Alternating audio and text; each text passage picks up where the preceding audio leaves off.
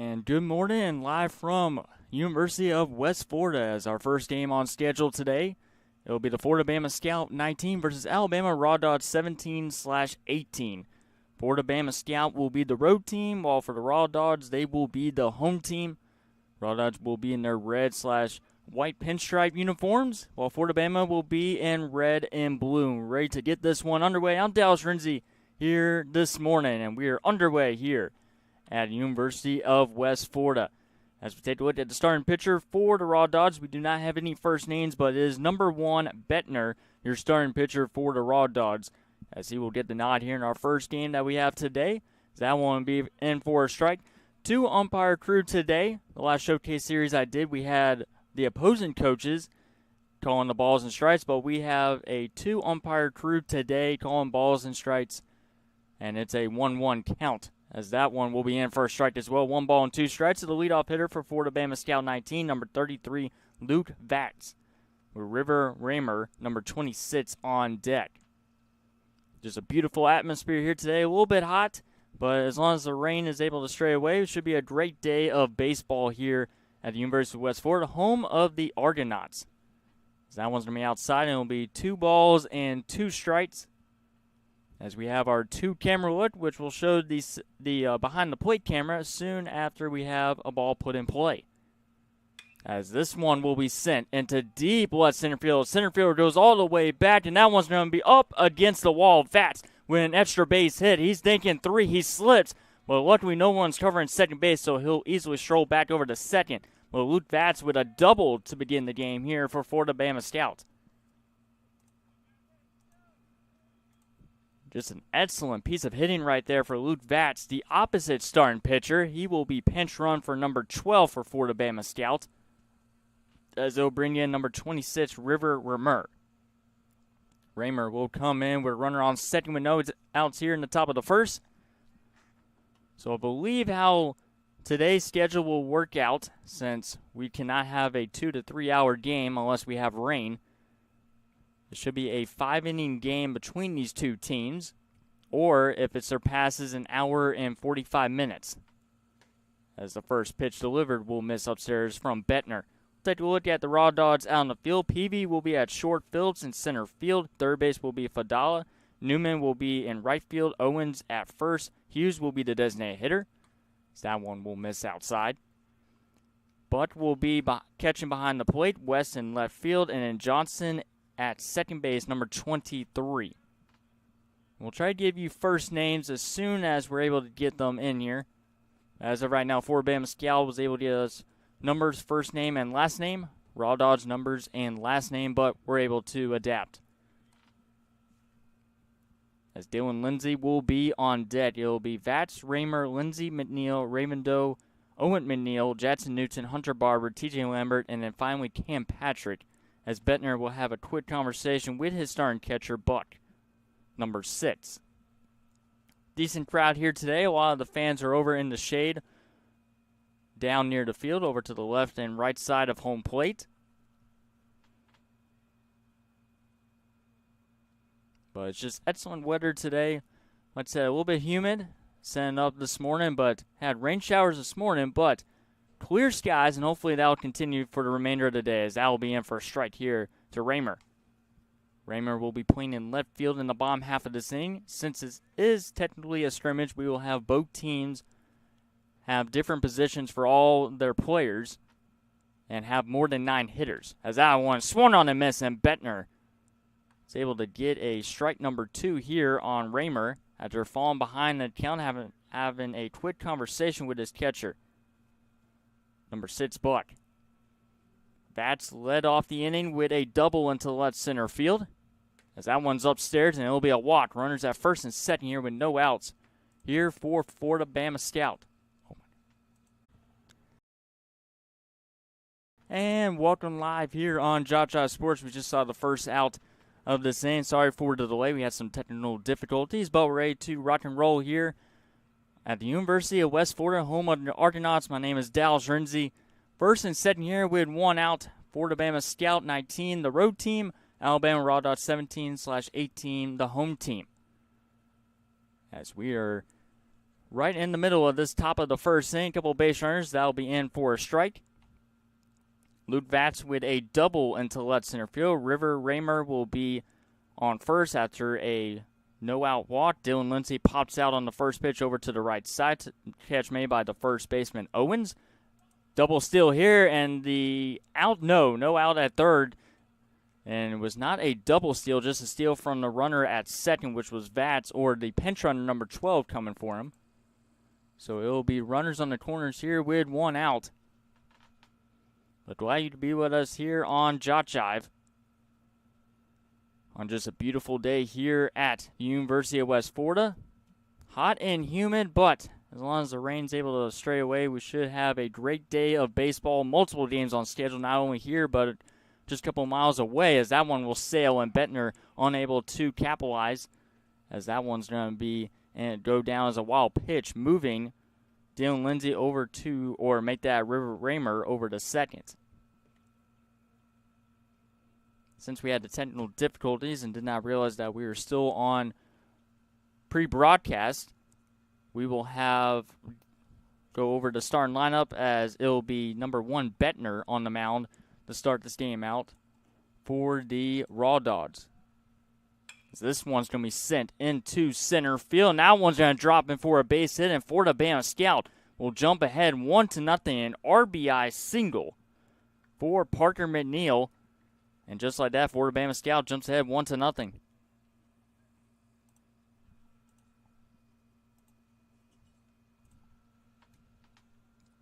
As it will bring in number 26, Thomas Ravendoe, playing at first base in the bottom half of the first inning. But we'll go back to the starting lineup for Alabama Raw Dogs. Peavy will be at short, Phillips in center field, Fadala will be at third base, Newman will be in right field, Owens, number 12, will be at first base, who made the only out so far here in the top of the first inning. Hughes will be a designated hitter. Buck will be catching. West will be playing in left field. And number 23, Johnson, will be playing at second. Well, Florida Bama Scout off to an excellent start offensively, putting the pressure on Bettner here in the top of the first inning, who most likely will be just pitching just 2 innings in this game, since, like I said earlier, it's just a 5-inning game between these two teams, or if it goes over an hour and 45 minutes. Then the game will come to an end, and then we'll go to our second game on schedule today. We'll do the upcoming schedule later in this broadcast, as that one will miss upstairs from Bettner. But it'll be first and third here. It's Ravendoe trying to continue the nice offensive start so far here. 2 base hits for Florida Bama Scout. That'll be a ground ball to short here to Peavy. Flips over to second for 1. No play at first. A run will come in the score for Florida Bama Scout. It's 2-0.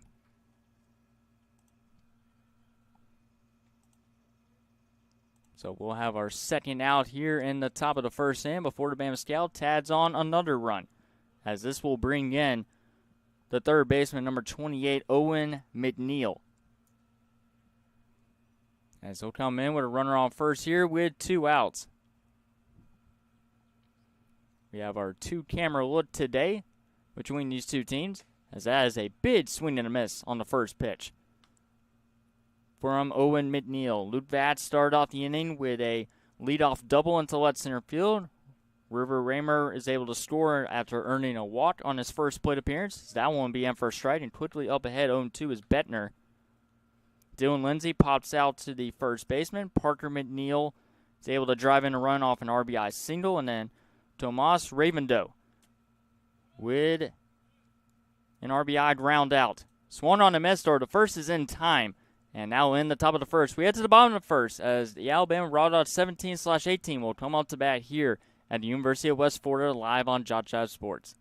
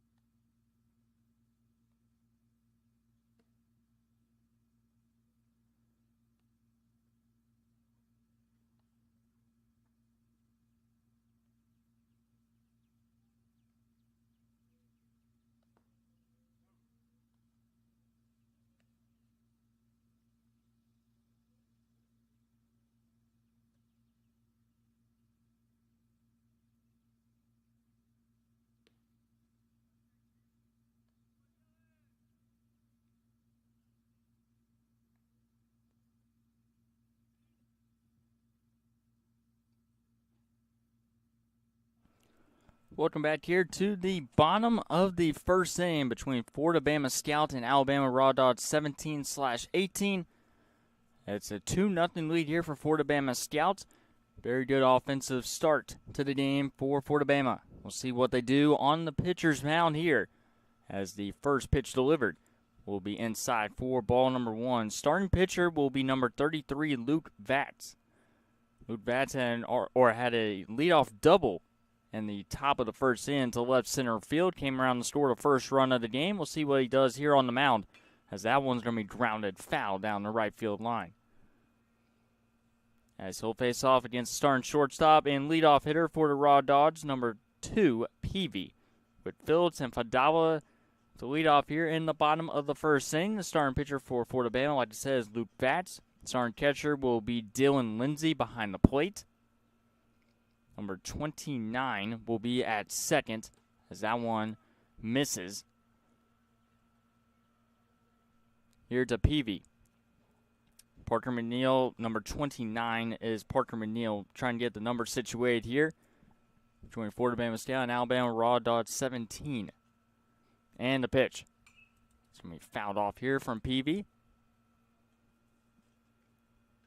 Tomas Ravendo will be at first. Owen McNeil, number 28, will be at third base. Jackson Newton will be at short. Hunter Barber will be in center field. TJ Lambert will be the designated hitter / pinch hitter for the Raw Dogs here today. That is in for strike 3, and Luke Vatz with a strikeout to begin here in the bottom of the first. And now we'll bring up number 8, Phillips, playing in center field today. Saw a couple of balls hit toward him in the top of the first inning. One over his head into left center field. The other one just dropped right in front of him into right center field. Dylan Lindsay will be number 30 behind the plate. River Raymer will be in left field. Like I said, Jackson Newton, number 27, will be at short. Hunter Barber will be in center field. And see if I'm missing anybody. It looks like Parker McNeil, number 29, will be at second. That'll be the starting 9 out in the field for Florida Bama Scout. But each inning, it will change. We were able to get a picture of what Florida Bama Scout is going to have in the field for each inning. So we'll try to give you new defensive starting lineups for Florida Bama Scout 19 at least. As this one's going to be bunted, but this will go down foul. Take a look at starting batting order for the Raw Dogs. Peavy, Phillips, Fadala, Newman will be batting cleanup, followed by Owens, Hughes, Buck, West, and Johnson. That'll be the starting 9 for Alabama Raw Dogs 17. As this one's going to be poked over into left field, and now will be caught by the shortstop, Jackson Newton, for out number 2. A strikeout and a pop-up to begin this game for Luke Vatz on the mound. And it's 2 outs here in the bottom of the first inning. As it brings up number 7, Fadala, playing at third base to begin the game. As we'll back here with the bases empty with 2 outs. And we've had to improvise with our center field camera. We'll constantly make adjustments to it throughout the entirety of this day to try to zoom in a little bit more and also try to make sure the second baseman isn't blocking home plate as well. And the pitch here from Vatz. This one's going to be lifted into right center field, and this one's going to be caught on the run by the center fielder, Hunter Barber. And it's a 1-2-3 inning for Luke Vatz as we head to the second. 2-0 Florida Bama Scout 19. We'll be right back here on JockJive.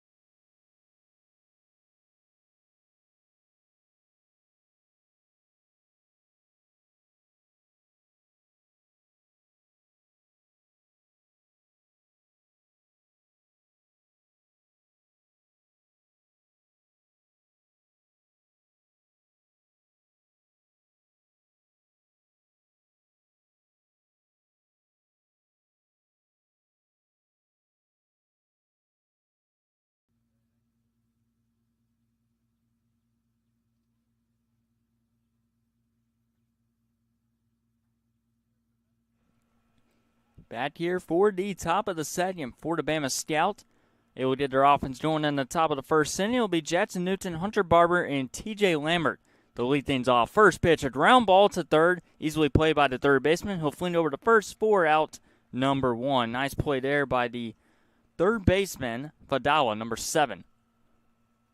And that will be a quick out number 1 here in the top of the second. Newton will go down as Hunter Barber will come up.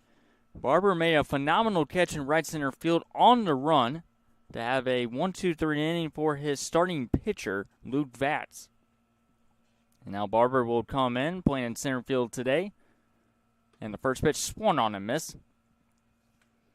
TJ Lambert awaits on deck for Florida Bama Scout. 2 hits so far for Florida Bama. Luke Vatz with a double, and Parker McNeil with an RBI single starting the scoring. Went around for strike number 2. It'll be an 0-2 count here as it'll be number 1, Bettner, on the mound once again. Most likely, this will be his last inning unless we saw this over in Weston, Mississippi, where the starting pitcher will go 3 innings possibly. And then they will go to the bullpen, as this is technically a scrimmage, so they're trying to get as much playing time out there and also some quality innings of work for all the pitchers that want to showcase their fastballs, sliders, and any off-speed pitch. And the pitch. It's going to miss upstairs. It'll be a 1-2 count here to Hunter Barber.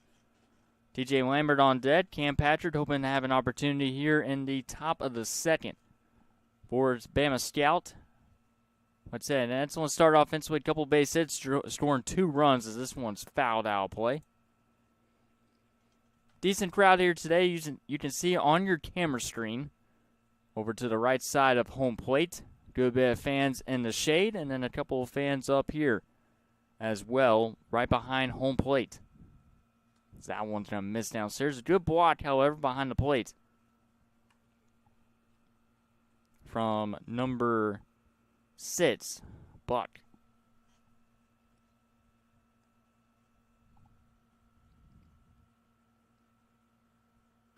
And I'll be in for strike 3. Great pitch there from Bettner as he's able to ring up the second batter of this inning. 2 up, 2 down to begin here in the top of the second. As that'll bring up TJ Lambert, number 37. Well, we have a jam-packed full day of games today here at the University of West Florida. So that first pitch is going to be in for a strike. Bettner, after having a tough start, allowed the first 2 base runners to reach, but was able to settle in near the end of that inning, and so far 2 up, 2 down here for Bettner. And today we have a 2-umpire crew, 1 behind home plate, as this one's going to be a fly ball to right field, right at the right fielder. He'll make the catch, and Bettner responds with a 1-2-3 inning of his own. As we head to the bottom of the second, 2-0 Florida Bama Scout over Alabama Raw Dodge 17.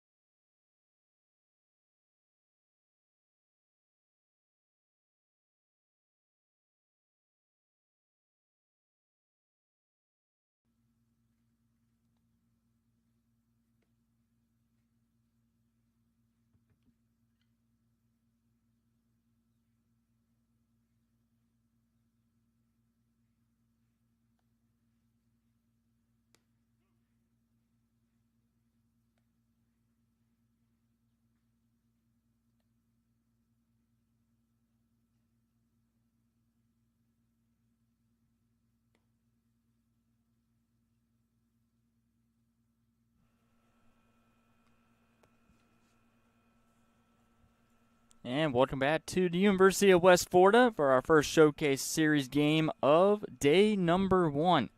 Florida Bama Scout 19 with a 2-0 lead. Number 1, Bettner with a nice inning of work in the top of the second. We'll see if the bats can get going here for the Raw Dogs. Here against the starting pitcher, Luke Fatts, as the first pitch will miss downstairs. As it will be hitters 4, 5, and 6 batting order, Newman, Owens, and Hughes to lead things off here for Alabama Raw Dogs. That one's going to be inside for ball number 2 here to Newman. Playing in right field today, as he made the final out in right field. And the pitch. Big swing and a miss there. And for strike number 1 here for Luke Fatts. Had a 1-2-3 inning in the bottom of the first inning. Was able to get a strikeout, a pop-up, and was able to get a nice catch in center field from his center fielder. So that one's going to miss downstairs. And since we've entered the bottom of the second, we'll see if there's any lineup changes for the Bama Scout here in the second inning, as they will constantly change throughout each inning, as that one's going to be fouled off. Ravendoe will be at first base, Parker McNeil at second, Newton at short, Owen McNeil will be at third base, Raymer will be in left, Barber and center, who made that fine catch to end the bottom of the first inning. Troset will be in right field, Lindsey will be behind the plate, and then Batts is still on the mound. That one's downstairs, and that'll be in for ball number 4. And a leadoff walk here for the Raw Dogs. That'll be their first base runner of the game.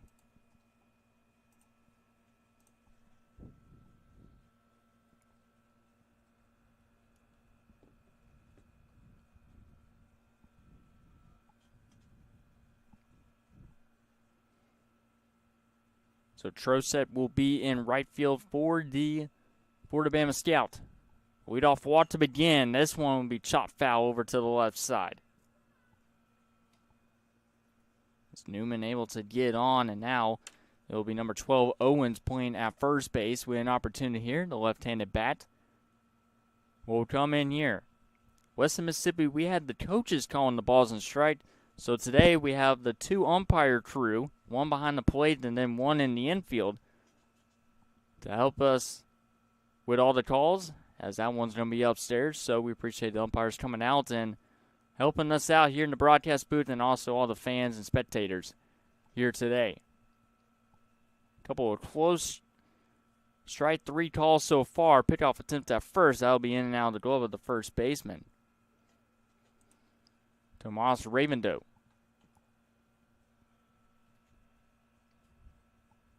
Raw Dogs with the game time run at the plate here. Owens trying to get a hold of a pitch so far. A couple of extra base hits so far in this game for the Bama Scout. Raw Dogs still looking for their first base hit here in the bottom of the second inning.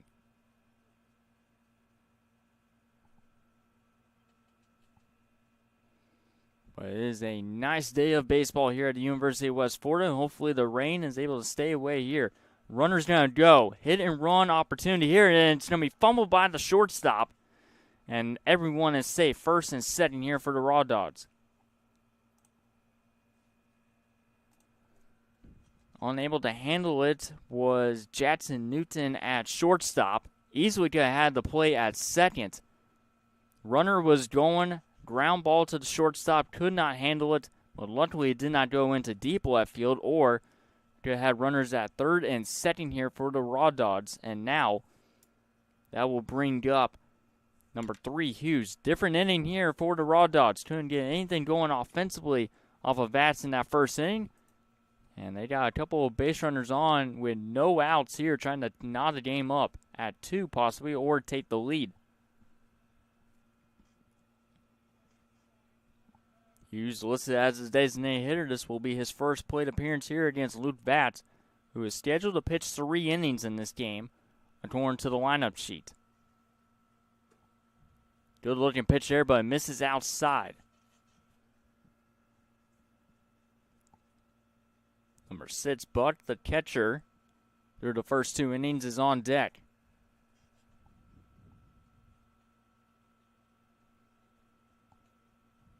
And the pitch. Trying to sail outside. Head in the count here is 2-1 count to Hughes.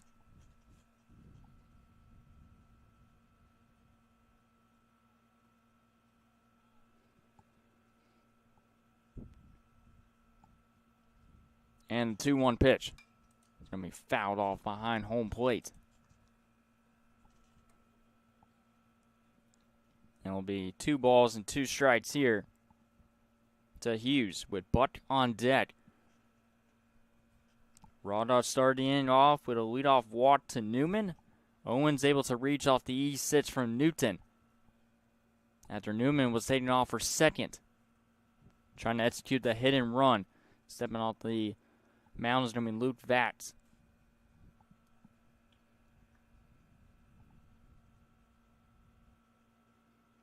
Gets close eye of the runner at second. That one's going to sail outside and ahead in the count, 3-2. I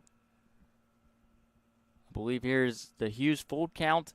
First and second with no outs. Big at bat here in this game for the Alabama Raw Dots 17-18 division. That one's in for strike 3. Excellent pitch there for Vatz for the first out here in the bottom of the second.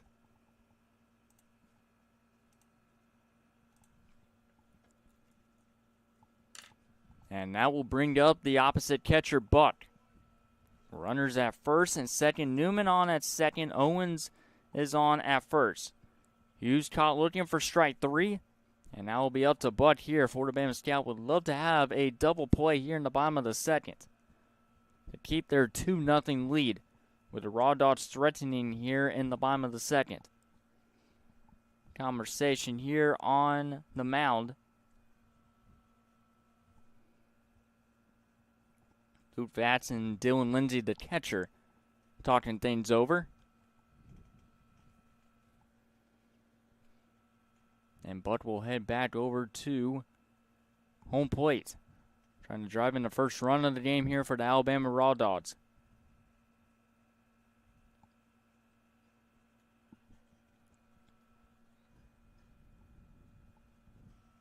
But number 4, West on deck. And the pitch.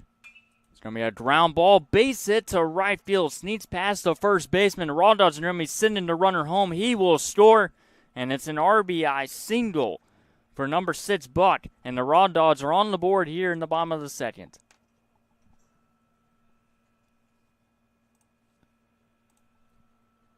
Good piece of hitting right there for Buck. He will be pinch run here in the inning. And we'll see which number it is. It looks like it's going to be number 22, Jatwet. He will come in as a pinch runner at first. Newman came around the score off the RBI single. The Raw Dogs respond. And now they'll bring up number 4, West. With runners still at first and second. Here with 1 out. Game time run in scoring position. And the pitch. Going to miss downstairs for ball number 1. West playing in left field to begin the game. Most likely will change positions as the game will go on. But bottom of the second here with 1 out. That pitch will miss as well. 2-0 count to begin here for West with number 23, Johnson, on deck. And most likely, like we saw a couple weeks ago at Western Mississippi, we'll have more than 9 hitters in the lineup, or we'll have multiple pinch hitters. That'll be swung on and miss. 4 strike number 1. 2 balls and 1 strike here to number 4, West. First and second here, Raw Dogs, when down in order in the bottom of the first, but here in the bottom of the second, generating some offense here against Luke Vatz back in for his second inning of work. And we'll see if he went around. Yes, he did. First strike 2. As Vatz able to battle back in that count, and it's even up at 2 balls and 2 strikes here. You're at Jim Spooner Field, home of the Argonauts from the University of West Florida, here in Pensacola, Florida. That one misses upstairs and runs it full for the second at bat here in this inning for the Raw Dogs. Hughes was caught looking for strike 3. We'll see if it's a different scenario here for West. Neither team has had the bases loaded so far. Big opportunity here for West. And that is in for strike 3. 2 strikeouts in this inning for Luke Vats. And it's 2 outs here in the bottom of the second.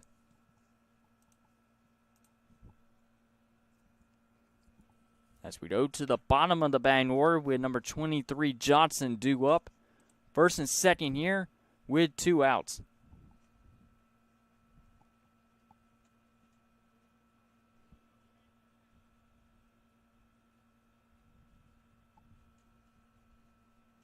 And the pitch. Downstairs. Here to Johnson with Peavy on deck. Rodot still with the game time run on at second.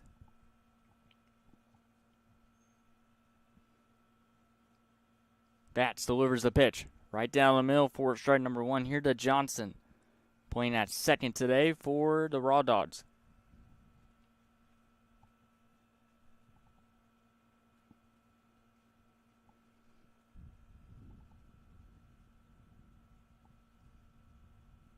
Johnson awaits the third pitch of this at bat. Grounds one over to the right side off the first baseman. It'll go into right field. They send the runner home. The throw is going to be offline. No tag made in safely, and it's 2-2. Good effort there from Owens. He'll come in the score, and the Raw Dogs have knotted up at 2 apiece. And it'll be runners on the corners here, and Raw Dogs 1 base hit away from or possibly taking the lead here in the bottom of the second. Johnson with an RBI single. Good effort at first base from Ravendo. But the Raw Dogs are able to knot it up at 2 apiece. Top of the batting order here with Peavy, who struck out his first at bat. And he will fly one over to the right side, but this will drift foul. First 2 base runners were able to reach for the Raw Dogs. Newman came around the score. Owens came around the score as well. Hughes and West were caught looking. Johnson and Buck tying the game up at 2 apiece. Double base hits. Runner goes from first. The throw is going to be high and will go into center field, and Raw Dogs will take advantage of it as they will take the lead off the air from the catcher, Lindsey. And it is 3-2, runner on second. Raw Dogs come all the way back to take their first lead of the game. Peavy now with Johnson on at second. Our camera is over near the scoreboard here at Jim Spooner Field. And it is on a green box over into right center field, trying to make sure that the camera is elevated enough so we can have a center field view. And then we have this behind home plate camera. That's swung on a miss here from Peavy with number 8 Phillips on deck.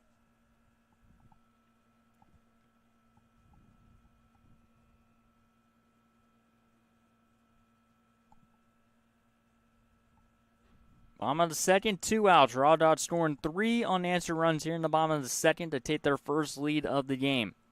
As that swung on a miss.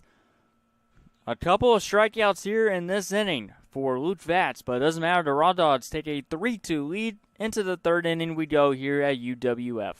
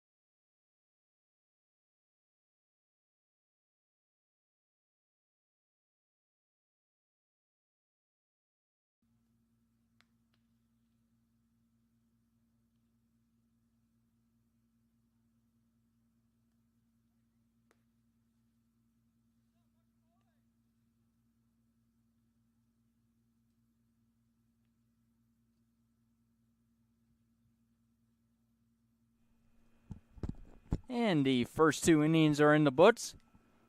So we have 3 locations this weekend in Florida. Here at Jim Spooner Field, here at UWF. And then we'll take a look at the other 2 locations, take a look at their schedule, and also some updates. We'll continue to give you updates from all the sites and all the stores. That first pitch will be outside for ball number 1. Bettner back on the mound for his 3rd inning of work. As he will face off, I believe, against Cam Patrick here. So that one will miss downstairs. This is number 28.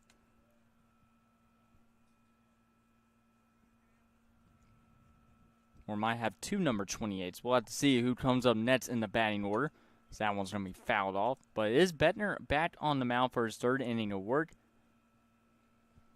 Had a 1-2-3 inning in the top of the first. Or actually got into a bit of trouble. It got mixed up on the first and second inning. Second inning was a 1-2-3 inning. The first inning, he allowed 2 base hits and 2 runs. But a very competitive game between these 2 teams so far, as that one's going to go downstairs.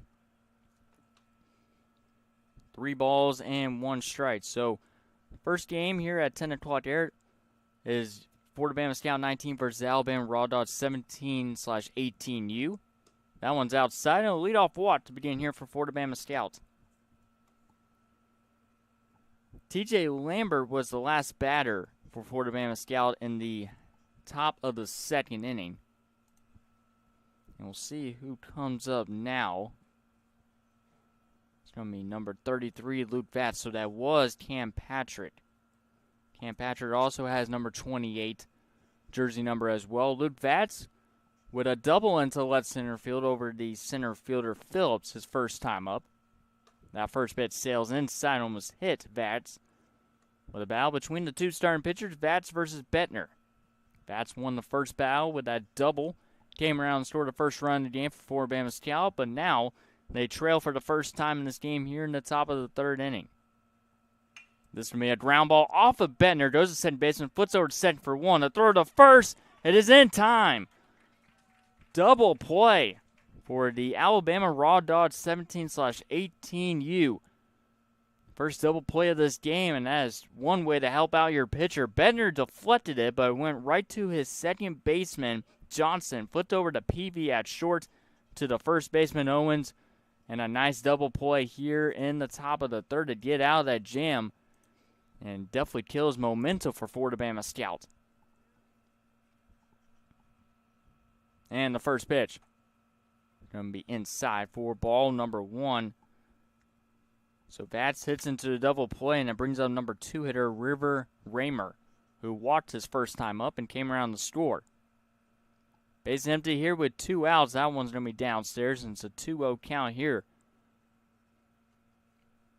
But deflected from Bettner, it goes down as I believe a 4-6-3 double play. Might add Bettner as well, because if he did not deflect it, it might not give Johnson enough time to come over to make the play, but that'll be in for a strike. 2 balls and 1 strike here. But this most likely will be Bettner's last inning of work, no matter the result. As this will be a fly ball to center field, and that is going to be caught on the run from the center fielder Phillips. We head to the bottom of the 3rd, 3-2 Alabama Raw Dogs 18 against Florida Bama Scout 19. 3-2. We head to the bottom of the 3rd.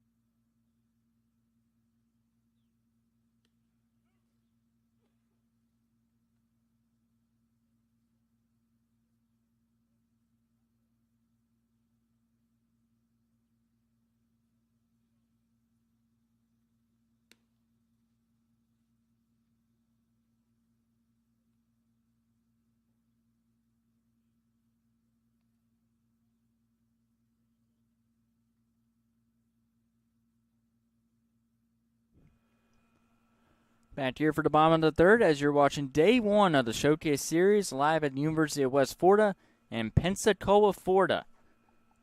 3-2 game's been very entertaining so far. Good pitching and good hitting between these two teams. There'll be hitters 2, 3, and 4 in the batting order for Alabama Raw Dogs. They have a 3-2 lead, looking for more, and that's a good start to this one. It's a fly ball to right field, but right at the right fielder for out number 1. That's Truset making the catch over in right field. 1 pitch, 1 out to begin here in the bottom of the third. Same as that lineup for Florida Bama Scout out in the field here in the bottom of the third. Luke Vatz is back on the mound. Raymond Doe will be at first. Parker McNeil will be at second. Newton will be at short. Owen McNeil will be at third base. Raymer will be at left field. Barber in center field as that one will go downstairs.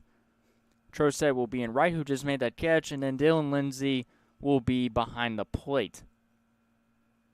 And we'll see if they make any changes. It looks like they're just going to keep Vatz in for 5 innings. So this is a different look I've seen so far in all the Showcase Series games I've done. Yeah, it looks like Vatz most likely will be able to go the full distance, depending if we're able to not make it through 7 innings. That'll be fouled off, or right into the catcher's mitt of Lindsay. You hear a little bit of a ding. It's going to be 2 balls and 1 strike here with 1 out. Just went off the bat and right into the catcher's mitt. And did the same exact thing as well. This time, signal from the home plate umpire, and it'll be 2-2 here. To Phillips, Fadala, and Newman due up here in this inning. Raw Dogs scoring all 3 of their runs in the bottom of the second inning after going down in order in the first. So that one's going to be fouled off over to the left side. We'll take a look at the upcoming schedule here on JockJive. The only game currently going on at the moment, we're having West Florida High School on their field number 1, getting ready to go at the 11 o'clock hour with Hemo Hustle facing off against UBO East 16. That one's going to be inside for a ball. And for the majority of today, we will have just 2 fields until we hit 12:15. We'll have University of West Florida going on as that one's upstairs. The leadoff walk to begin here to number 7, or make that Fadala. Able to reach off the walk. After, yes, a fly out or a line out over into right field for Phillips. Fadala was able to reach off a walk, and now that'll bring up Newman with 1 out. First play appearance, a walk. See what he does his second time around, trying to extend the lead here for the Raw Dogs. Runner at first. That one's going to be up tight. As Vatz unable to deliver a quality pitch here at this at-bat, and so far missing on his last couple of pitches. So far to the first 2 hitters here in the bottom of the third inning. That one will miss upstairs. So at 11 o'clock a.m., we'll have Hemo Hustle versus UBO East 16, as we will have a conference on the mound. That'll be at West Florida High School on field number 1. At 12:15, we'll have our second game here at the University of West Florida, UBO East 18 versus Mako Baseball Club 17U. That'll be in 19U Pool C. And then we'll have our first game at Pine Forest High School at Florida Bama 18 face off against Bull Baseball 17U Prospect Team. Then at 1 o'clock, we'll have our second game at West Florida High School, WFBA Crusaders versus Hemo Hustle. That'll be in 16U Pool A at 1 o'clock. And then we'll have our third game here at 2:30, UBO East 16 versus UBO MS 16. So that's the upcoming schedule that we have coming up, as that one's going to miss downstairs. Pickoff attempt at first. The throw is high, but Fadal was able to make it in safely at first base. Full day of baseball. 5 games on schedule here at the University of West Florida. That'll be the same tomorrow, and then we'll enter championship Sunday, but hopefully we will not have any weather delays. There's a possibility that we will have some games transferred over to Orange Beach High School to continue the showcase series. This one's going to be popped up and sails over top of the press spots. And as you can see, a couple of leaves falling down. Or it might just be me, a couple of leaves falling down from the trees. We have some trees covering the press spots here behind home plate. That one's outside, and it's another walk here as Vats miss. And the first two base runners are on to begin the bottom of the third inning. Padala and Newman reach after a line out into right field from Phillips. As it'll bring out number 12, Owens, who was caught looking his first time up. For strike number 3. Golden opportunity here for him with a couple of base runners on.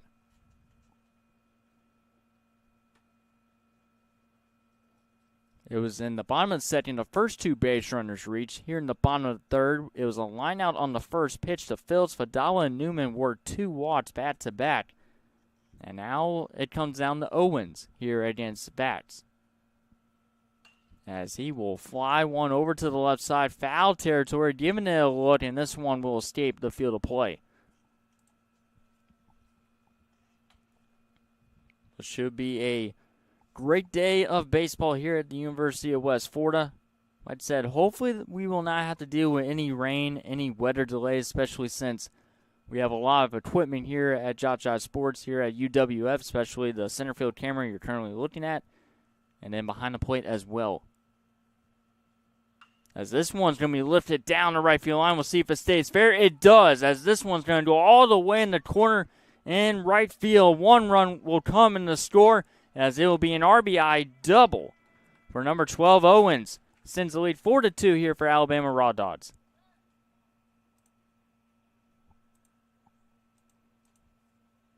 It'll be third and second here. We'll see if they use a pinch runner at second. For the first baseman, Owens, they will not, as he will dump off some equipment over to one of his coaches. But Owens with an RBI double, and now that'll bring up Hughes, number 3. The designated hitter. Third and second here with 1 out. Raw trying to put this game out of reach here for Florida Bama Scout, who jumped ahead 2-0. Raw Dogs have scored 4 unanswered runs, looking for more. As that one misses upstairs for ball number 1.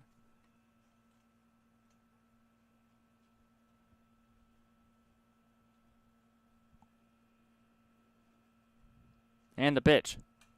Fouled off and will go behind the press spots as it goes into the trees. But great facility here. Bad cages are over to the left side. And the Members First Credit Union batter's box.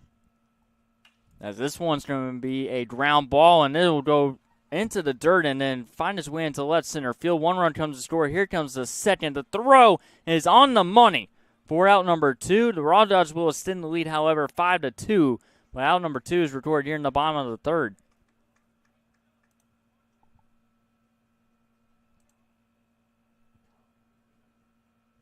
And it is a 5-2 game, an RBI single for Hughes. And it looked like it was going to easily clear the infielders, but it just stopped in the dirt and then just quickly or slowly rolled over into left center field. With a good throw in center field, able to get the second runner at second.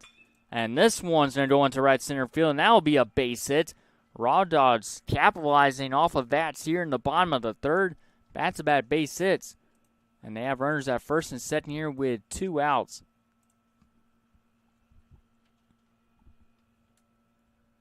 As Buck, who had an RBI single his first time up, he will be pinch run here for Jacquet once again. So Buck with an RBI single and a single with 2 outs here in the bottom of the third. Raw Dogs have scored 5 unanswered runs after another base hit. As Hughes was able to generate an RBI single, almost had a 2-run single. But a good throw in center field to get the runner out at home plate. 5-2 lead here as it'll be West. Up next to bat, that pitch will miss upstairs. good take right there from West with Johnson, number 23 on Jet. Jetwet is on at first base. That'll be swung on and miss.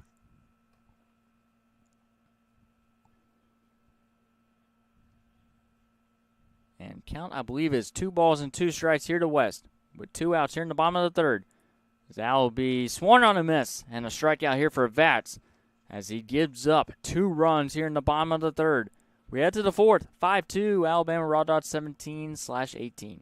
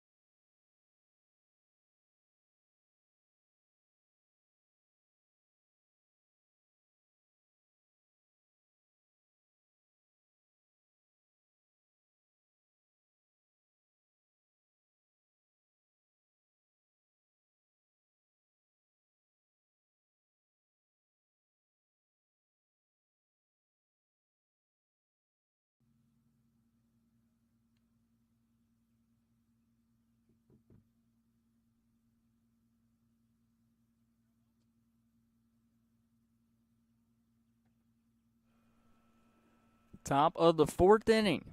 5-2 lead here for Alabama Raw Dots 17 over Florida Bama Scout 19. Florida Bama Scout jumped ahead 2-0 in the top of the first inning. They've been held scoreless from number 1 Bettner over the last 2 innings. So he did a nice double play from his infield and then had a 1-2-3 inning earlier. He will not have a 1-2-3 inning here as it will be a single to start here for number 30 Dylan Lindsay, the catcher, with a single to right field. And nice start here for Florida Bama and getting away from Bettner, but looks like he's able to retrieve it just in time. Lindsay was eyeing second, but he'll retreat back to first base. As it'll be Dylan Lindsay, Parker McNeil, and Tomas Ravendo. The lead things off here in the top of the fourth. Got their work cut out for them. Down by 3 runs and run out of time here at UWF. But a nice start here. Parker McNeil will step in, playing at second. Runner at first here with no outs here in the top of the fourth. Dallas Renzi with you. I'll be here all day long. 5-game schedule here at UWF. Runner goes. Pitch is going to be outside for a ball. The throw is not in time and in and out of the glove of the shortstop, Peavy. As it'll be a runner on second here with no outs. We've only seen a couple of stolen bases so far between the two teams. It's been a lot of good base hitting from both teams today. Bettner has been able to cut down the hits, as Vats had a stressful bottom of the third, allowing 2 runs.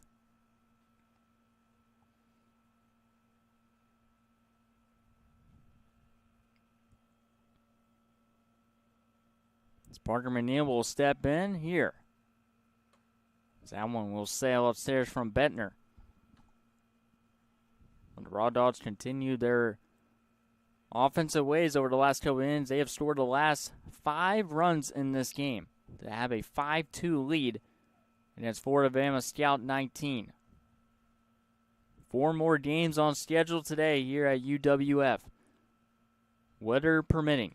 That one's going to be fouled off at the last second from Parker McNeil. So we have the McNeil brothers playing in this one. Number 29, Parker McNeil, has been playing at second. Owen McNeil playing at third. Still awaiting his second plate appearance of this game against Bettner. And most of the showcase series I've done, the starting pitcher usually lasts 2 to 3 innings, but both of these pitchers are scheduled to go more than 3 innings. Firing the third, attack in time. Excellent play by the shortstop Peavy as he connects with his third baseman Fadala. Good heads-up play right there out in the field for out number 1.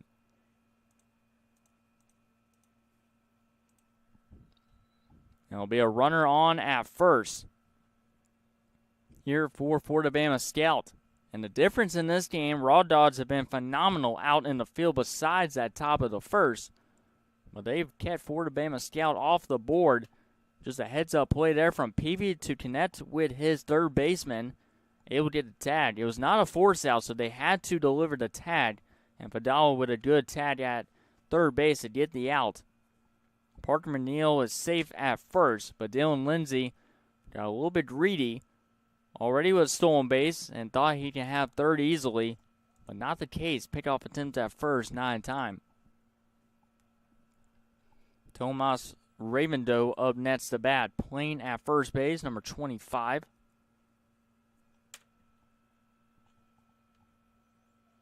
Bettner getting help from his defense. He would love to have another double play here. This one's going to be fouled out of play.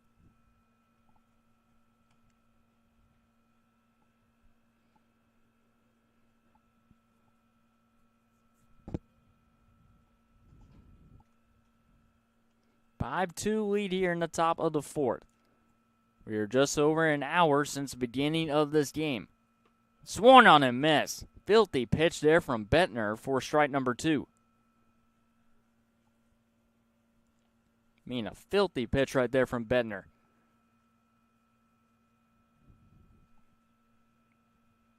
Now up ahead in the count. Can he deliver the punch out? As this will be a fly ball to center field. Right there to make the catch is the center fielder, number 8, Phillips. Makes the catch for out number 2.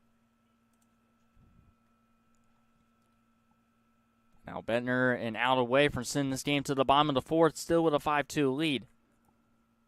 As it brings up Owen McNeil. Struck out his first time up.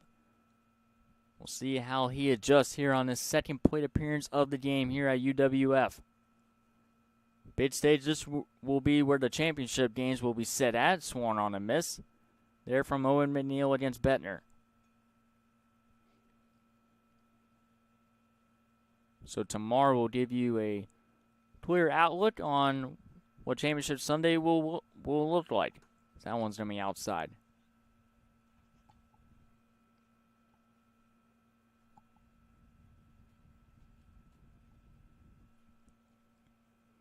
One ball and one strike here to Owen McNeil. Jackson Newton, the shortstop, on deck. Sails upstairs. Good take there from McNeil, who only saw 3 pitches his first time up. Fouled off one and then swung and missed on 2 breaking balls from Bettner. And he'll foul this one off. It was a good-looking pitch there, and immediately after he fouled it off, he said, that might be the one pitch I'll regret not putting the ball in play. 5-2 lead here for the Alabama Raw Dogs. Bettner looking for his 3rd straight scoreless frame. That one's inside. Good-looking pitch, but McNeil with a good take. He runs it full.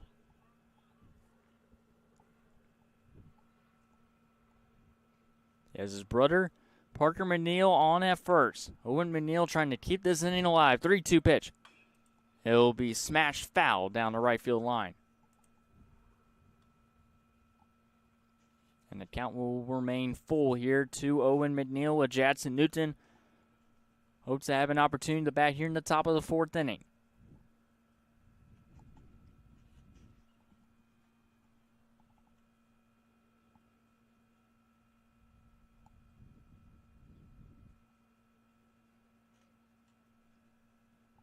Full count once again has been one of the longest at bats so far in this game between either side.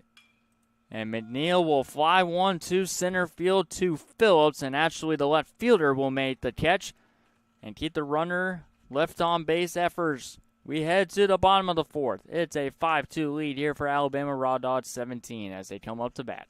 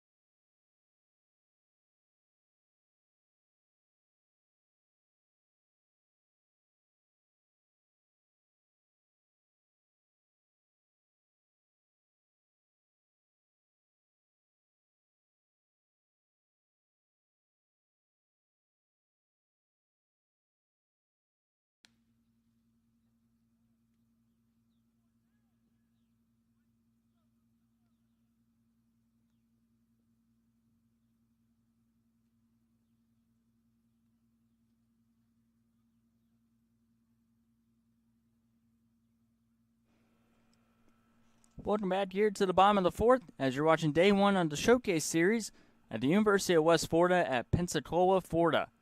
Dallas Renzi with you today as that first pitch will be upstairs for ball number one as Luke Vatz is back on the mound for his fourth inning of work. Started out very strong. Over the last couple of innings, the Alabama Raw Dogs have been able to get a couple of base hits off of him and a couple of runs to show for it. Trying to shut the door down here against the bottom of the batting order as that one will be in for a strike. As it'll be Johnson, the number 9 hitter, to lead things off with Peavy and Phillips due up in the inning as well. As that'll be swung on a miss here. Good pitch from Luke Vatz. River Rammer will be in left. Dylan Lindsay behind the plate. Parker McNeil at second. Tomas Ravendo will be at first base. Owen McNeil will be at third. Jadson Newton at short. Hunter Barber will be in center field. TJ Lambert, designated hitter. And then Trussett will be in right field. As this one's going to be hit to Trussett in right field. Drop right in front of him. A leadoff single here for Johnson, number 23. And the Raw Dogs with a leadoff base runner and the leadoff base hit.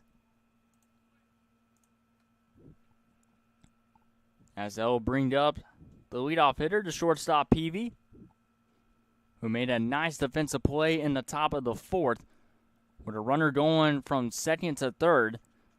Ground ball right to Peavy, and this one's going to be a pickoff attempt. Gets away from the first baseman, and Johnson will advance to second off the air. Well, what I was getting at, Peavy with a nice defensive play, firing it from his position at shortstop over to third base, 40 out.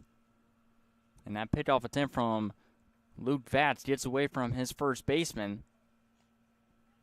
And then all of a sudden here, Alabama Raw Dogs with an opportunity to extend the lead. Runner in scoring position with no outs. The first pitch will miss upstairs. Peavy trying to collect a base hit here in front of all the scouts. That one will miss downstairs. 2-0 count here. Like I said, Luke Vatz had an excellent start to this game. A 1-2-3 inning against the top of the batting order in the bottom of the first. Getting in trouble in the last couple of innings, resulting in 5 runs, and now the Raw Dogs trying to put this game out of reach against Florida Bama Scout 19.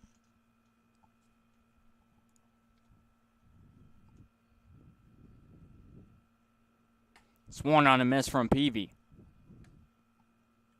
As Vats able to battle back in the count. 2 balls and 2 strikes to the leadoff hitter Peavy, with the center fielder Phillips due up as he currently awaits on the on-deck circle. Time has been called here from Vats.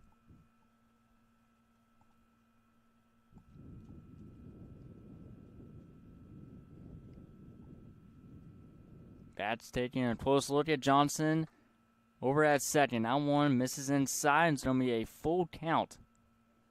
Here to Peavy with first base open. But the difference in this game has been the infield for Alabama Raw Dogs. They've made 2 big plays in this game. Peavy pops this one up. We'll see if it stays in play. Lindsey gives it a look, but this will go out of play. Over to the left side of our camera.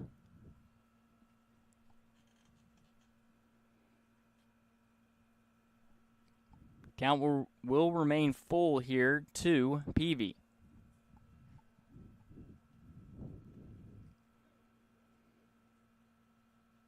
Looks like the umpire will call time. Trying to see if it was the batter Peavy that called time, but the umpire called time to make sure both teams know what the count is. 3-2 pitch. Downstairs, Peavy works a walk.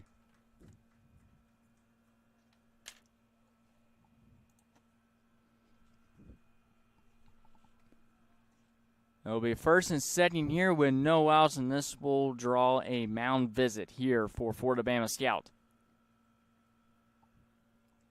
As number 2 hitter Phillips will step in. Very busy in the outfield so far, especially on the very first batter, which was Luke Vats, hitting one over his head, and then another instance in this game where the ball dropped right in front of him and sent in right center field. But besides that, he's been very solid out in the field. First and second here. We'll see if they use a pinch runner here for Peavy. Very good at bat there from Peavy.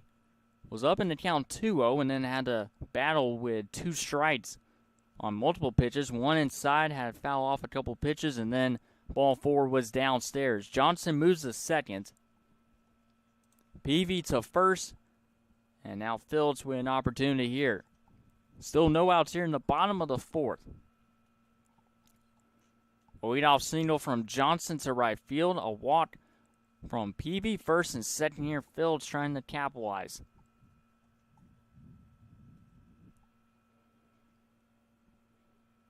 With Fadala on deck.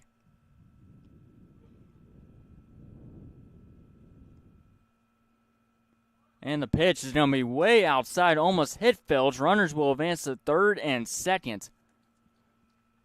As Luke Vats misfires, and it's third and second here.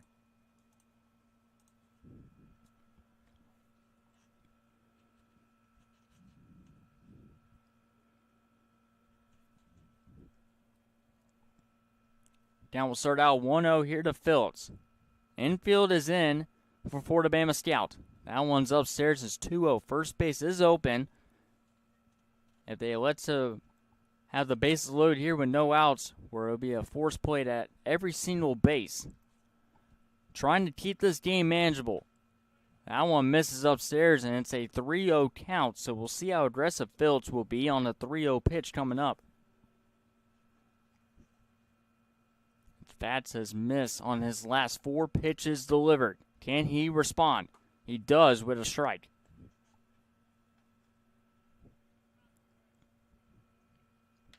Top of the batting order.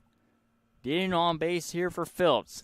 We'll see if he's able to get a huge base hit. He will not even have to swing the bats. That one's outside for ball 4. Bases loaded here for the Raw Dogs. Brings up the number 3 hitter, Fadala. And this might spell the end here for Luke Vats. A decent outing to begin, but he gets in trouble here in the bottom of the 4th with the bases loaded in a 3-run game. We'll step aside as they make the change on the mound here at the University of West Florida.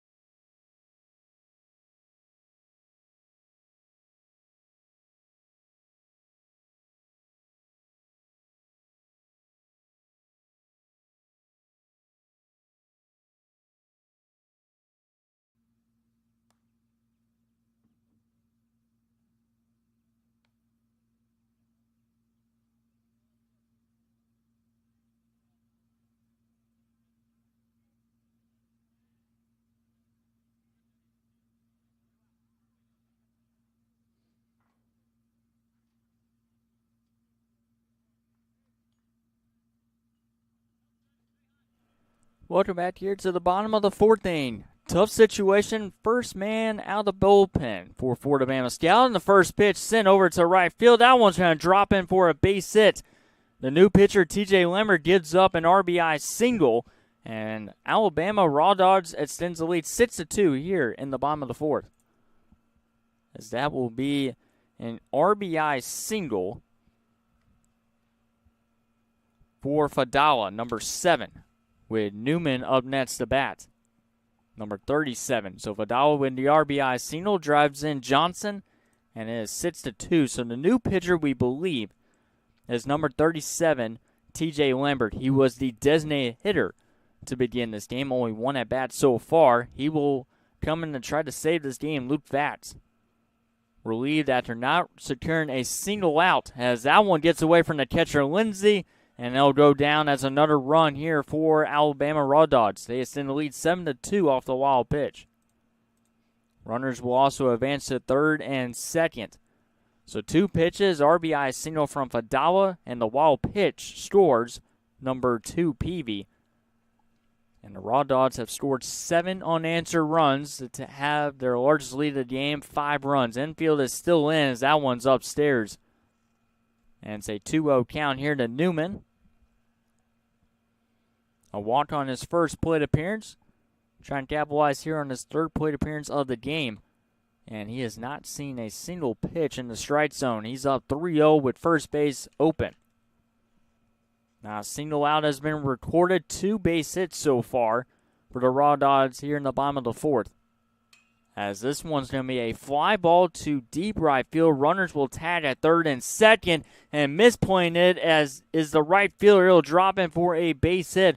1 run will come in the score. Newman will be credited with a base hit after a misplay in right field from Trussett. And it's 8-2 here in the bottom of the fourth.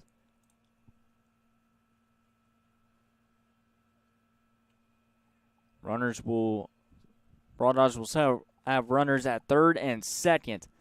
Trussett could not find it, lost it in the sun, and it looks like they will make a defensive change over in right field. Number 26, River Raymer, who actually was in there, and now it looks like Trussett will come in right field.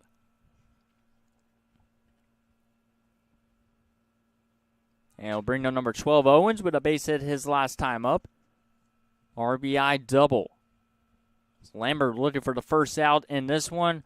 Almost had it over in right field, but Raymer could not find the baseball. Looks like he was camped right underneath it, and then at the very last second dropped right in front of him as he misplayed it to his left. Raw Dogs will take it. They have a 6-run lead. Fouled out play from Owens.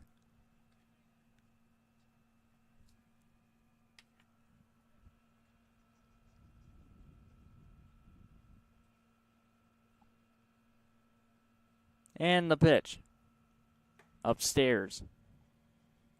So Owens with number 3, Hughes, on deck, and the throw back to the pitcher's mound is offline, but not far enough for runners will advance.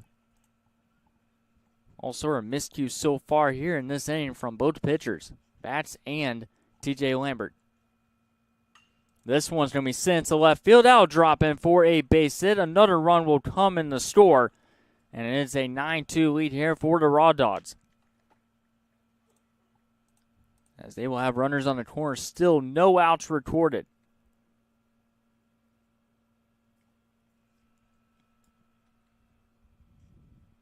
As it'll bring up number 3, Hughes. Runners on the corners with no outs. Raw Dogs have scored 4 unanswered runs here in the bottom of the fourth. And they just keep extending the lead here. Second pitcher used in this game for Florida Bama Scout. That one's inside. Luke Vatz was able to get through the first 3 innings, just allowing 5 runs. And then in the 4th inning, he was relieved after leaving the base loaded with no outs. Lambert looking for an out here. And he'll get a strike, however. Here to Hughes, the designated hitter, with number 6, Buck, on deck, who has 2 base hits so far in this game off of 2 plate appearances.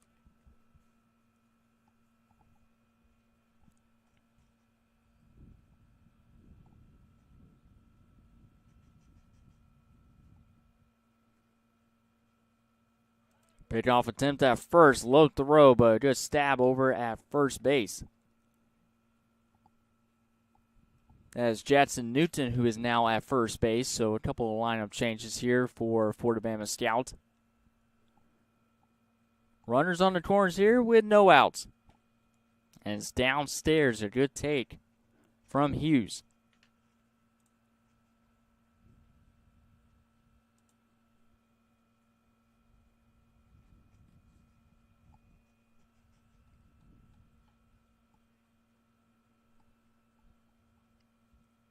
First and third, we'll see how aggressive they'll be on the base pads. That one's upstairs, but right now there have not been many quality strikes so far from TJ Lambert on the mound, trying to find a way to put away a batter.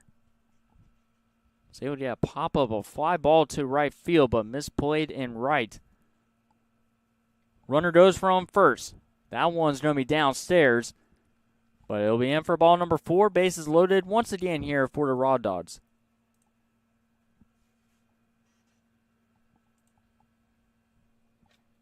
They had the bases loaded with no outs to begin this inning. All those runners came in the score, and they had the bases loaded once again with no outs. As it brings up Buck, who is 2 for 2 with an RBI single. And the first pitch is going to be downstairs for ball number 1. As this game has got out of hand for Florida Bama Scout. Trying to find a solution here in this game. That one skips in the dirt, a good pick behind the plate from Dylan Lindsay for ball 2. Number 4, West. Bottom of the bag order here for the Raw Dogs. Starting off with their number 9 hitter Johnson with a single to right field. Back-to-back walks to Peavy and Phillips. Fadala with an RBI single. And then the rest of the batting order follows up with a couple of base hits. This will be a ground ball to the first baseman as he'll fling over to home for the force out. Bases still will be loaded, but that is finally our first out here in the bottom of the 4th.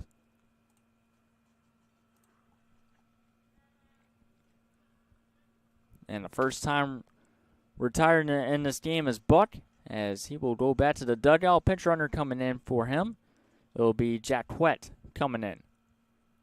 And we have our third meeting on the mound. We'll see if they make a change on the mound. It's TJ Lambert facing a couple of batters.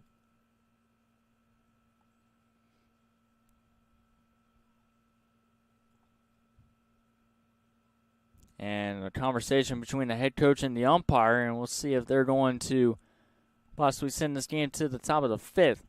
We saw this multiple times at Western Mississippi, where after 3 or 4 runs in an inning, they will immediately turn over to the next half inning. Lambert's going to head back to the dugout, so it looks like we'll keep playing here in the bottom of the 4th.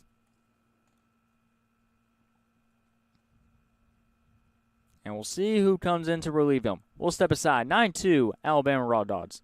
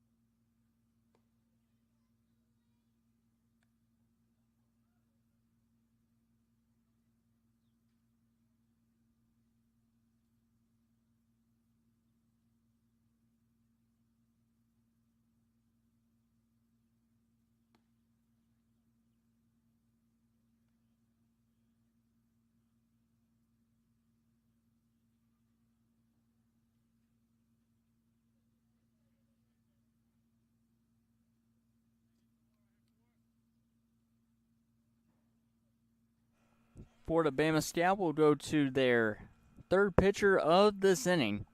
And looks like it's going to be number 31, Levi Carnley. Comes in with the base loaded with 1 out. TJ Lambert was able to record 1 out, and that was off the fielder's choice at home plate. Well, besides that, it's just been a tough inning for the pitching staff for Florida Bama Scout, giving up 4 runs and only recorded 1 out. This one's going to be foul tip into the glove. This will be number 4, West. Jaquette coming in for the catcher. Buck is now at first base running. 9-2 lead. This one's going to be fouled off against the net. And we just got an update. Apparently the field at, let's see which field that was at on our notifications on the Showcase app. Pine Forest, their games will start at 1 o'clock. As this will be a ground ball to the second baseman, McNeil. He'll flip it over to first in time for out number 2. Raw Dogs will extend the lead 10-2.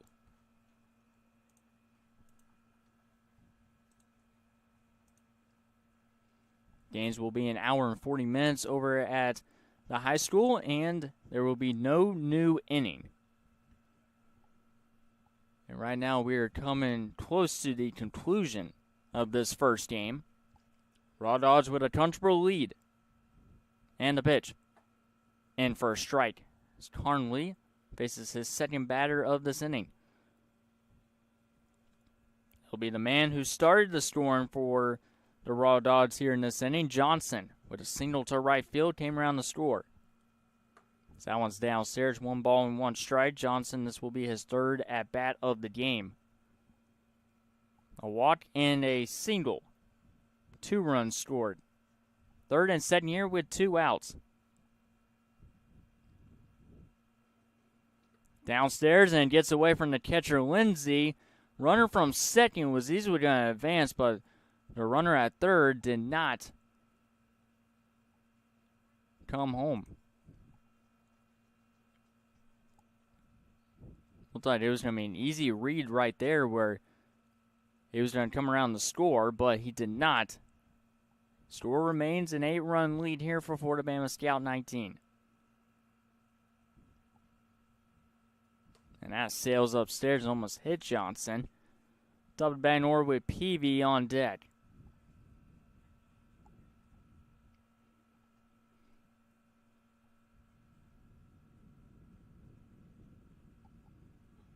And the pitch is upstairs, and that is going to be a walk here to Johnson to load the base up once again for the Raw Dogs. And the top of the batting order will come up. This will be Peavy's 4th at-bat of the game. A couple of walks and a base hit for Peavy, with Phillips on deck.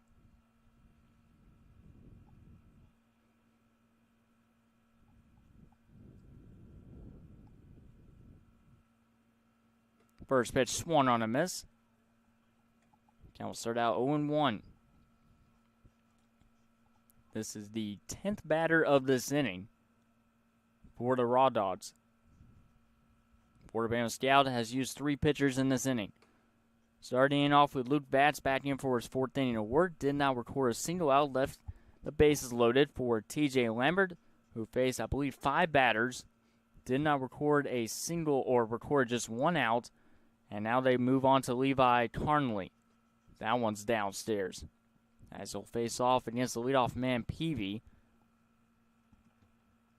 Good start for Carnley, coming out with a ground out at second. A walk, and now we'll see if he can get something going here against Peavy. As that swung on a miss. Carnley trying to end the bleeding here for Florida Bama Scout. Raw Dogs with an 8-run lead. Looking for more with the bases loaded. And it's inside. Full count here to Peavy. Runners will go on the very next pitch. Phillips on deck, hoping to have another opportunity with runners in scoring position. 3-2 pitch. Runners go. Downstairs. Ball 4, 11-2 lead here for the Raw Dogs.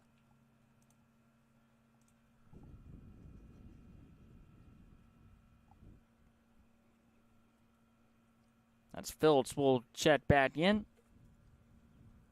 Playing center field today.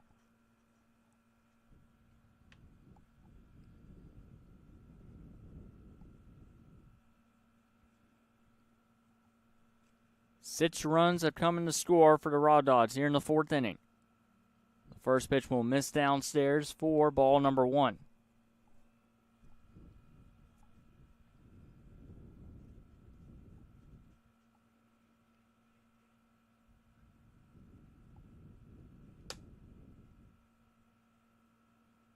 That one sails outside, but Lindsay able to leap up and make the grab.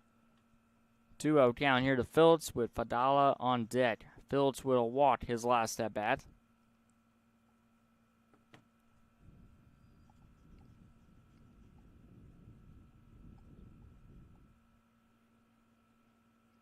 And the pitch.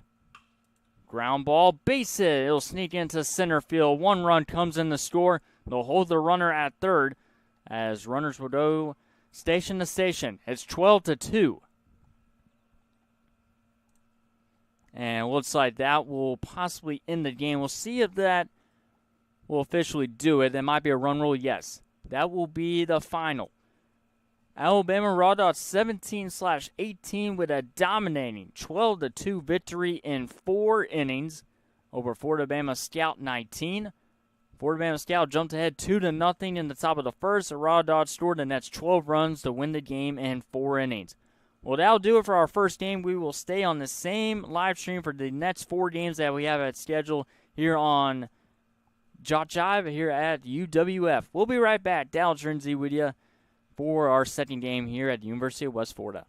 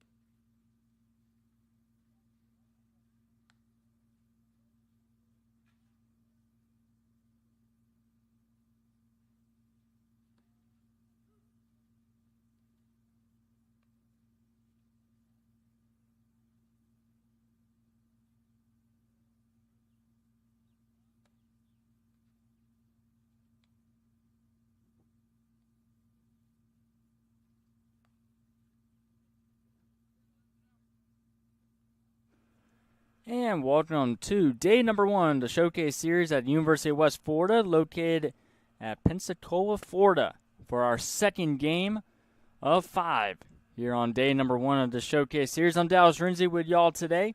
UBO East 18 facing off against Mako Baseball Club. UBO East 18 will be the away team in all gray, while for Mako Baseball Club, they will be in blue uniforms with white pants. And Mako Baseball Club is under head coach Eric Rogers. Starting pitcher for Mako will be number 3, Matthew Steele, as he will get the nod here in the top of the first. That one will miss upstairs. And it's a 2-0 count here to the leadoff hitter for UBO East, Landon Langley, the starting catcher, number 14. Glad you to be with us here on JockJive Sports. Concluded one game so far, went through 4 innings, as that will be in for strike number 1, I believe, or 2. Do not have a scoreboard up. Here is strike number 1. 2 balls and 1 strike here to Landon Langley. No scoreboard here, so we are looking at the 2-man umpire crew, as that is sworn on a miss, and that will be strike number 2. That's Steele against Langley, chasing. Gorgeous day here at the University of West Florida. Hopefully the weather will hold up for the remainder of the game, and also the next 3 games that we have on schedule today, as that was fouled off here by Langley. We have our 2-camera look, if you're just joining us, our center field camera over in right center field, and then we have our behind the plate camera. So 2-camera look here at University of West Florida. We are scheduled for 3 days here at UWF, depending on the weather. So that one's downstairs, and that works a full count here to Landon Langley, with Isaac Roberts, number 24, on deck. Raw Dogs with a 12-2 victory in game number 1 against Florida Bama Scout 19. That one will go outside, and working the walk is Landon Langley, the first base runner of the game for either side. And I'll bring up Isaac Roberts as we take a look at UBO East 18. They're starting 9 in the batting order. Landon Langley, Isaac Roberts, number 24, and Leighton Hartley will be leading things off here for UBO East. Zane Alford will be batting cleanup, followed by Daniel Foy. Parker McDaniel, number 18. And the pitch here from Steele, as it's going to be a fly ball into shallow right center field. And coming in as a center fielder, a long run for him, but he's able to make the catch for out number 1. That catch was made by the center fielder Zane Rogers from Mako Baseball Club. Out number 1 there. Quick at bat there to Isaac Roberts as Leighton Hartley will step in. Behind McDaniel will be Pierce Brooks, Thad Stott, Will Burdett, Jackson Roberts, and finally we'll have our starting pitcher in the bottom half of the first inning for UBO East, number 29, Neil Kroom. And the first pitch, going to be a ground ball to the third baseman. Bobbled it at first. Long throw, and he's unable to get it over to first in time. It was actually in and out of the glove of the first baseman for the Mako Baseball Club, and runners at first and second here with 1 out. Heck of a throw there. It was on the money, but just not in time, as Hartley able to reach and brings up the cleanup hitter Zane Alford for UBO East. Taking a look at Mako out in the field, they will have Colton Boyd, number 10, behind the plate. Cooper Sanders will be playing at first base, number 34. Ward Hickman, number 12, will be at second. Joel Chandler, number 25, will be playing at shortstop. That one will miss downstairs for ball number 1. Matthew Hoover will be at third base. Zane Rogers, who just made the first out of the game, playing in center field. Carter Steele will be in left. Caden Shows will be in right field, number 4. And then the starting pitcher, like I mentioned earlier, Matthew Steele, number 3. Extra hitter listed on the roster is number 0, Braden Hood. So 10 hitters in the batting order for Mako, as we'll see them in the bottom of the first inning. Appreciate both head coaches for having their lineups ready to go, and first and last names, and also numbers as well. Steele trying to get out of this inning, hoping to get a double play. We saw a couple of nice defensive plays in the first game today between the Raw Dogs and Florida Bama Scout. Raw Dogs were able to turn a 4-6-3 double play, and then it was a 6-5 putout earlier in that game as well. And taking it right off the shoulder is number 39, Zane Alford. He will take first, and the bases are loaded here for UBO East 18 very early on here in the top of the first. And this will draw a mound visit as head coach Eric Rogers will have a quick conversation here with Steele. 2 walks in this one so far. An E5. And then a pop-up. That's all that has been registered so far here in the top of the first inning. And now Daniel Foy, playing at third base in this game, will have an opportunity to bat with a couple runners in storm position. And these are the type of bats you want to capitalize in front of all the scouts and everybody watching online.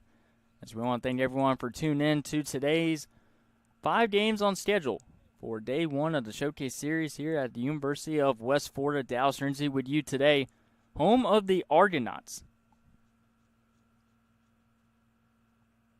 Steele with the first pitch. It's going to be fouled off from Daniel Foy. Bottom half of the inning, it'll be Joel Chandler, Ward Hickman, and Cooper Sanders to lead things off for Mako.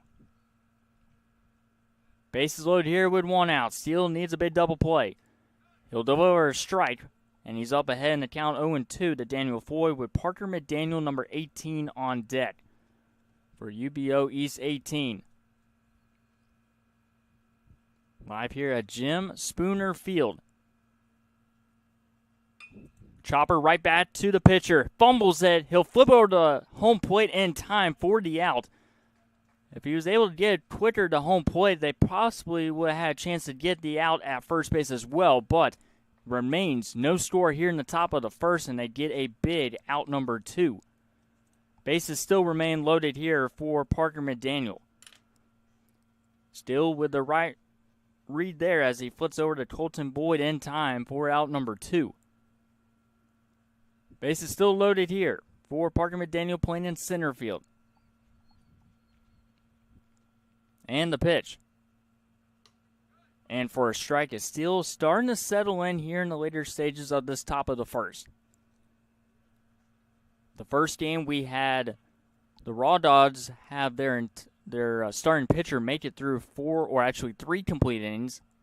Or make that 4. He made it through 4 complete innings with the Raw Dogs. So most likely, whoever is on the mound starting, most likely will have 3 to 4 innings of work, possibly more, depending on if there is a run rule, which we had in the last game, 12-2 victory for the Raw Dogs. So it could be Steele for a good bit of this game on the mound. This one's fouled out of play. But Bettner for the Raw Dogs went 4 complete innings, just allowing 2 runs, both of them coming in the top of the first. His offense was able to score the next 12 runs of the game to win it in 4 innings. Due to the mercy rule in the game, here's the pitch from Steele. Swung on a miss. Excellent job from Matthew Steele.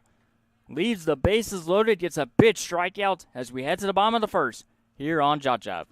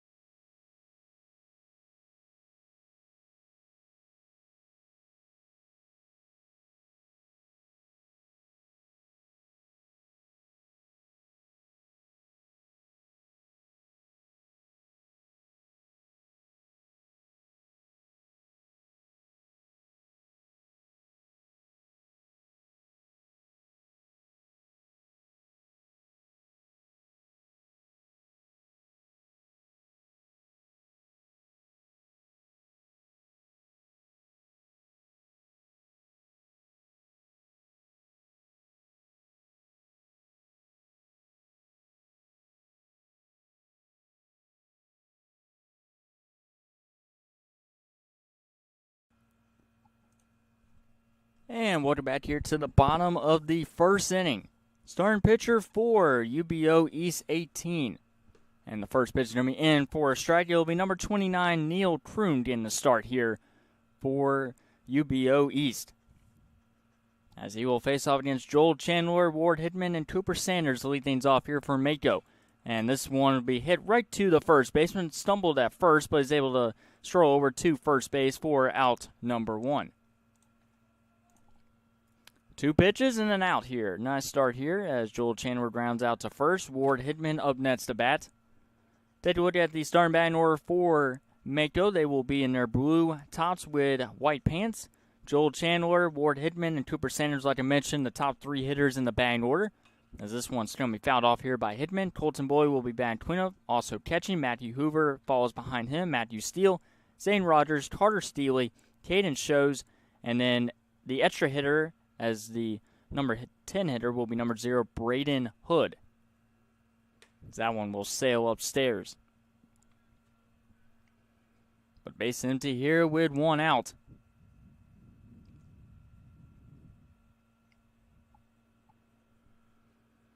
Very hot day here at Jim Spooner Field, but we're hoping the rain stays away in the later stages going into this afternoon. Still in the morning. Got 1 game under our belt. We start this second game. 3 games left today for day number 1. This will be fouled off here by Ward Hidman, playing at second today for Mako. Take a look at UBO East 18. They are the road team. Take a look at them out in the field. Landon Langley will be catching behind the plate. Isaac Roberts will be at short. Leighton Hartley will be at first base. Daniel Foy will be at third base, with Will Burdett at second. In the outfield, Jackson Roberts will be in left. Parker McDaniel in center. And right field will be Pierce Brutz, number 25. That is most likely going to change going into later stages of this game. Might not be the first 3 innings, but going into the 4th, that is in for strike number 3. 2 up, 2 down for Neil Kroon in UBO East. What a bounce back for the starting pitcher for Mako. Matthew Steele had the bases loaded with 1 out. Was able to get a fielder's choice at home plate, and then was able to strike out Parker McDaniel. 2 up, 2 down here for Neil Kroon, looking for a 1-2-3 inning. First pitch will miss downstairs, as it'll be number 34, Cooper Sanders, playing at first base. Ground out at first and a strikeout for Neil Kroon. 1-0 pitch downstairs, and it's a 2-0 count here. The Cooper Sanders with number 10, Colton Boyd, the starting catcher, on deck. Good crowd here for this one. A lot of fans sitting in the shade, so that's why you don't see many fans in the stands behind home plate. They are under the shades near the ballpark or down near the field over toward the left and right side of home plate. That's where most of the fans are at. Like I said, it's just a very humid and hot day here at UWF. But we can't complain if we're able to get the games out of the way here on day number 1 without any delays. That one will miss upstairs.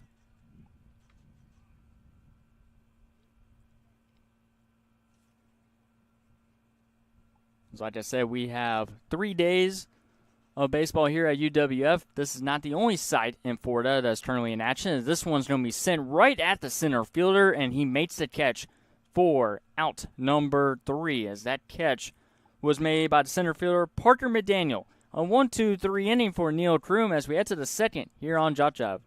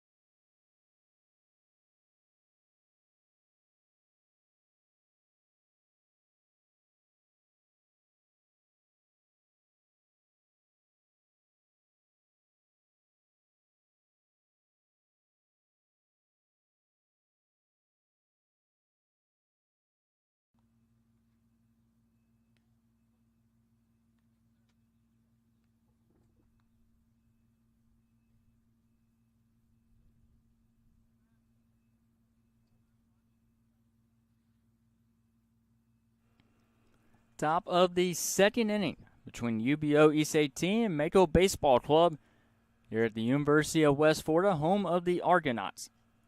As Steele back on the mound, got into a little bit of trouble, but did not allow a single run. As this will be a ground ball over to the right side of the infield. No one's covering first base. Steele trying to get there, and it's not in time. And yes, an out actually is going to be recorded. Steele was able to get there in time. I thought from first glance it looked like the base runner beat the bat before the pitcher, but out number one's going to be recorded here in the top of the second. That was Pierce Brutz that grounded out. It's Brutz, Scott, and Burdett to lead things off here in the top of the second against Matthew Steele. No base hits for either team so far. A couple of walks and an error, resulting in base runners for UBO East in that top of the first. But if they come back and lose this game, it'll definitely be the top of the first. That will be the talking point. Bases loaded with one out. Hitting into a fielder's choice at home plate, and then a strikeout to leave the bases loaded. We'll see if they get something going here in the second. Time is going to be called here from Thad Scott, playing in center field today for UBO East 18. And the pitch. Good looking pitch there from Steele. Connects for a strike. Take a look at the upcoming schedule as our weather report right now here in Pensacola. It's 88 degrees, mostly sunny. The high today is 90 degrees with a 35% chance of rain. So hopefully that 35% chance of rain goes lower as the day goes on. Ground ball to second. He'll flip it over to first in time. 2 up, 2 down to begin here in the top of the second. And a nice play right there by the second baseman, Ward Hickman. Number 12 as he connects to his first baseman, number 34, Cooper Sanders. 2 up, 2 down as it brings up Will Burdett. As Steele has retired the last 4 batters he has faced off against. That one will sail outside here on Burdett playing at second for UBO East. Neil Kroom had a nice bottom of the first inning on the mound for UBO East, a 1-2-3 inning with a strikeout, a ground out, and a line out at center. That one's going to go outside. 2-0 count to begin here to Will Burdett.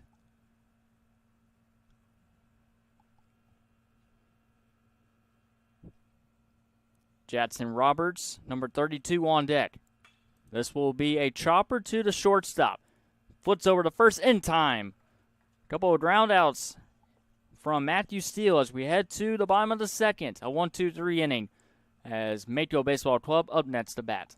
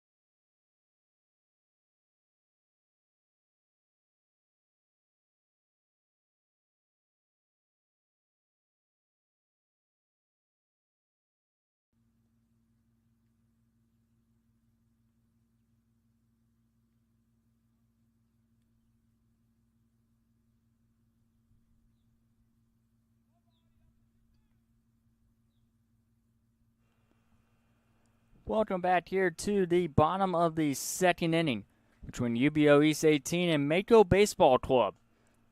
As Mako Baseball Club will come up next to bat here against Neil Kroom and UBO East. It was a 1-2-3 inning for Kroom. Retiring the first batters, Chandler, Hickman, and Sanders. He'll face off against hitters 4, 5, and 6. The first pitch is fouled over to the right side. Almost a barehanded grab from the infield umpire. We have umpires in this game and also throughout this weekend. 2-man umpire crew, one behind the plate and one in the infield. As it will be Colton Boyd to lead things off here against Neil Kroom. That one will skip in the dirt. It will be Boyd, Hoover, and Matthew Steele. 10 batters listed for Mako Baseball Club. And they have 2 substitutions as well. We might see them later in this one as we go into the later stages of this ball game. Glad you could be with us here on JockJive. All games are going to be on the same exact live stream. We will not change to a different live stream. Every single game will be on this Day 1 Showcase Series University of West Florida, Pensacola, Florida live stream. So don't go anywhere. If you are waiting for a game or trying to check back on the highlights, just go back to the same stream. We advise fans to follow us on our social media platforms, Instagram, Facebook, and Twitter. Get your news, notes, and highlights. And check out any schedule updates that we have. Might have some schedule updates this weekend depending on how the weather cooperates. This will be a fly ball to center field right at the center fielder, number 18, Parker McDaniel.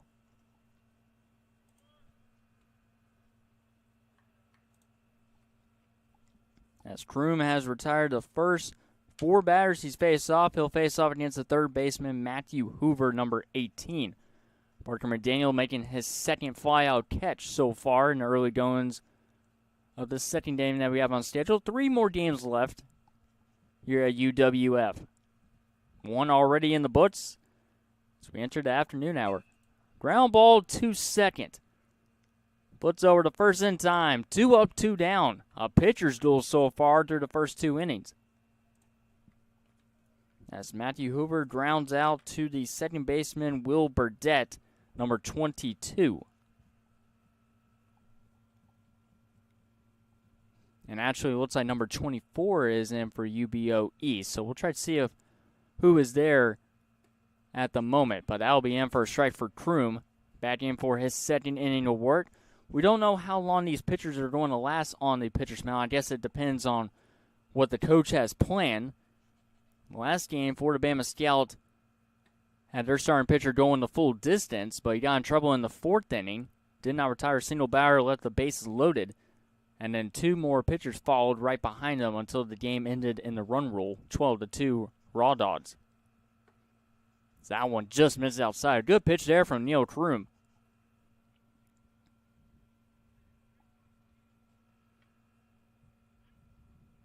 As he faces off against the opposite pitcher, Matthew Steele.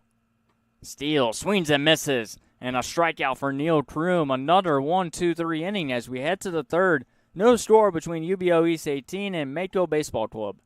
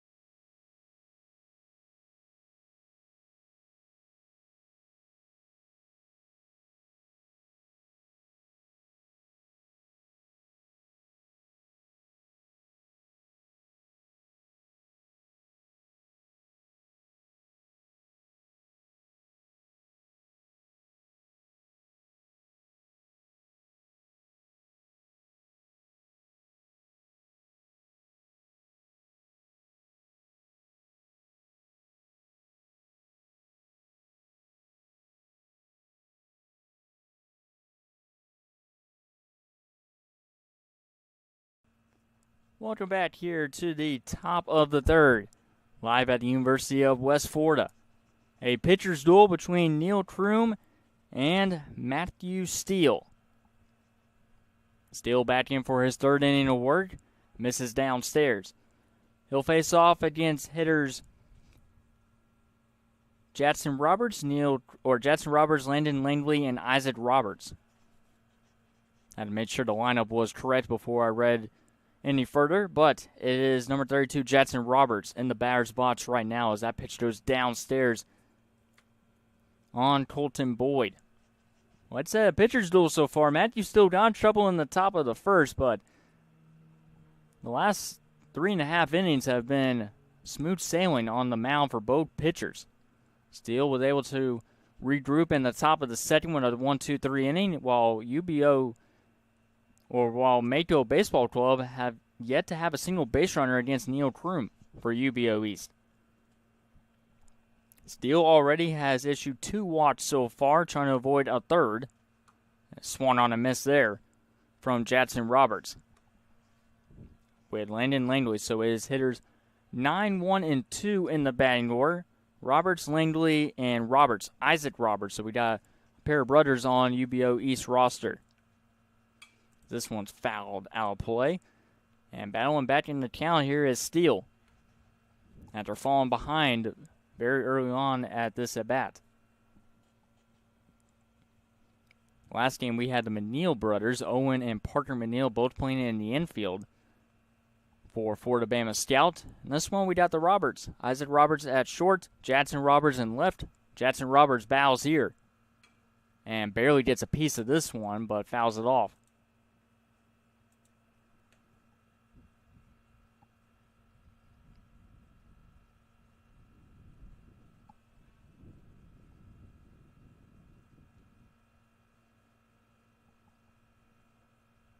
Big pitch coming up here. Ground ball. This one's going to sneak in for a base hit to right field.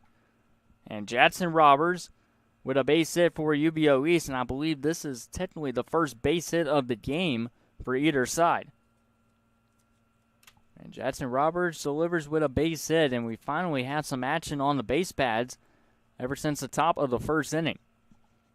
And now it turns it over to the top of the batting order with Landon Langley, who reached on a very long at-bat against Matthew Steele his first time up.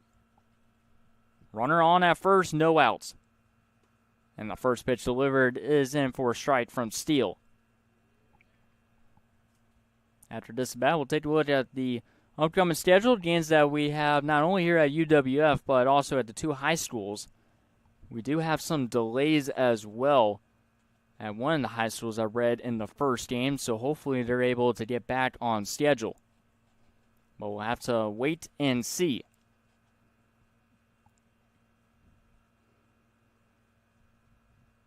Steele delivers the pitch and misses outside. Langley thought that was going to be in for a strike. It'll be 1 ball and 1 strike here.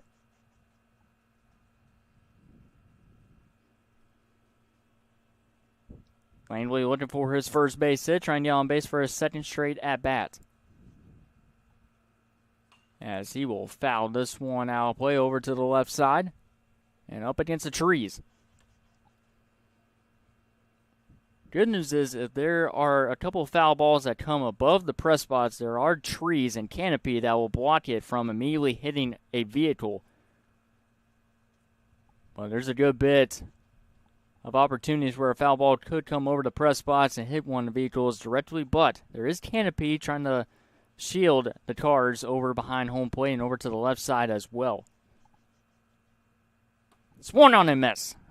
Strikeout for Matthew Steele as Langley heads back to the dugout.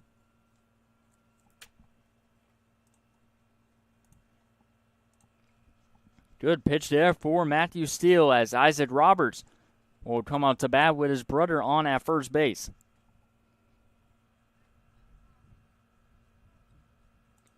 We'll try a pickoff attempt at first base to keep Jadson over at first. Leighton Hartley will move over to the on-deck circle. And Steele looking for a third straight shutout inning. Would love a double play here from his infield. There's a slight breeze coming in from center field here at the ballpark, as this stadium is only just a couple miles away from a minor league team, the Pensacola Blue Wahoos. A lot of sports activities here at Pensacola. They have ice hockey with the Ice Flyers, and then, like I mentioned, the Blue Wahoos just a couple of miles away. The Civic Center where the Ice Flyers play is just, I believe, 5 or 6 miles away from here, so not far. UWF has football as well here. Very good football team, and their baseball team just won another conference championship this past year. So a lot of exciting things coming here at Pensacola, especially in the sports world. And football, hockey, and also in baseball as well. Blue Wahoos, I believe, are halfway through their season. I believe they finished the first half in the Southern League Baseball League. Still runner on first. Good pitch there from Steele as he connects for a strike here against Isaac Roberts. The number 2 hitter in the batting order, playing shortstop.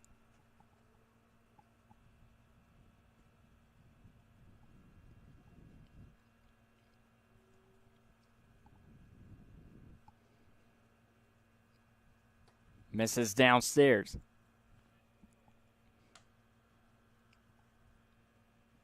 But our center field camera, a little bit different setup. We have it like we have at South Alabama, where there is a patio at South Alabama that we place the camera at in right center field. And luckily there was an object that was tall enough, as this is going to be a line drive base hit into right center field for Roberts.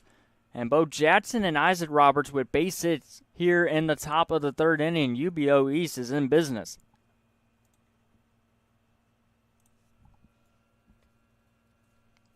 As it brings up Hartley with a big opportunity here to draw first blood in this game for UBO East 18. Well, what I was getting at is our center field camera that you were currently looking at is over in right center field, right next to where the Jim Spooner Field scoreboard is at for all Argonauts home games. But we were able to find an object, a green box, near that scoreboard that was tall enough so we could put the camera up. So we have this 2-camera look here at UWF. That one's going to be upstairs on Hartley. Zane Alford moves to the on-deck circle as UBO East, with their best opportunities since the top of the first, where they had the bases loaded with 1 out. Here in the top of the third, 1 out, runners at first and second. A strikeout for Matthew Steele, but he's in a bit of trouble here, trying to manage through this top of the third. Downstairs.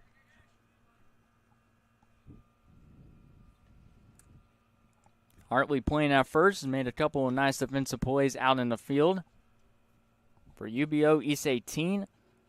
And Mako Baseball Club is 19U. I believe that is in the 19U Pool C, I believe. We'll have to double check. And we'll double check when we take a look at the upcoming schedule. This one's going to be lifted into left center field. And now drop in for a base hit to load the bases up for UBO East. Hartley with a base hit. Jackson Roberts, Isaac Roberts, and now Hartley with base hits. Bases loaded for the second time in this game for UBO East.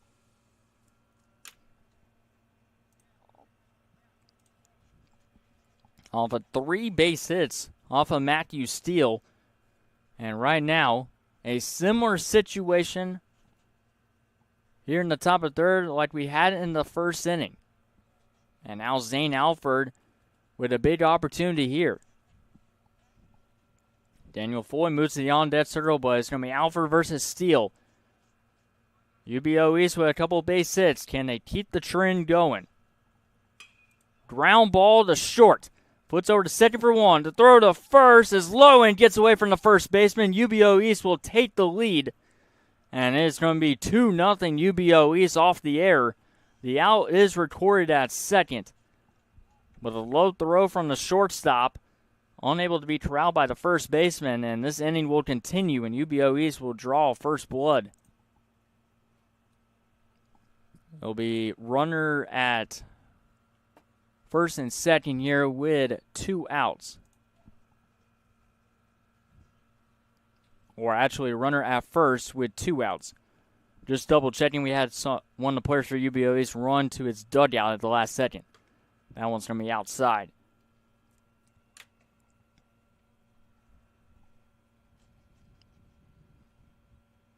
It was a nice play by shortstop Chandler to flip it over to his second baseman, Hickman. Hickman with a low throw. Tough play there for Sanders at first. It would have been a heck of a pick. That'll be swung on and miss.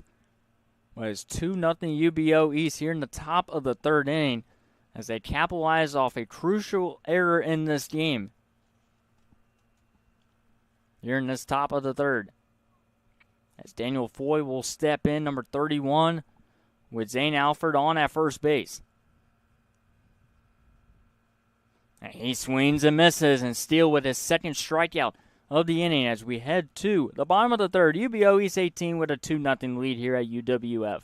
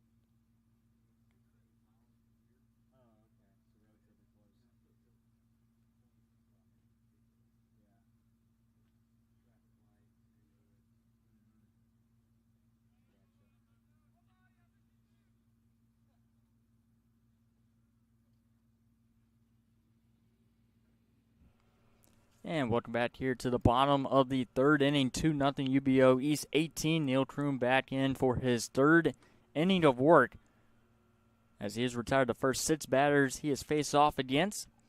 As he'll face off against hitters 7, 8, and 9 in the batting order. Zane Rogers, Carter Steely, and Caden Shows. That one will miss downstairs here for Kroom.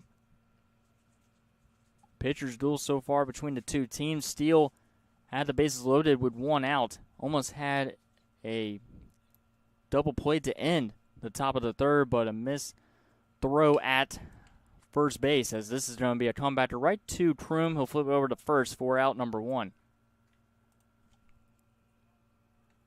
As he retires Zane Rogers, playing in center field, it brings up number 8 here, number 9, Carter Steely.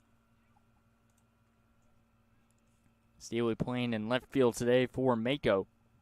And we'll take a look at the upcoming schedule.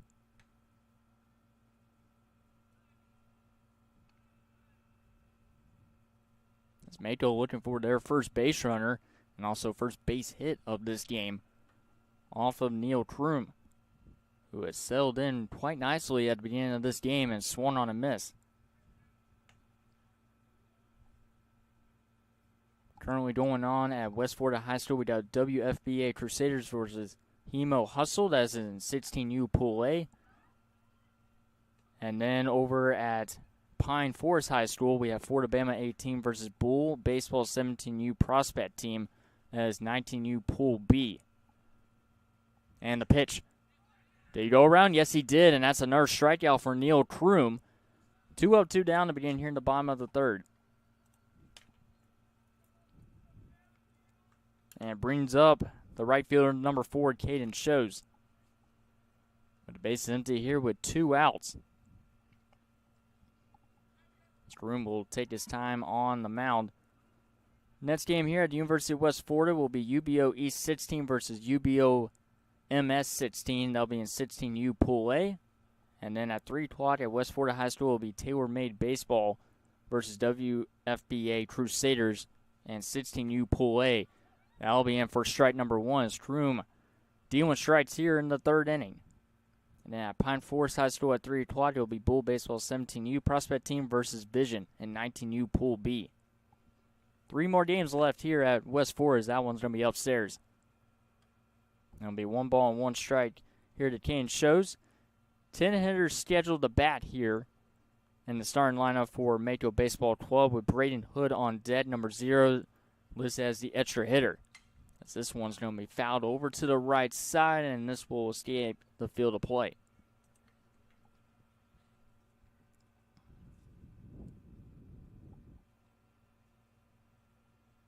Groom just a strike away from sending this one to the 4th. After retiring the first 8 hitters of this game, trying to make it a 9th straight hitter retired. And the pitch. Swung on a miss. Groom with a pair of strikeouts here in the bottom of the 3rd as we head to the 4th. 2-0 UBO East 18.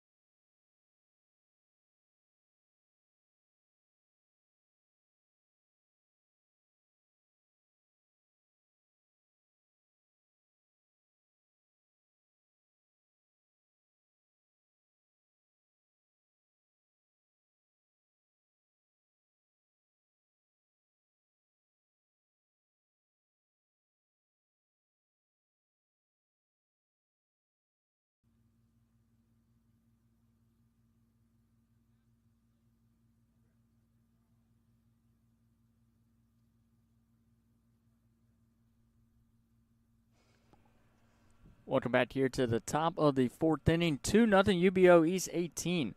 All 2 runs in this game scored in the top of the 3rd, as it'll be Matthew Steele still on the mound for his 4th inning of work.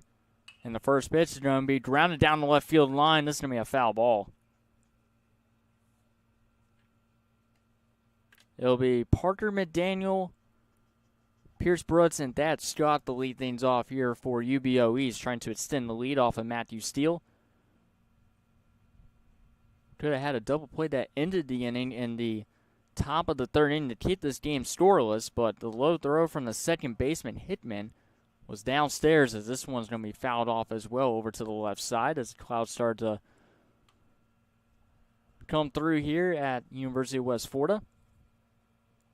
It's been sunny all day long. 88 degrees here, but it feels hotter here at UWF. High today is 90 degrees with a 35% chance of rain. And the pitch. Upstairs and in and out of the glove of the catcher, Colton Boyd.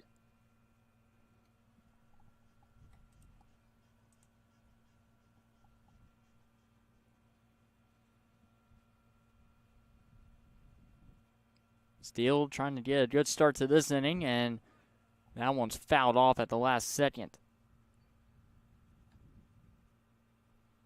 It's Parker McDaniel with a strikeout his first time up. Pierce Brooks is on deck, and then Thad Scott due up later in this inning as well. Here live at Jim Spooner Field, home of the Argonauts. Steele with the pitch. Misses outside. Good looking pitch, unable to get call from the home plate umpire.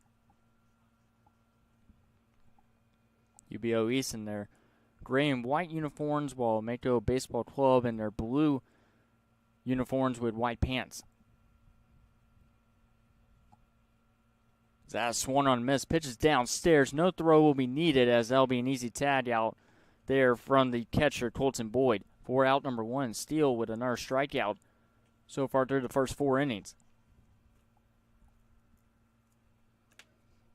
As it brings on number 25, Pierce Brooks, the left-handed hitter. Brooks with a ground out his first time up in that second inning, as he was the first batter due up in the top of the second. He'll bat here in the 4th with 1 out, bases empty. That one's outside, as both starting pitchers getting their strikeout counts up early in this game. Neil Kroom with a perfect 3 innings, 3 up, 3 down in all 3 innings. Keeping Mako off the scoreboard and keeping them off the base pads as well. Good pitch there from Steele, connects for a strike. That Scott moves to the on-deck circle. Bottom of the batting order here for UBO East. They've had the bases loaded twice in this game. 1 in the first and 1 in the 3rd inning. 3rd inning, they were able to score 2 runs off that error I mentioned moments ago. That swung on a miss from Brooks. And for strike number 2. Looks like Steele trying to make sure what the count is. 1 ball and 2 strikes to Pierce Brooks, playing in right.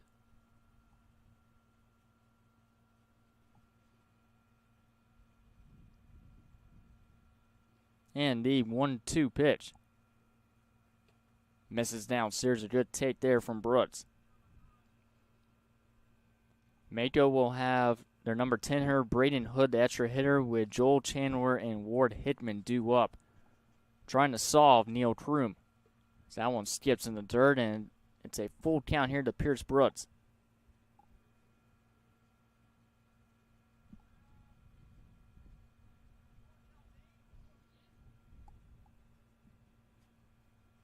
Steele did not have many strikeouts to begin this game, but he's been able to get his strikeout count over the last inning and a half. And the pitch. Outside, he loses Brooks, and it will be a 1-out walk here to Brooks.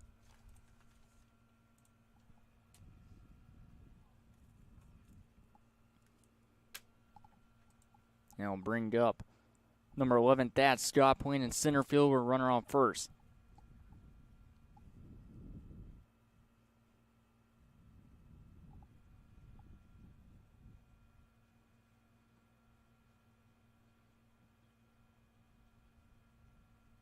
And the pitch from Steele. Runner goes. Pitching to me outside for ball 1. The throw is in time for out number 2. Great throw from behind the plate from Colton Boyd, and a nice tag from the shortstop, Joel Chandler. It was in for ball number 1, but a good throw there from Colton Boyd. Infield umpire all over it and calls the runner out at second.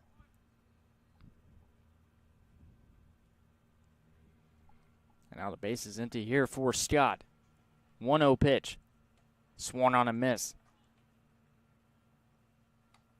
Count even at 1 ball and 1 strike with number 22, Will Burdett, playing at second on deck.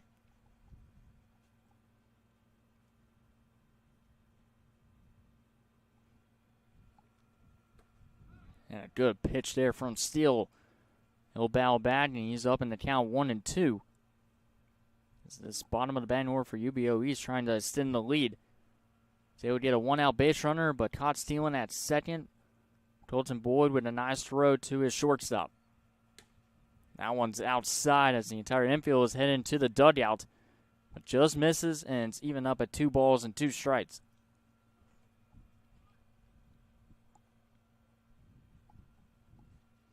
Scott trying to battle here with 2 strikes. 2-2 pitch. He will send this one to right center field. That one's going to drop in for a 2-out single for Thad Scott. UBO East will keep the inning alive.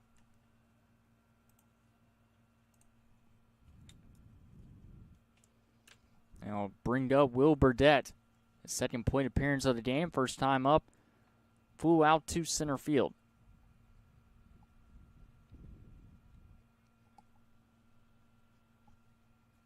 UBO East with a couple of base runners here in this inning, trying to scratch across another run.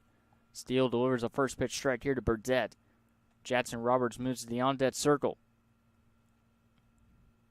Jackson Roberts and Isaac Roberts with 2 base hits so far. UBO East with the only base hits in the game, as Mako looking for their first, not only base hit, but first base runner. They'll have a chance in the bottom half of the 4th inning.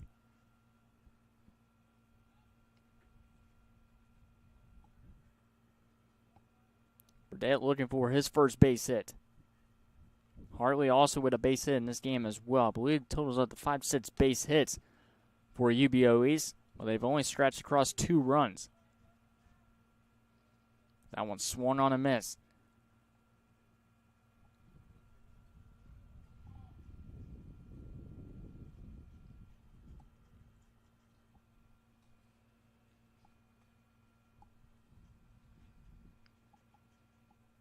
Matthew Steele trying to send this one to the bottom of the 4th. Misses downstairs. And evens up the count at 2 balls and 2 strikes. Jackson Roberts hoping to have an opportunity with a couple base runners on with 2 outs.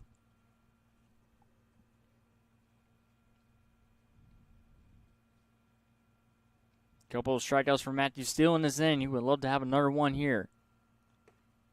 And it misses just outside as the entire infield once again, like we saw in the previous at bat, about to head to the dugout. But that pitch misses outside, and that will release Thad Scott at first base. 3-2 full count. Here to Will Burdett.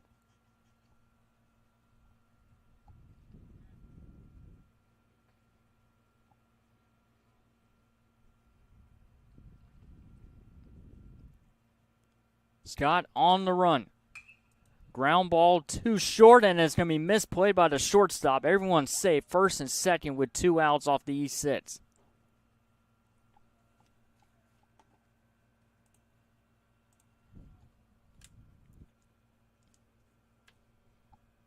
And it brings up Jackson Roberts, who singled his first time up, and now will draw a mound visit. As head coach Eric Rogers will have a quick word with his starting pitcher, Matthew Steele, who's trying to make it through 4 complete innings here on JockJive.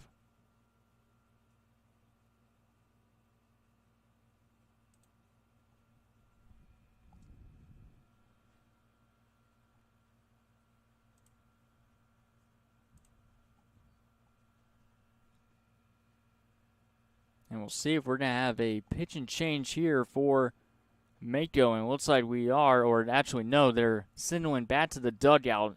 And it'll be Steele trying to get the final out here in the top of the 4th with 2 outs.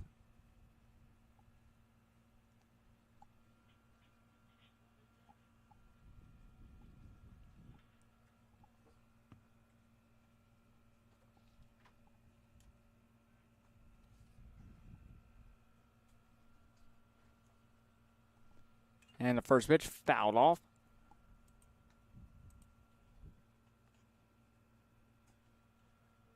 Roberts with a single to begin the top of the 3rd inning. Came around and scored the first run of the game.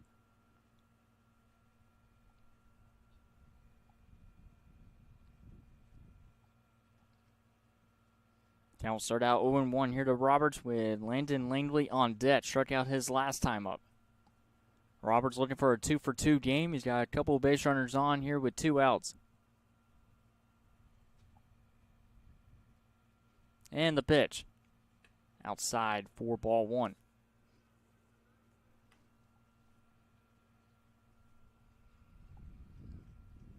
Both pitchers were able to make it through, especially Neil Kroom going through the lineup, as he has retired 9 of the first 10 batters he's faced. Or 9 of the first 10 batters in the batting order. He has yet to face off against Braden Hood in the bottom half of the 4th inning, but he has been able to have an excellent start on the mound. A couple of quick outs as well for Neil Kroom.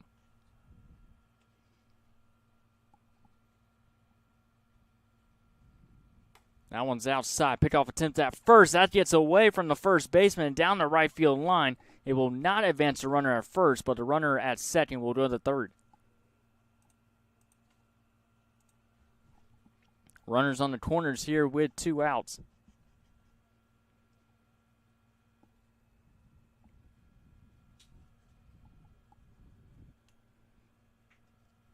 Bleed count should be 2-1 here. As Mako trying to make sure they're on the same page on this first and third opportunity here for UBO East. 2 balls and 1 strike.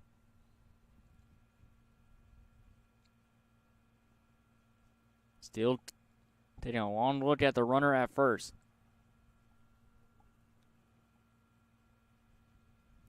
Runner goes. Swung on and miss. And the throw to second is going to be short. Looks like it was, I think the catcher, Boyd, was thinking about checking it right to his pitcher, but it misfired. But luckily, the runner from third did not take off. But it is going to be a stolen base. Third and second here with 2 outs. For Jackson Roberts. It was swung on and miss. For strike 2, here's the pitch from Steele. And it's outside for ball 4. Bases loaded for the 3rd time, and actually it's going to be a 3-2 count. Roberts thought it was a 3-2 pitch that missed for ball 4, but it's actually a 2-2 count, and that one misses. It'll be a full count with the runners on at second and third. So Roberts will deal in with another pitch at this at-bat here against Steele. Third and second, 3-2 pitch, swung on a miss, and it's a strikeout for Steele. Keeps the game at 2-0 as we head to the bottom of the 4th here at UWF.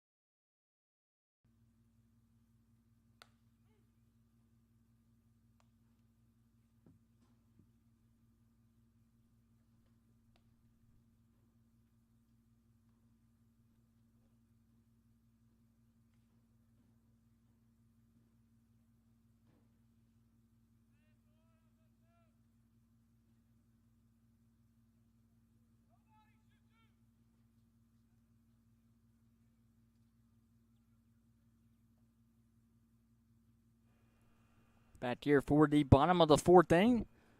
For Mako, it will be hitters 10, 1, and 2 in the batting order with Braden Hood, Joel Chandler, and Ward Hickman due up. This will be the first at bat of the game for Braden Hood. Who says extra here, he swings and misses. As Neil Kroon continues to deliver strikes. As he's retired the first 9 batters of this game without allowing a single base runner or base hit. 0-1 count. This one's going to be fouled out of play. But as a reminder, all the games that we have here at the University of West Florida will be live streamed on the same as that live stream here. Just look up Day 1 Showcase Series, University of West Florida, Pensacola, Florida. 3 more games left after this one. Swung on a miss. And a strikeout for Neil Kroom as he has retired all 10 batters in the batting order for Mako.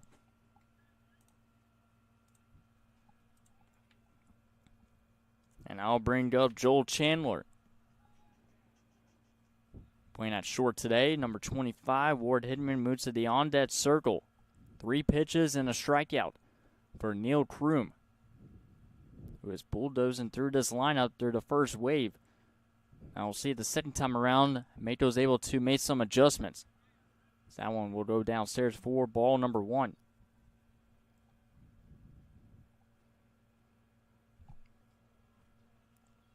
But multiple strikeouts for Neil Kroom. This will be a ground ball base hit, and that'll be the first base hit and first base runner of the game for Mako Baseball Club. And it's a single by their leadoff man, Joel Chandler. As they break up the no-hitter and also the perfect game for Neil Kroom, as Ward Hidman will come in, able to find an opening in between short and second. And now Hidman and Mako, just one swing of the bat can tie this game up. Pickoff attempt at first, not in time. Chandler able to get a base hit. Now can Mako finally get something going here against Neil Kroom? That'll be in for a strike. Good looking pitch there. Catches the bottom left corner of the strike zone.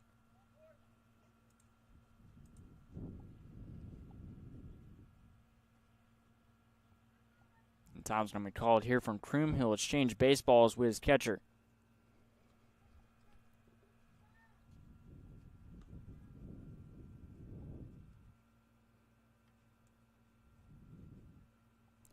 Next game is scheduled at 2:30. It'll be here at the University of West Florida, UBO East 16 versus UBO MS 16. And 16U Pool A, that game coming up soon.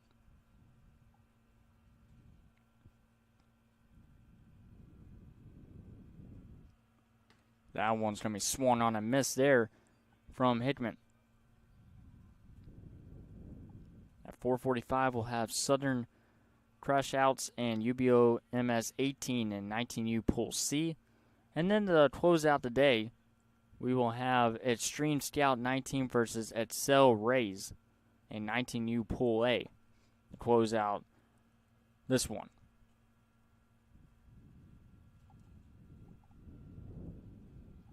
Alright, some final scores we'll list right after this pitch, as this one's going to be sent into left field, right at the left fielder for out number 2.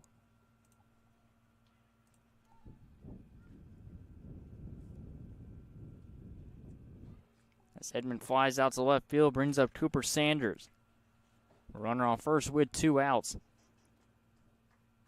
Earlier today, we had Alabama Raw Dots 17/18U with a 12-2 victory over Florida Bama Scout 19 here at UWF. Over at West Florida High School, Hemo Hustle with a 4-2 victory over UBO East 16. That was in 16U Pool A. So we were able to get through our first wave of games here and also at West Florida High School. The other field of play, about to get their games underway soon. 2 outs here. That one's downstairs. Runner takes off. That is Chandler, and he's in safely.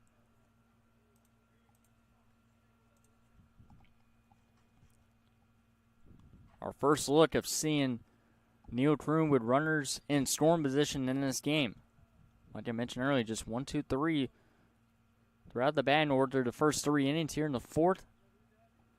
Runner in scoring position with 2 outs. After a 1-out signal from Joel Chandler, the first base hit, first base runner game for Mako. Hitman with a fly out to left field, and it's going to be out to Cooper Sanders here, the first baseman. Misses outside. Good looking pitch. Trying to send this one to the 5th.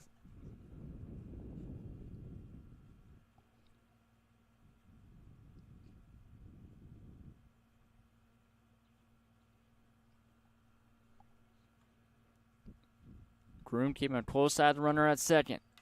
This one's going to be fouled off against the net behind home plate.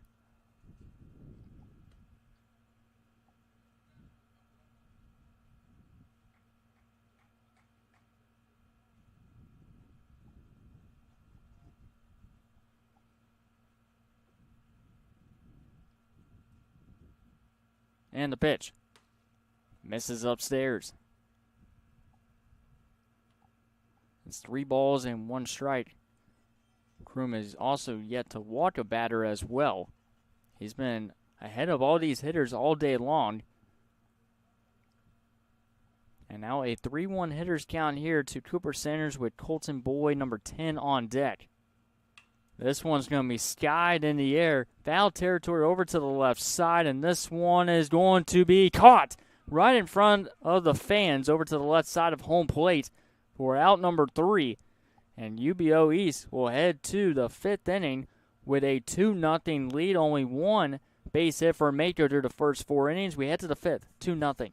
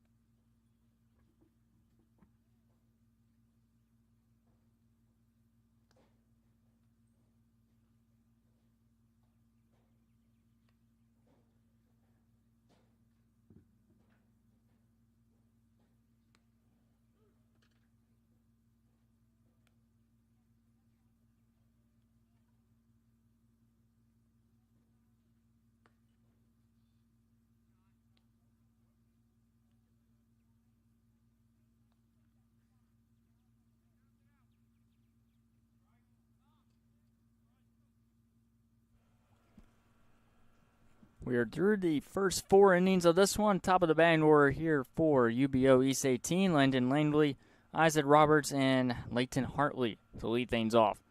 And the first pitch delivered here by the starting pitcher number 3, Matthew Steele. Or actually, it looks like we have a new pitcher on the mound for Mako. It will be number 13, Bryce McCollum. So Matthew Steele able to make it through 4 complete innings, just allowing 2 runs, or actually, yes, just 2 runs, but they were not earned for him. So it'll be number 13, Bryce McCollum, coming in to try to close out this game here in the 5th inning. This one's ripped foul down the right field line and out of play. Langley swung and missed his last time up. And the batter's box for strike 3. A walk his first plate appearance. A walk and a strikeout. That'll be in for a strike. Good looking pitch there from Bryce McCollum. There are 2 substitutes for Mako Baseball Club, so we could see Logan Cruz leader in this one. As that one swung on and missed, and it's going to be a strikeout here on the first batter facing off against Bryce McCollum for out number 1.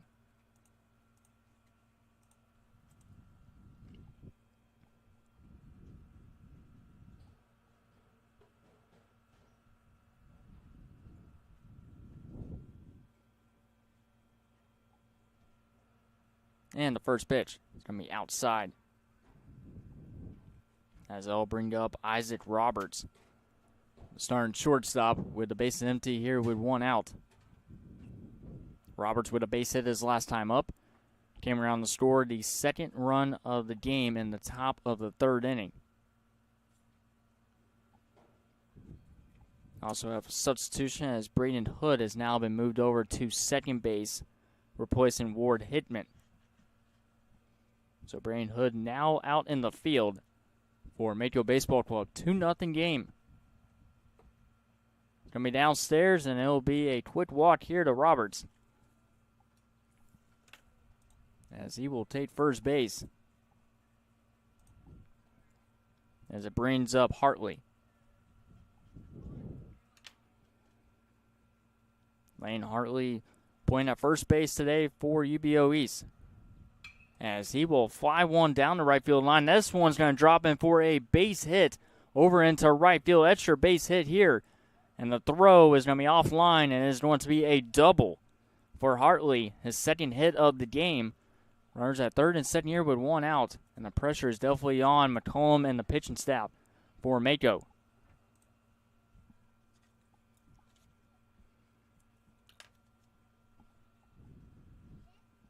As it brings up number 39, Zane Alford.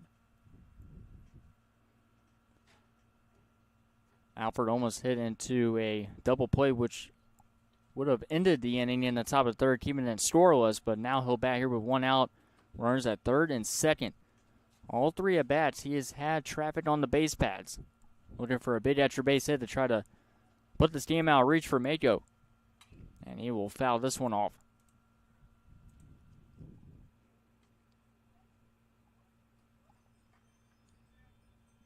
Roberts with a walk, Hartley with a double to right field. And now Zane Alford on his 3rd at bat of the game. He will ground one foul. Daniel Foy moves to the on-deck circle. And looks like we're going to have a pinch runner coming in here for Hartley at 2nd.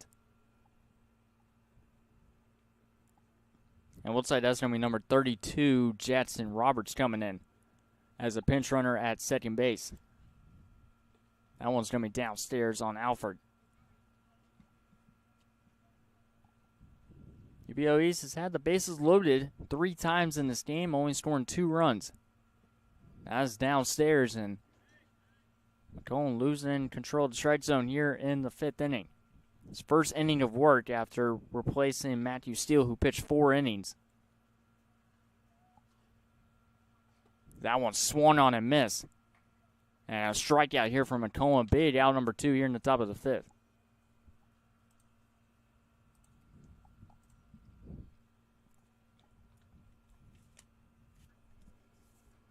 And now bring up Daniel Foy. Runners at 3rd and 2nd here with 2 outs. That one gets away from the catcher. Actually, it was going to be... Foy was hit by the pitch. It looks like at first glance it went off the catcher over to the right side of home plate, but actually hit number 31, Daniel Foy.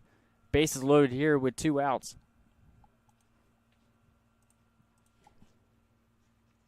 It brings up Parker McDaniel as Foy takes first base. Bases loaded once again. McCollum pitching very quickly, and he misses downstairs and almost hit a second straight batter. Daniel playing in center field, trying to capitalize on this big opportunity. And he's up in the count 2-0 now, here with 2 outs.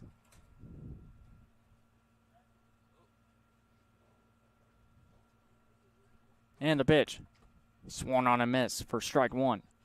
2-1 now, as McCollum trying to put up a 0 and keep this game manageable for Mako Baseball Club as we enter the bottom of the 5th.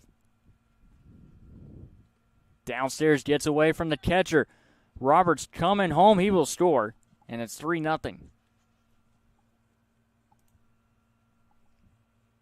The first run scored since the top of the 3rd for UBO East. They will extend the lead and take advantage of the wild pitch from McCollum.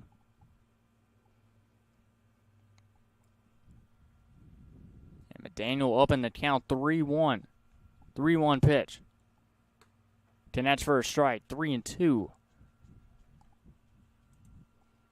Runners at third and second here with 2 outs. UBO East 18, able to extend the lead. McCollum on his 3-2 pitch. Swung on a miss. And we head to the bottom of the 5th. UBO East tads on an insurance run. 3-0 as we head to the bottom of the 5th.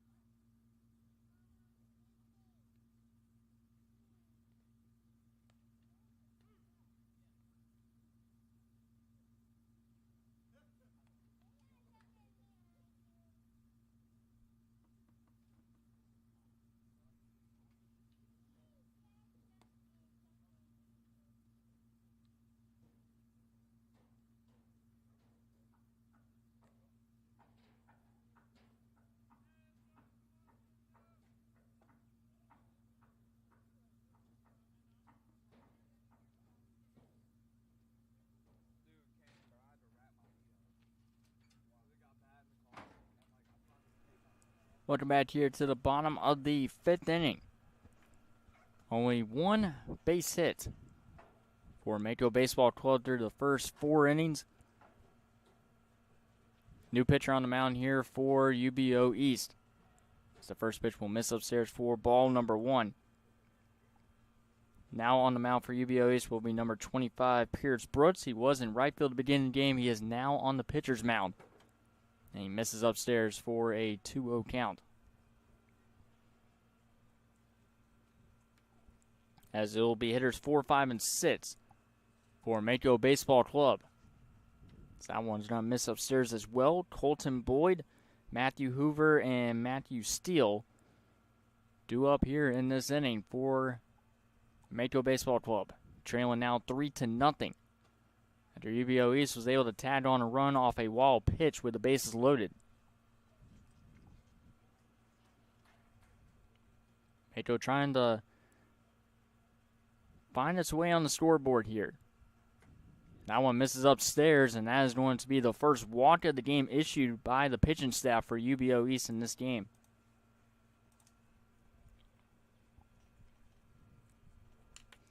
Now Matthew Hoover will step in here with a runner on first. A nice start.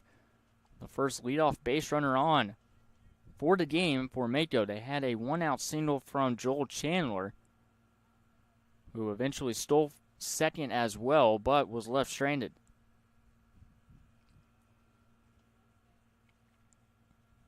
That one sails upstairs. A couple of high misses so far from Pierce Brooks on the mound.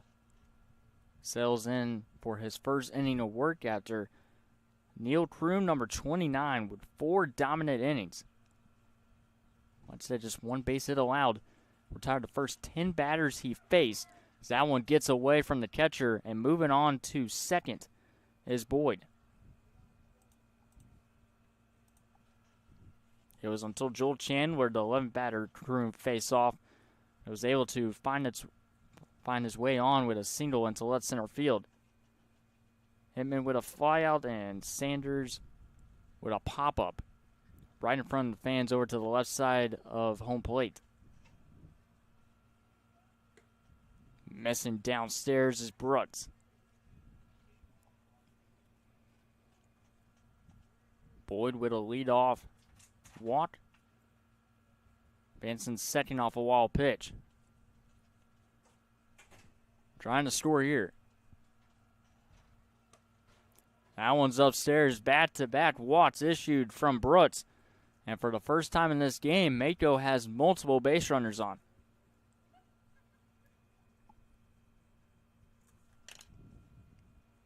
And now we'll draw a mound visit. Don't see a coach out there, but it looks like the entire infield just having a quick conversation with their relief pitcher. As Matthew Steele, the opposite pitcher who gave up the 2 runs earlier in this game, has a chance to respond here. He represents a game-time run with no outs here in the bottom of the 5th inning, where a game it looks like it was dominated from UBO East, especially on the pitcher's mound from Neil Kroom. Now it's going to be up to Brutz to try to save the game here.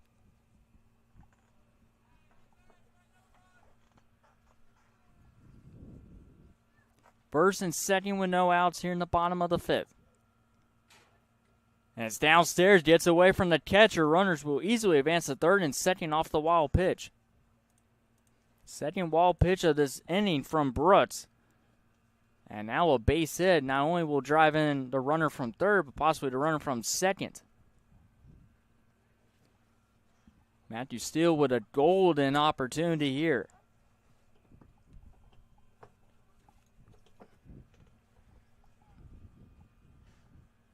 Steele with no base hits so far. Pitcher versus pitcher battle here. That one's going to be upstairs, and it's 2-0 here to Steele. Mako has yet to have the bases loaded in this game. And right now, they are threatening to do it here in the bottom of the 5th. Third and second with no outs. Game time run at the plate. And missing downstairs, it's a 3-0 count here to Steele. Number 8, Zane Rogers, is on deck. Steele, the 6th batter in the batting order for Mako Baseball Club. Downstairs, and it's going to be a walk. 3 walks in this inning from relief pitcher Pierce Brutz, who started the game in right field and now will draw a mound visit, this time from the head coach for UBO East. Right now, the game time run is on base for Mako Baseball Club, and the game-winning run is coming up to the plate here with Zane Rogers. And it looks like they are going to make a change on the mound possibly here for UBO East.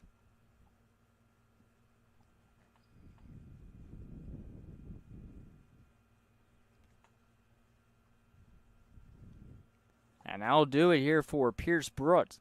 3 batters faced, 3 walks. No outs here in the bottom of the 5th. They are going to make a pitching change. And we'll be right back here on JockJive.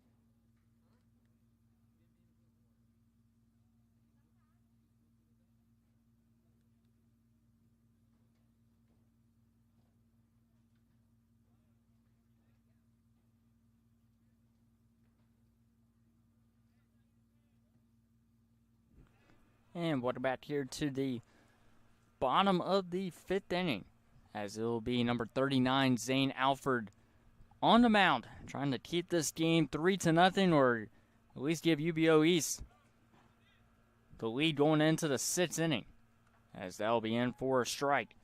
It'll be number 8, Zane Rogers, playing in center field. With the bases loaded here, with no outs, first time opportunity here for Mako Baseball Club with the bases loaded.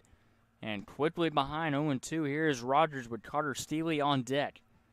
3 walks to start this inning to Steele, Hoover, and Boyd. That one's downstairs, gets away from the catcher, and Mako is on the scoreboard as they are able to score off a wall pitch, and it's 3-1. Count will be 1 ball and 2 strikes. It was 2 strikes back-to-back from number 39, Zane Alford. And then that wild pitch, scoring a run. Mako is on the board, and the game-tying run is in scoring position at second. Rogers deals here, 1 ball and 2 strikes. And the 1-2 pitch. Downstairs, a good take there, 2-2. This batting order could not get anything going against Neo Kroom earlier in this game. It was Pierce Brooks that came in and faced 3 batters. Line drive, that gets past the third baseman. 1 run comes in to score. Mako is going to tie the game up.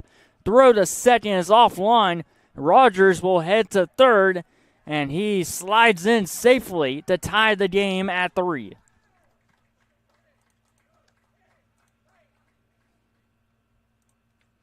And just like that, 3 walks to start, a wall pitch scoring 1, and that, I believe, is going to be a 2-run double from Zane Rogers to tie the game up at 3. He advances to third off the air. And now Carter Steele can give Mako the lead here in the bottom of the 5th. What a giant turn of events here in this game. 3-0. Heading into the bottom of the 5th, new pitcher comes in. Brooks cannot retire a single batter. Wants 3 batters. Alford comes in, a wild pitch, and then a 2-run double from Rogers. Bunt shown, that's going to be in for a strike. Caught in no man's land, Mako will take the lead after the throw gets away from the third baseman, and that is going to end the game. Mako with a walk-off victory in 5 innings. They were trying to pit the runner off from third, and the third baseman could not handle it. And Mako with a come-from-behind victory, 4-3, here at UWF. And that will do it for the second game that we have on schedule here today. 3 games left here at the University of West Florida. We'll be back for a couple of UBO teams, Mississippi and I believe Central. We'll double check on that, but that game coming up in about 30 minutes. We'll see you then, but for now, Mako Baseball Club with a 4-3 victory over UBO East 18.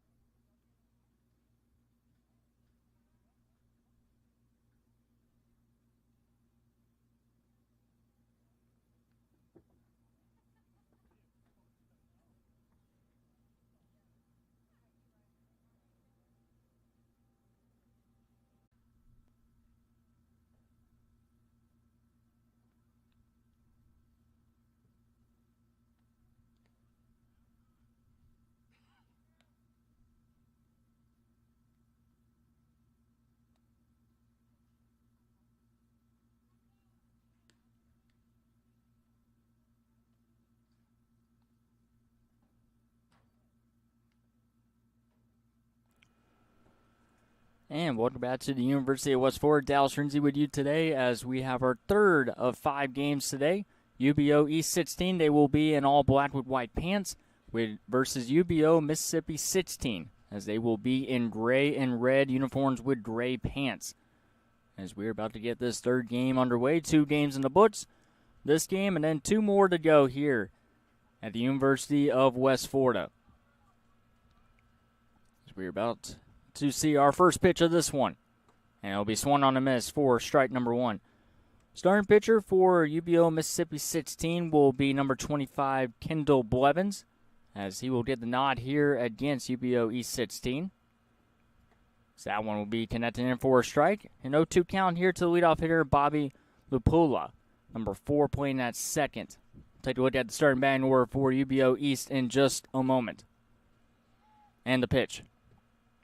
Misses outside, and it's 1-2 here to Lupula. Catcher on the play will be Kane McKinley. Blaine Ash will be at third base. Dalton McQueen will be at second. As this one's going to be a fly ball, and to shallow right field. Right fielder comes in. He'll come in and make the catch for out number 1.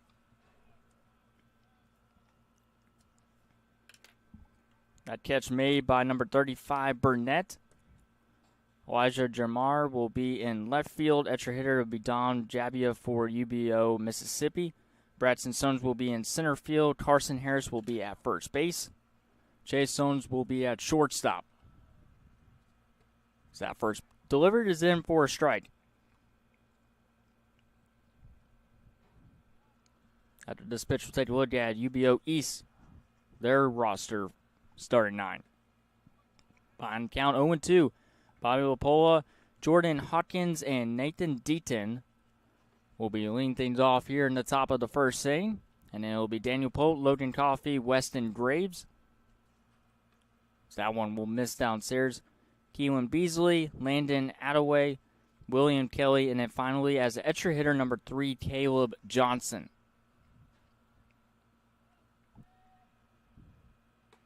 And that is in for strike 3. A strikeout here for the starting pitcher, Kendall Blevins. 2-0-2 down to begin here in the top of the first. Nice start here to this one. As it brings up Nathan Deaton, the starting catcher for East. As Mississippi looking for a 1-2-3 inning from their starting pitcher. And the pitch.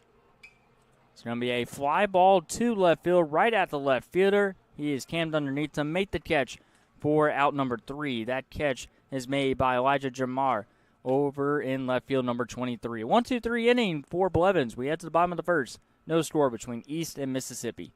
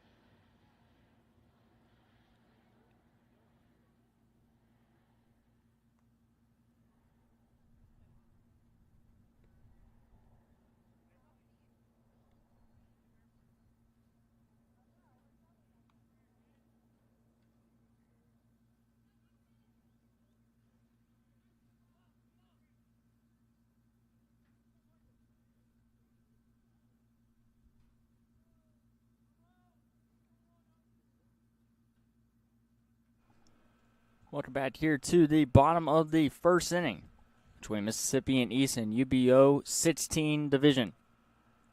First pitch delivered is going to be upstairs for ball number 1. Starting pitcher for UBO East will be number 28, Jordan Hawkins, as he will get the nod. And second pitch of this bat, ground ball to third, and the throw is on the money for out number 1.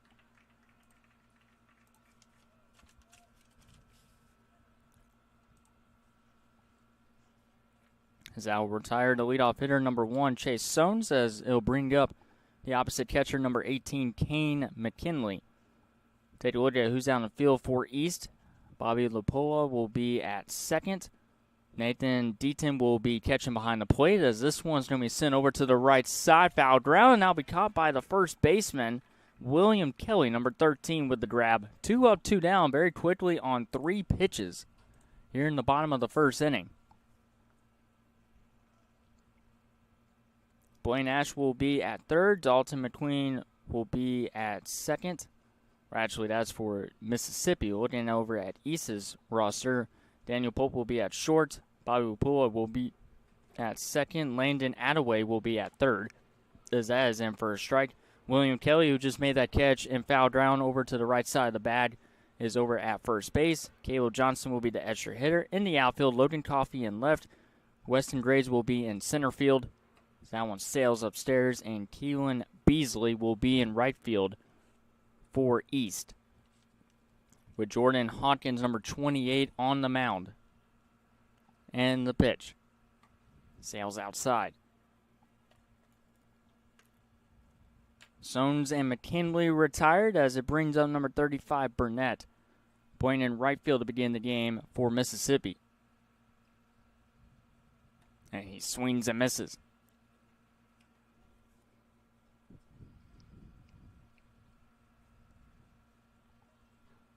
Had a pitcher's duel throughout the majority of the second game that we had here at UWF. Until the bottom of the 5th inning, as time is going to be called here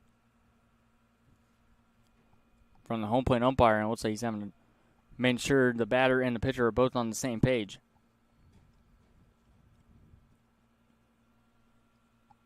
Deaton set, and the pitch misses downstairs. And it's going to be a full count here to Burnett, with Carson Harris, number 36, on deck for Mississippi. Now one's in for strike 3. A couple of strikeouts here for the starting pitcher, Jordan Hawkins. As we head to the second, no score between East and Mississippi.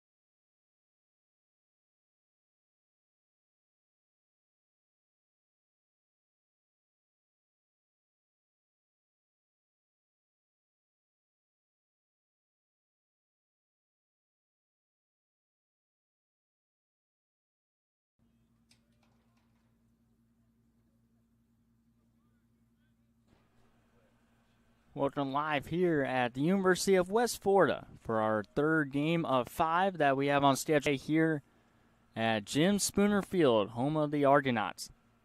And the first pitch is in. First strike. I'm Dallas Rinsey with the commentary. I'll be here for the remainder of the afternoon going into the evening. It's been a good day of baseball so far. One walk-off victory against Mako Baseball Club. And then the Raw Dogs with a 12-2 victory in 4 innings, a run rule victory. And now we got a pitcher's duel. Both teams went down in order in the first inning. As we entered the second, Blevins back on the mound for Mississippi. So that one's outside. It'll be hitters 4, 5, and 6 in the batting order for East. Daniel Pope, Logan Coffey, and Weston Graves. Lead things off. Daniel Pope playing at shortstop. As he will get a hold of this pitch and pop it up right to the shortstop for out number 1.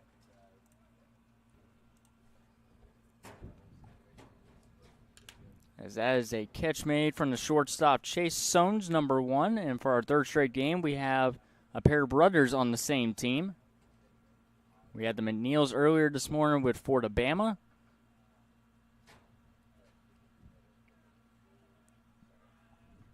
And we had the Roberts in the game after or before this one. Jackson and Isaac Roberts.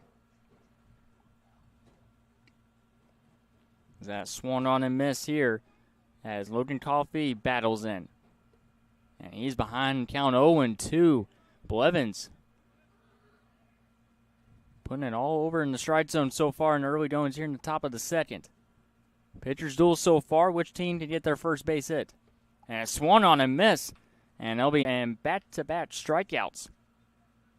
Or strikeouts and back-to-back innings here.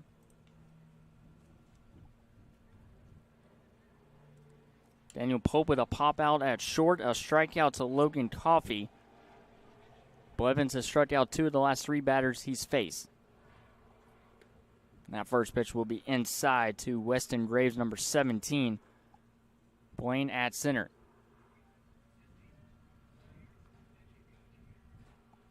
And a pitch. It's going to be a chopper over to the third baseman. Slow roller, and there will be no throw made by the third baseman. It'll be an infield single for Weston Graves.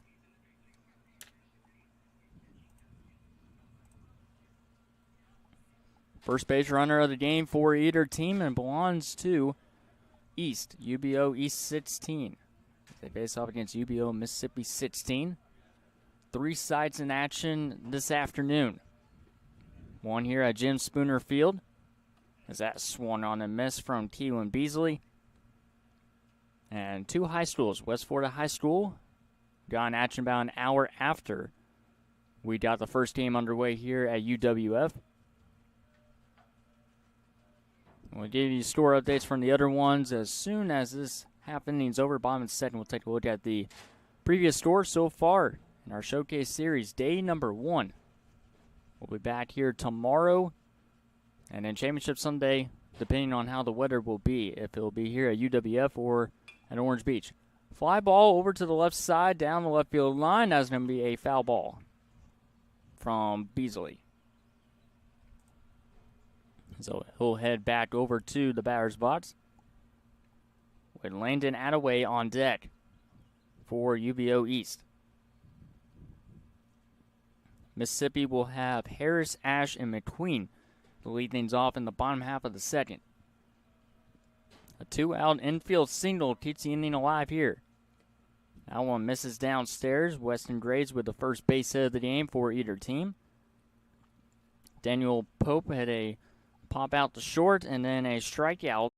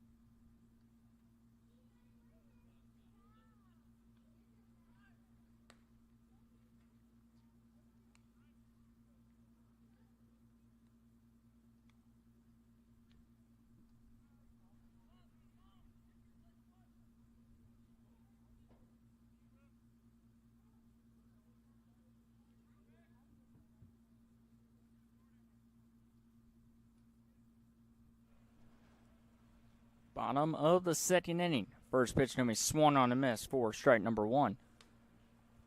As it'll be hitters 4, 5, and 6 in batting order for Mississippi. Carson Harris, Blaine Ash, and Dalton McQueen. As that is swung on a miss once again. Counts 0-2 here with Jordan Hawkins back on the mound for his second inning work after having an easy 1-2-3 inning in the bottom half of the first inning. Harris trying to dig in here with 2 strikes. And it's outside for ball 1. Taking a look at starting batting order for Mississippi, it'll be Chase Soanes, Kane, McKinley, Burnett, Harris, Ash, McQueen, followed by Jamar, Jabia, Blevins, and then finally Soanes. Swung on a miss and a strikeout to begin here in the bottom of the second for Jordan Hawkins.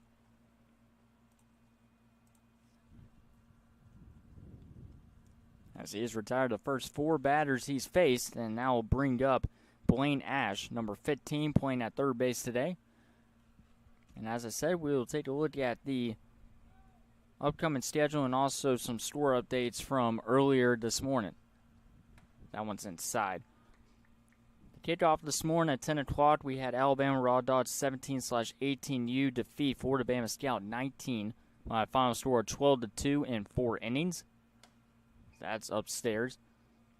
Over at West Florida High School at 11 o'clock, the first game underway over there on field number 1. Hemo Hustle with a 4-2 victory over UBO East 16. And then on this field just moments ago, as this one's popped up over to the right side, and this will drift out of play. We had Mako Baseball Club 17U come all the way down from 3-0 in the bottom half of the 5th inning, walk it off with 4 runs. They come away with a victory in 19U Pool C. That one misses upstairs.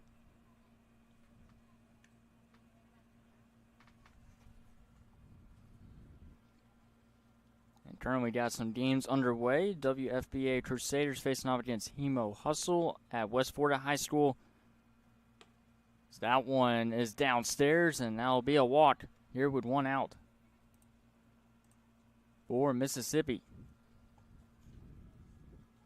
As it brings up Dalton McQueen. And over at Pine Forest High School, they started a little bit later today. Florida Bama 18 versus Bull Baseball 17U Prospect Team. That game is currently going on. And we'll give you updates from that as soon as we get the final scores. That swung on a miss here from McQueen. After those games are done at West Florida High School, they have Tailor-Made Baseball versus WFBA Crusaders. And then at Pine Forest High School, they have Bull Baseball 17U Prospect Team versus Vision. All the games live streamed here in Florida are here at UWF. As this one's going to be sent into the gap into left center field, and that one's going to be dropped.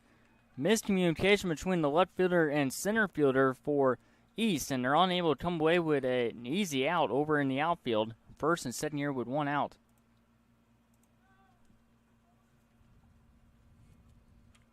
So McQueen will reach. That will go down as a base hit.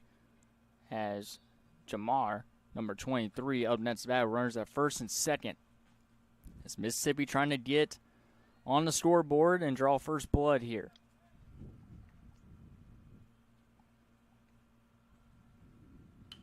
First pitch, this one's going to be popped up in the infield. And that'll be caught. Taking it himself is Jordan Hawkins for out number 2. Couple of first pitch contact. 2 men on, 2 outs. As it brings up number 27, Jabia.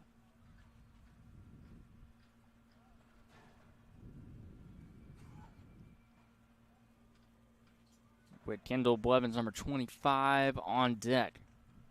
But 2 men on here with 2 outs.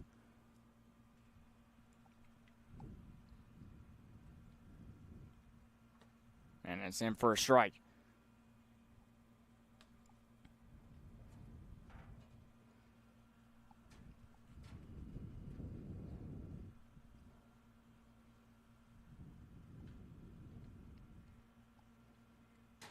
And the pitch. This one's going to be sent to right center field. This one will drop in for a base hit as it splits the outfielders. And Mississippi will jump ahead 1-0, make that 2-0. A two-run double off the bat of Jabbia. And number 27 puts Mississippi on the board.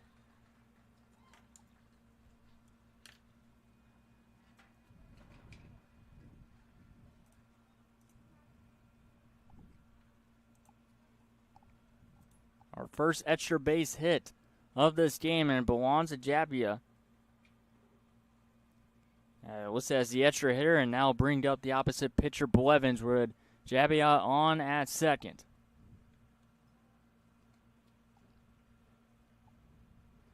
As this one's sent into left field, and that's going to be a base hit for Blevins. Jabbia is going to be sent home. The throw will be cut off.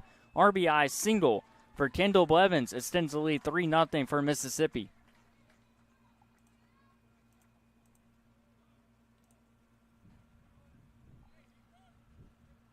On back-to-back pitches, a double and a single. And it's 3-0. UBO Mississippi 16 jumps ahead 3-0 here in the bottom of the second. As it brings up the final man in the batting order from Mississippi, number 13, Braxton Sones, playing in center field today to start the game. Hawkins had a clean first inning, gets in trouble here in the second. Runner goes, and that's a line drive base hit over the glove of the third baseman. And Braxton Sones with a single with 2 outs. First and second now here with 2 outs. After their entire batting order as they go back to the top of the batting order with Chase Sones. Trying to keep the offense going. They are attacking on the very first pitch delivered from Jordan Hawkins. And it has definitely paid off for Mississippi so far, scoring 3 runs. Looking for more.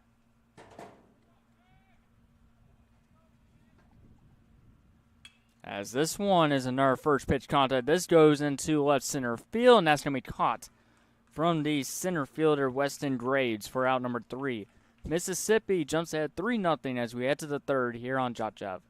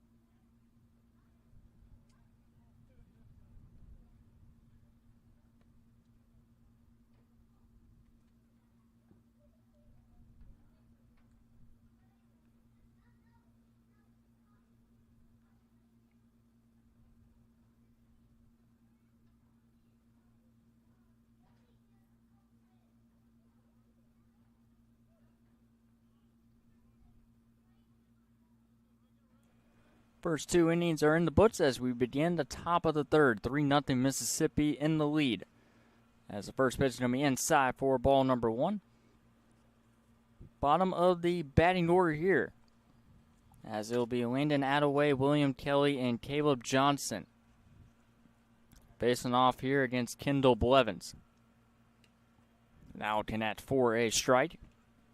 2 new umpires for this game, as we have a 2-man umpire crew for the remainder of this tournament. 1 behind the plate and then 1 in the infield.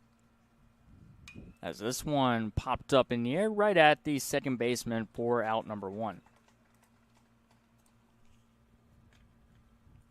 As Attaway pops up to Dalton McQueen for out number 1.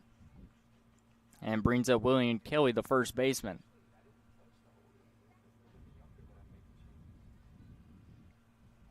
McQueen able to get a base at the last inning.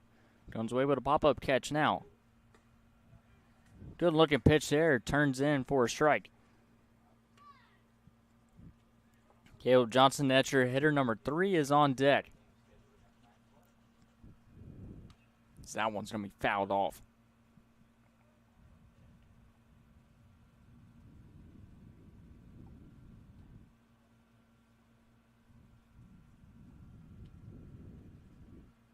Wind continues to blow here at Jim Spooner Field, but still fairly good conditions here. That swung on and miss, and another strikeout for Kendall Blevins. 2-2 down here in the top of the third.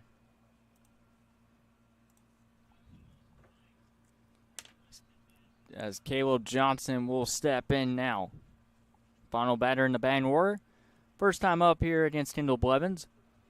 And the storyline that's been for all pitchers so far, especially starting pitchers, is they try to go as far as they can go in a game. Instead of just having 2 to 3 innings of work and then going to the bullpen, unless they get in trouble, they are able to make it the full distance. This will be a chopper over to the second baseman McQueen. Puts over to first in time. 3 up, 3 down as we head to the bottom of the third. Great pitching so far from Kendall Blevins. We head to the bottom of the third here on JockJive.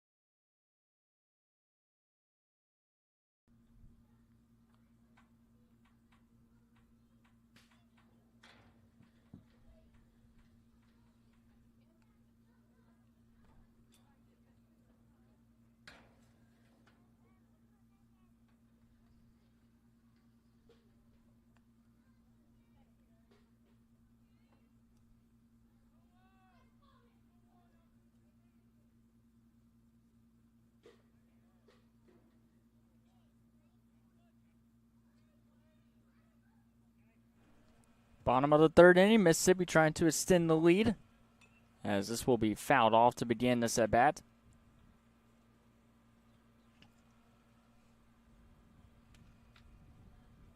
As it will be number 18, Kane McKinley, to lead things off here against Hawkins. And that one's going to be inside. As it will be hitters 2, 3, and 4, McKinley, Burnett, and Harris. After Mississippi scored 3 runs in the bottom of the second. Fairly good game so far between these two.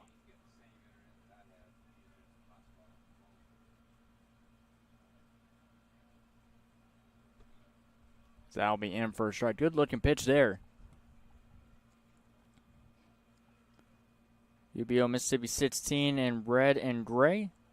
Black and white is East. This will be chopped foul over to the left side. It's been a great atmosphere so far here. A lot of fans sitting in the shade near home plate over to the left and right side of it. And then we also have a couple people with tents as well. Here to see all the showcase games today and throughout this entire weekend. That one's outside and gets away from the catcher.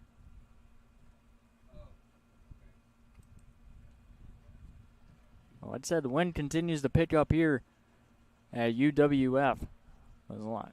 I think a lot of fans don't mind the slight breeze. They just do not want to deal with any rain. And also, up here at press spots, we don't want to deal with any rain as well. That's in for a strike. Number 3, a strikeout for Hopkins.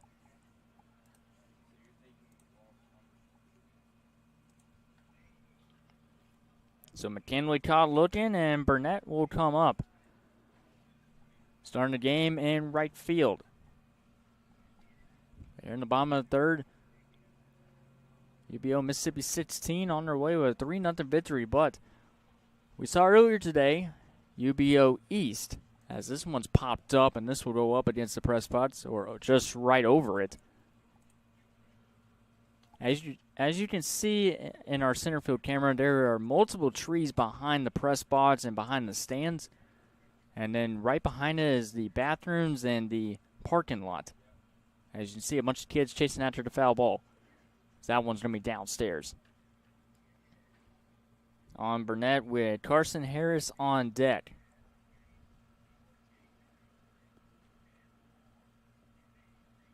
Well, the high today is 90 degrees. It feels like it's hotter than 90 degrees here at Jim Spooner Field.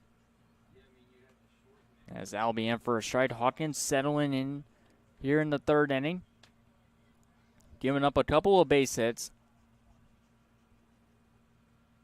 Miscommunication in the outfield between his center fielder and left fielder, which could have ended the inning a lot sooner. That's in for strike 3. Bat-to-bat strikeouts for Hawkins.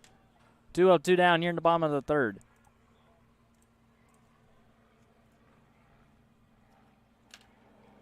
As it brings up Carson Harris with the bases empty here with 2 outs.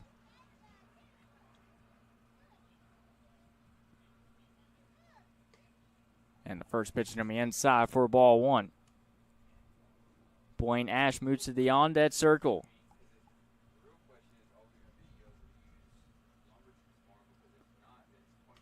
This one will be fouled off here from Harris. At the bottom of the batting order, getting the job done. Jabia, number 27, with a 2-run double. Kendall Blevins able to drive him in with an RBI single. And a line drive right to the shortstop. Plays it on one hop. Long throw on the money. Great play there by the shortstop, Daniel Pope. And it's a 3 up, 3 down inning as we head to the fourth. 3-0 UBO Mississippi 16.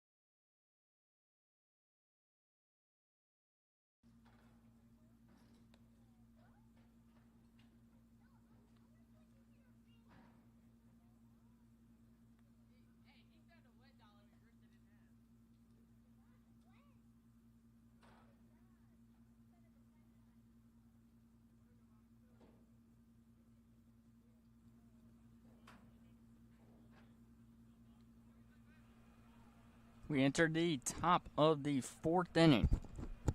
Blevins still on the mound and delivers a first pitch ball outside. As he'll face off against the top of the batting order for East, Bobby Lapola, Jordan Hawkins, and Nathan Deaton. East down 3-0, all runs scored in the second. That one's inside. It's a 2-0 hitters count to Lapola. Playing at second today with Hawkins, the opposite pitcher, after having a nice 1-2-3 inning, hoping to provide some offense here in the top half of the inning. Downstairs, a 3-0 count here to Lupola.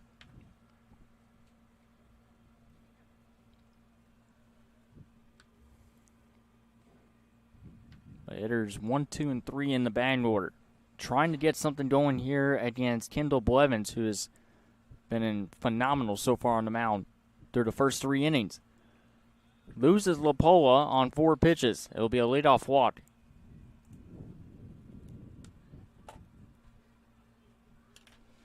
And brings up Jordan Hawkins with no outs, runner on first.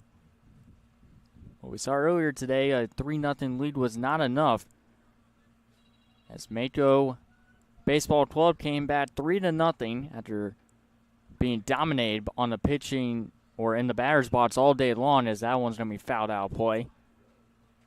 Led off the inning with 3 straight walks, a wild pitch scoring a run, a 2-run single, and then a mishap between the catcher and third baseman drives in the game-winning run. And now Jordan Hawkins with an opportunity here to try to recreate history so far today here at UWF. That one's upstairs, in now the glove of the catcher, and easily taking off for second with Lapola. It'll be a stolen base, and then also advancing off the ball pitch.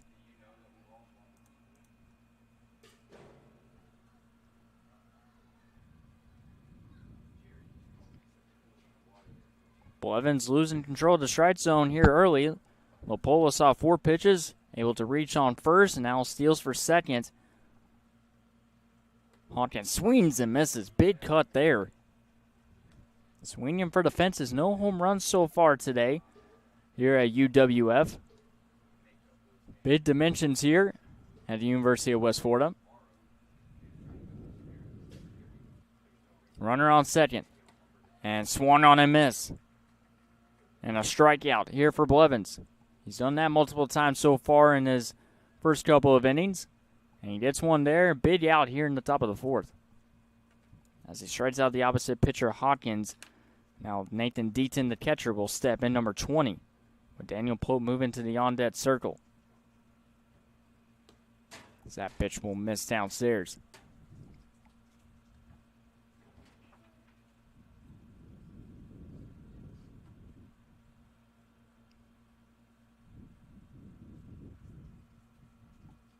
And the pitch. Ripped foul down the right field line from Deaton.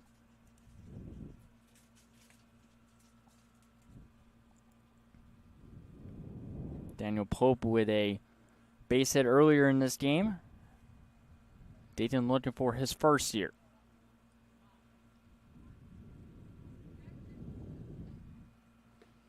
It's in for a strike.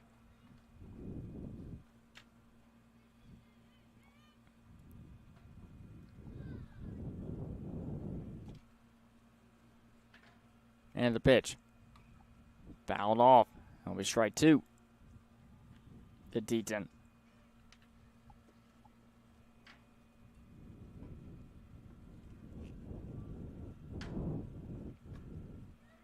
One ball and 2 strikes to the catcher, Nathan Deaton. And it's upstairs.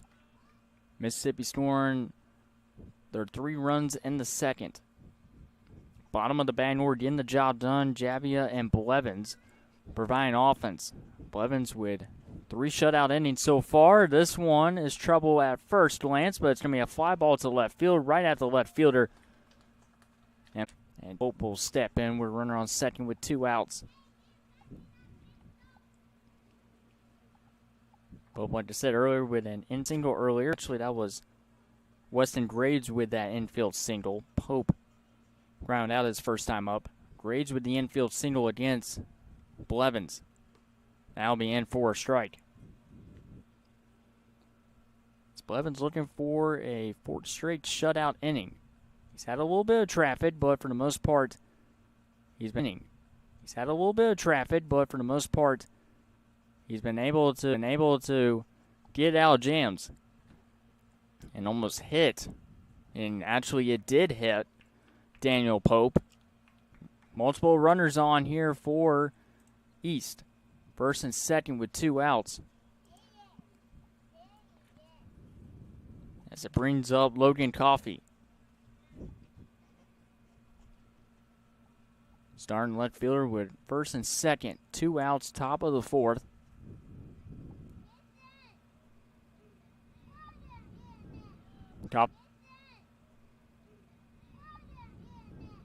Coffey awaits the first pitch, and it's inside for ball number 1. As Blevins tries to fight through this 4th inning. Give his team a chance to extend the lead. And that pitch is outside. Runners will advance at third and second on the wall pitch.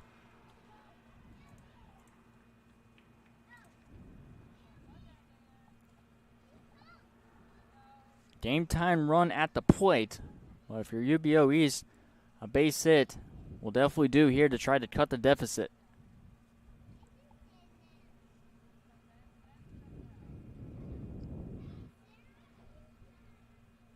Coffey awaits the pitch, and it's in for a strike. And Coffey cannot believe from the home plate umpire. 2 balls and 1 strike. Thought he had a 3-0 count, but still up in the count at 2-1. And he's foul tips it into the glove for strike 2.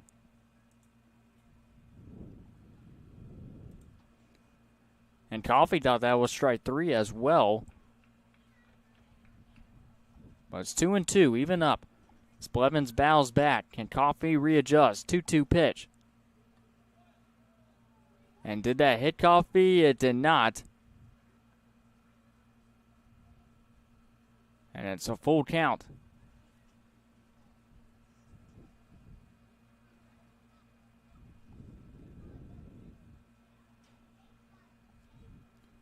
Blevins will call time here.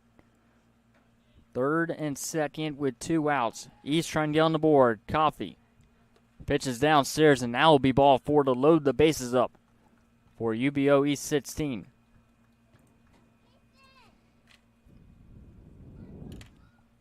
It brings up Weston Graves, who had an infield single his last time up. And now this will require a mound visit from UBO Mississippi. Big moment in the game here in the top of the 4th. With a 3-run advantage, game time run is on base. Game-winning run is at, or go-ahead run is at the plate. That'll be Weston Graves, like I mentioned. Already 1 for 1 with a single, trying to do it once again here.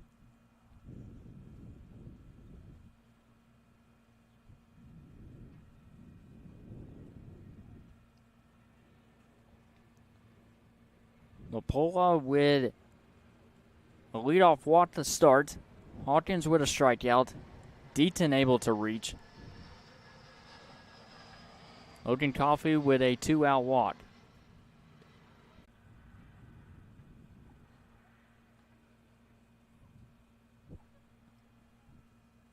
As he will slice one foul down the left field line and is quickly 0-2 the starting center fielder. It'll be Harris, Ash, and McQueen to lead things off.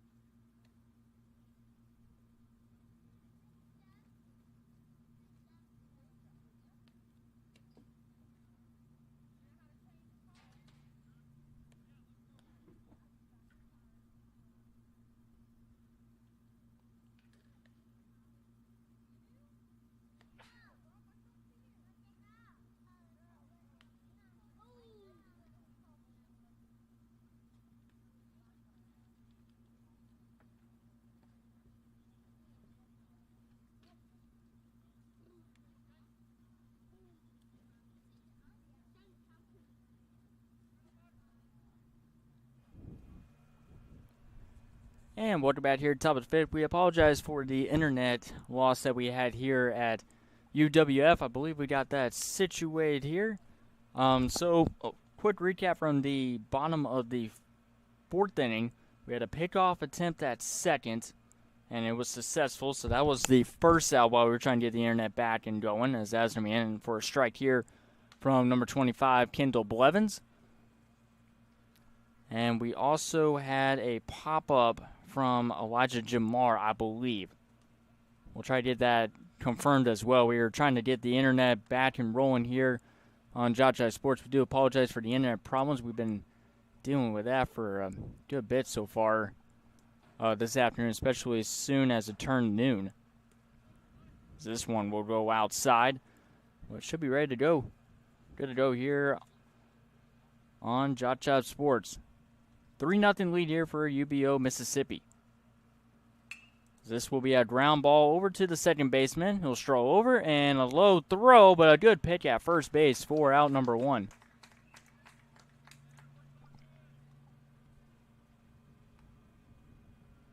Nicely played there by Carson Harris at first base, as they're able to retire the leadoff batter. Retires Keelan Beasley with Landon Attaway up next to bat. Base empty here with one out. 3-0 lead here for Mississippi as East trying to battle back here in the fifth inning. As that pitch will miss downstairs.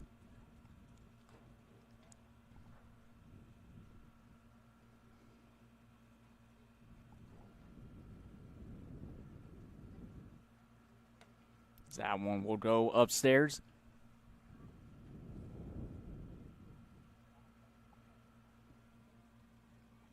Attaway still looking for his first base hit. William Kelly on deck.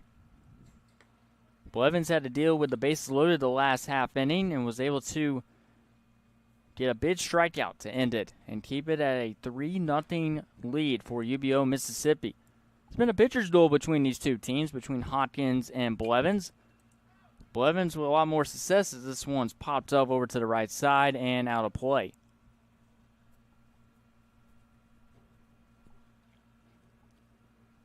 But Jim Spooner Field's been a great day of baseball so far. Dallas Renzi with you. 2 more games left on schedule today. And we'll take a look at the upcoming schedule in just a moment.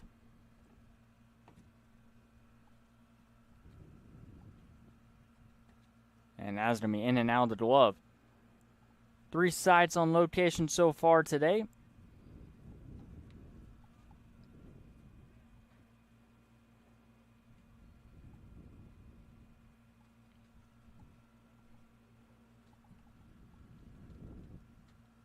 It's going to be downstairs, and that will be a walk here with 1 out.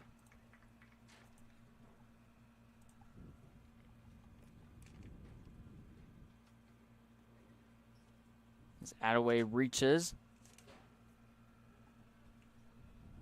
So coming up, we have on West Florida High School Tailor-Made Baseball versus WFBA Crusaders. That'll be on field number 1. Pickoff attempt at first, 9 time. We have Pine Forest High School Field 1 versus Bull Baseball 17U Prospect Team versus Vision. And then we have University of West Florida. We'll have Southern Crashouts versus UBO Mississippi 18. That'll be the next game we have coming up at 4:45 p.m. So that will be in about an hour and a half. Moving along pretty well in the schedule so far. The way this game's going, we could go a complete 7 innings. That's closer than I thought it would be, but it's going to be in for a stolen base. Able to advance off of that wild pitch here in the top of the 5th.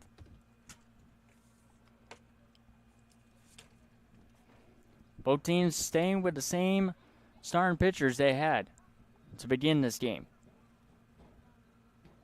That one's going to be in for a strike. Beautiful pitch there from Blevins. See if we have any more score updates. Looks like we do from the 1 o'clock hour at West Florida High School. WFBA Crusaders with an 8-6 victory over Hemo Hustle. So that one's going to be downstairs, but a good block behind the plate. And Florida Bama 18 with an 8-3 victory over Bull Baseball 17U Prospect team. So those are two finals from, I believe the Pine Forest High School game is the first game they've been able to get done there, as that'll be swung on a miss and a strikeout here for out number 2.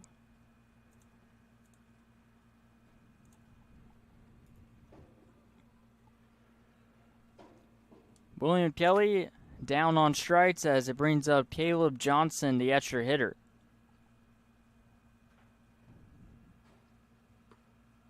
That'll be in for a strike. Blevins looking for 5 shutout innings. Looks good so far today, and hopefully the scouts are watching and making sure they keep their eye on Blevins, as that is going to be Johnson being hit by the pitch. He'll take first, and he is down on the ground.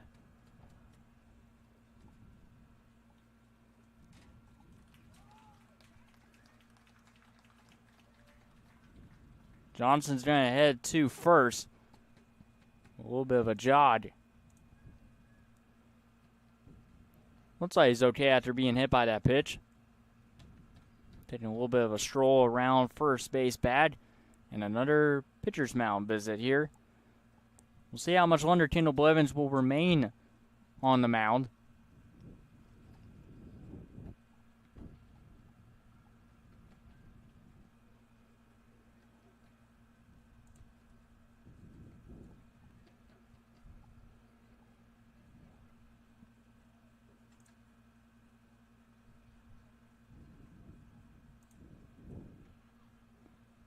And they're going to stick with Blevins on the mound.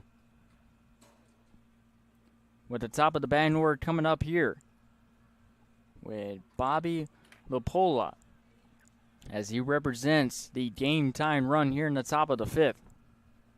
Here with 2 outs.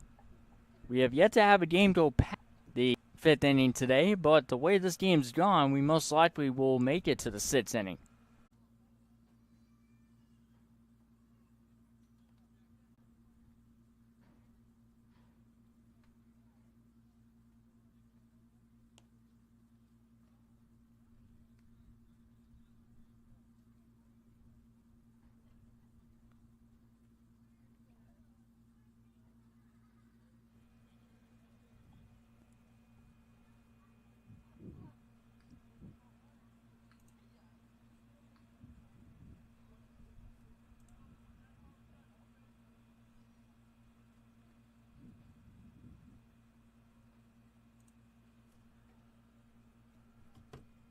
Welcome back here to the top of the 6th inning. Still a 3-0 game. This is the first game that has gone all the way to the 6th inning. That one will be in for a strike. It looks like we have a new pitcher on the mound for UBO Mississippi. That'll be in for a strike. It'll be Dom Jabia, who is listed as the extra hitter. He's now on the mound. Kendall Blevins with 5 shutout innings to keep it at a 3-0 lead. So that one will go downstairs as he will face off against Jordan Hawkins, Nathan Deaton, and Daniel Pope.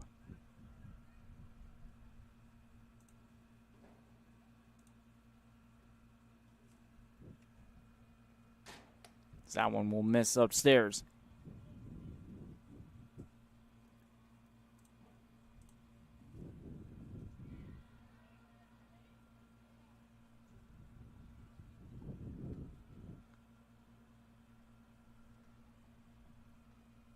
As that one will miss outside, and it'll be a walk here to Hawkins.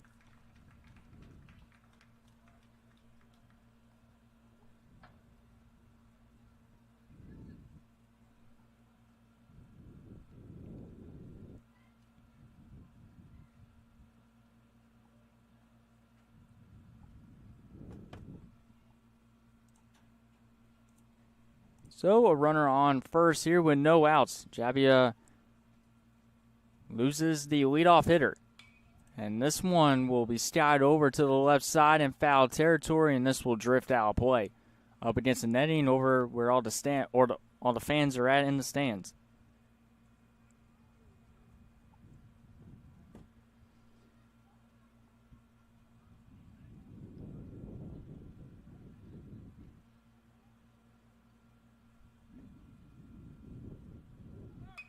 As this one's going to be sent into left field. That one's going to drop in for a base hit. Lapola will advance to second, and that is going to be a single here for Nathan Deaton. And coming in as a pinch runner will be Daniel Pope. First and second year here for UBO East, as it brings up number 27.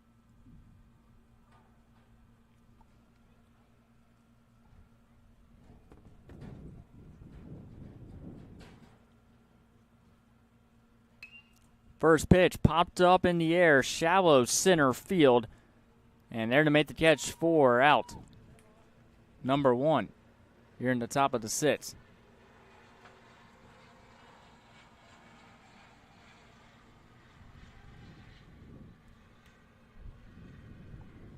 Pop up, and here comes number 8. We try to see who's up.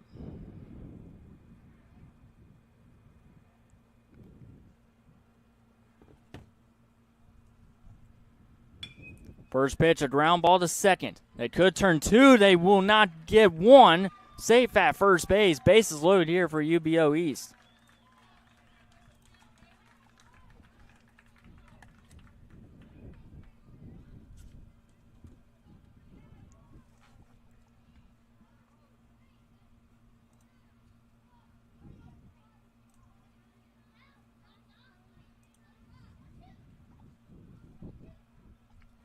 Big opportunity here with the bases loaded here with 1 out. Time run is on at first. Game winning or go ahead run is at the plate. As it will be number 10 for UBO East. Wheeler. And Wheeler pops this one up against the net.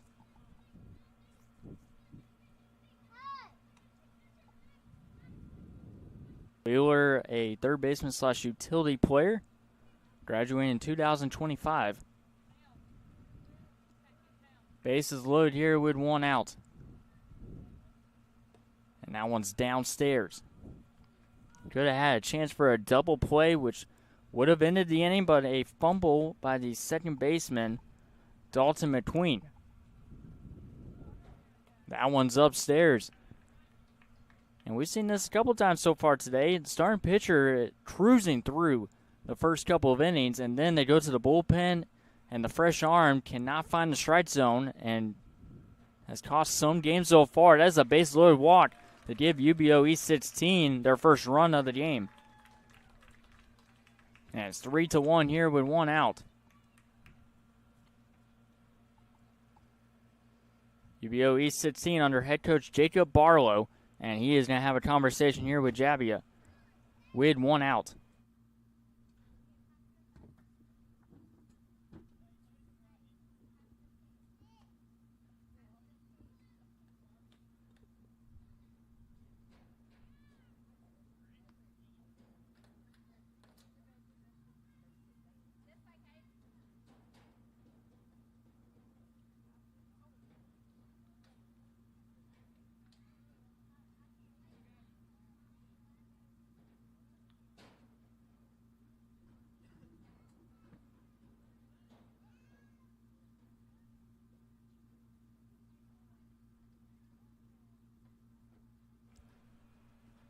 Base is still loaded here with 1 out. Big opportunity here for UBO East. Base is still low. Game time run on at second. First pitch, line drive right to the shortstop. He cannot make the catch as it goes into left field and could possibly tie the game up. The throw is going to be cut off, and it is going to be 3-3. Runner is caught in no man's land as they try to get the second out here in this inning. The infielders go back and forth, and the tag finally will be made. And that is going to be out number 2, but it's 3-3.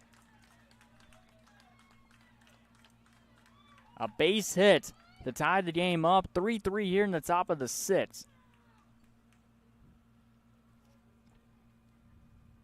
It's Keelan Beasley with the game-tying 2-run single, as it will bring up number 1, Landon Attaway for UBO East.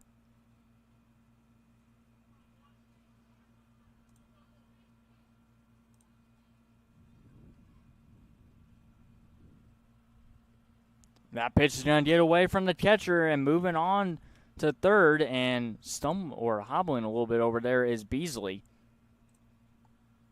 As he'll advance to third easily off the wild pitch from trying to get those situated here. Jordan Hawkins still on the mound. So that one's going to be downstairs. As Burnett in the batter's box with Carson Harris on deck. One out here, bottom of the sixth, 3-3 game between East and Mississippi. And it's in for a strike.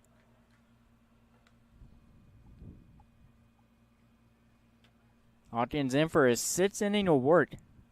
He's done a phenomenal job so far to keep his team in the game. Got some help offensively in the last half inning. That one's going to be fouled off from Burnett.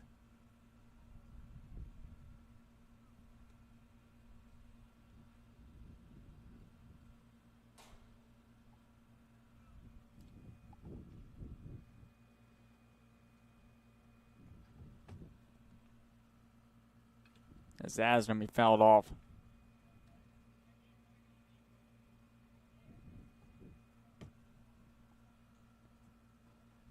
And a quick conversation here between Hawkins and his catcher.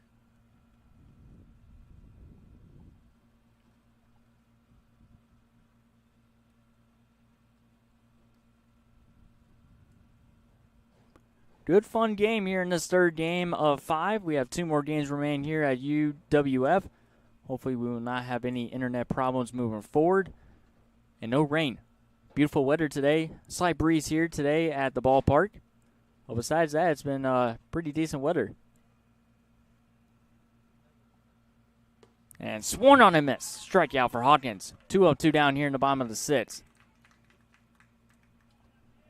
We have yet to have a single game go into the 7th inning. This is our first game in the 6th. Both starting pitchers have been phenomenal. Jabbia got in trouble in the top of the 6th to tie the game up at 3 apiece, but Hawkins now pitches in a 3-3 game.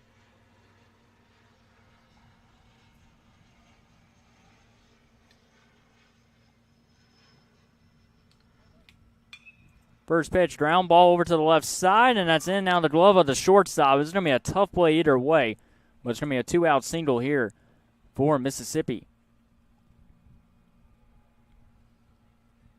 And as Harris coming away with the base hit, Blaine Ash, number 15, will step in now.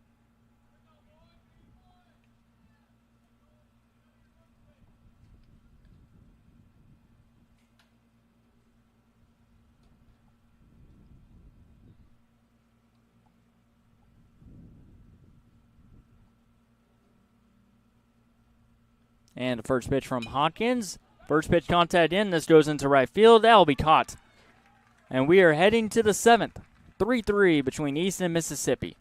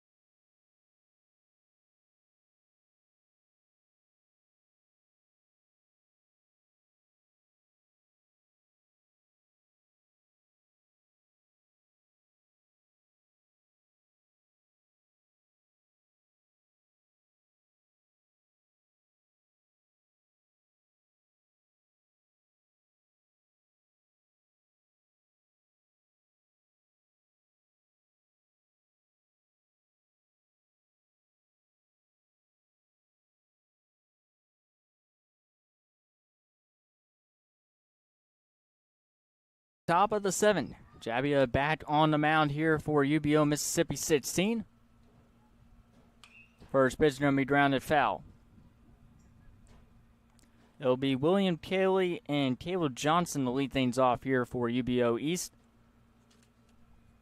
2 more games left here on our JockJive schedule for day 1. This is lifted to left field, but hooking foul.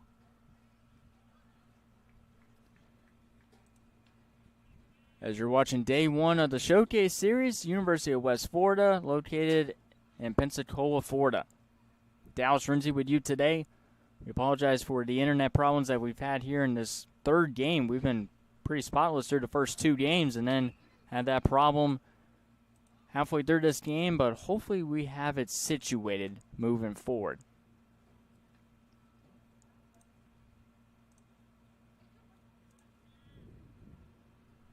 Jabbia with the pitch.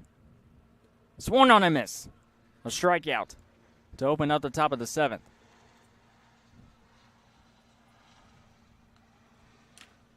As Caleb Johnson is up next to bat. Listed as the Etcher hitter. Struck out his first time up. Trying to capitalize here.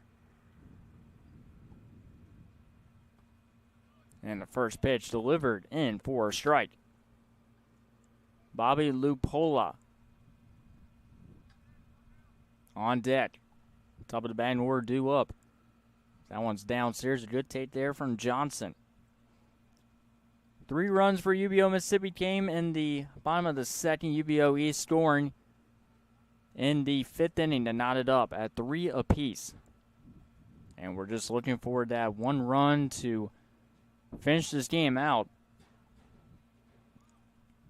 Don't know how the ruling is if we have a tie. That one's upstairs. The match you can go in the game is 7 innings, so I don't know if they will play extra innings to try to find a winner in this game or just mark it down as a tie. We don't know what the official ruling is.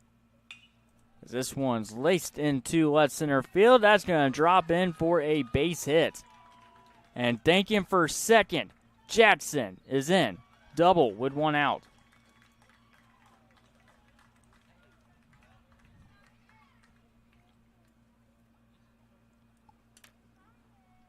Bobby Lupola up next to bat. We're a runner on second with 1 out. And we don't know if this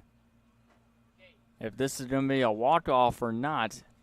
And Lupola hits a base hit driving in Johnson, I beg your pardon. We'll have to try to see if we can figure that out. That one's going to be downstairs and a good block, restricting the runner from moving forward.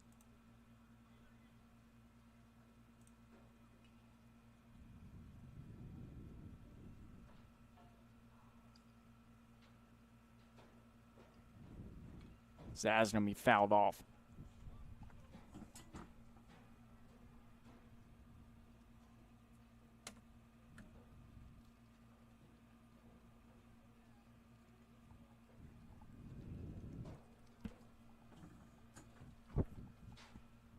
One out here in the top of the 7th. Runner on at second.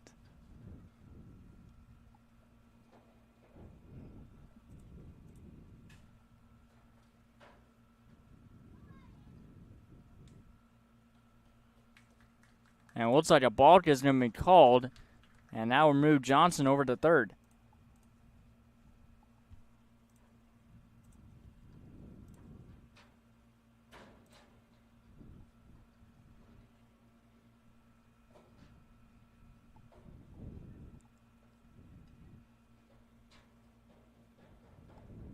Infield is in.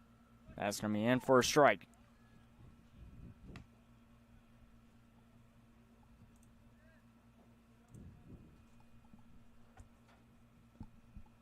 Three game here in the top of the 7th. Swung on and miss.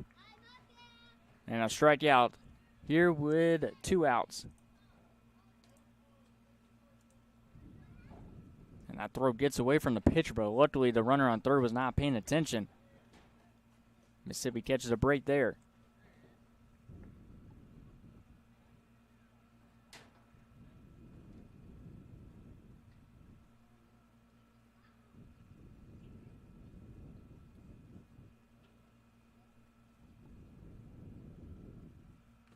So that's going to be fouled off.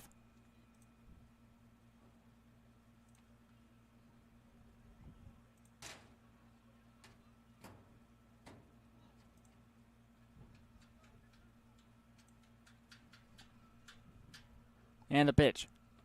Swung on and miss. From Jordan Hawkins after a strikeout to LaPola. Try not to leave the runner stranded at third here in the top of the 7th.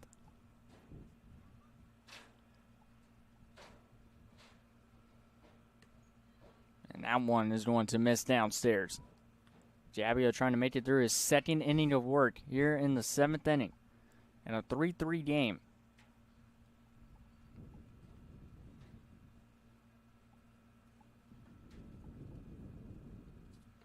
And it's in for strike 3. Great job from Jabbia on the mound. We head to the bottom of the 7th. 3-3 tie game.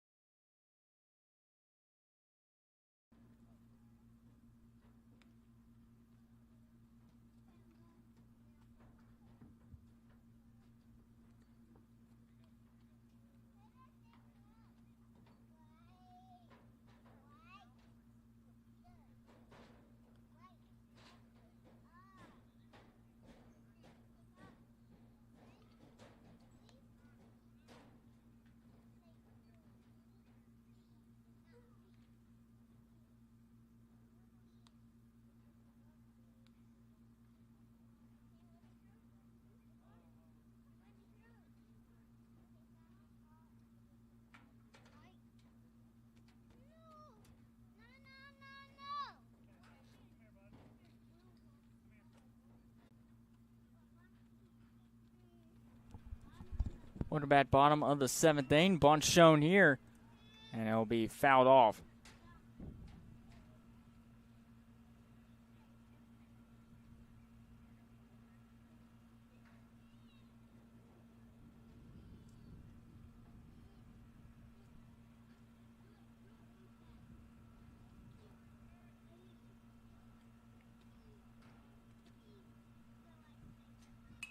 This one's going to be skied behind home plate. We'll see if the catcher give it a run. It'll go up against the tent.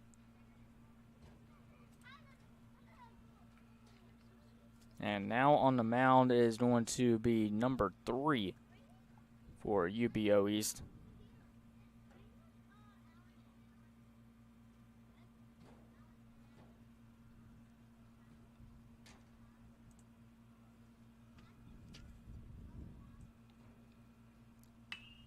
This is ripped down the left field line, and that is going to be a foul ball.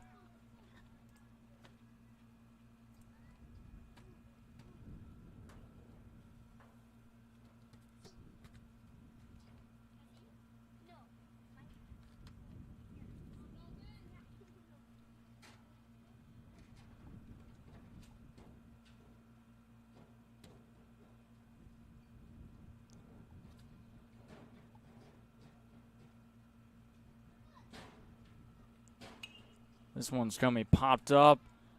Foul territory to the right side, and this one will stay at the field of play as well.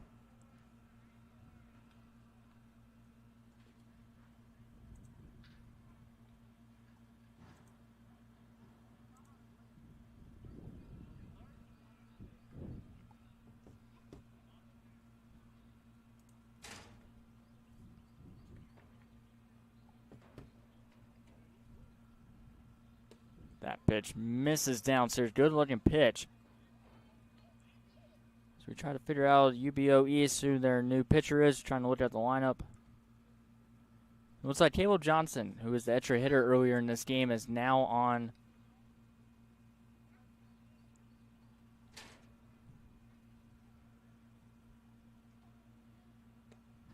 So that one misses downstairs.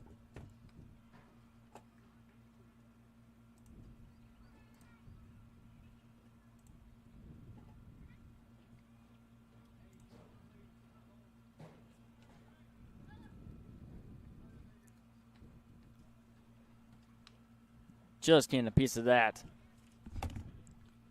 is number 3, Dalton McQueen, who has 2 singles so far in this game.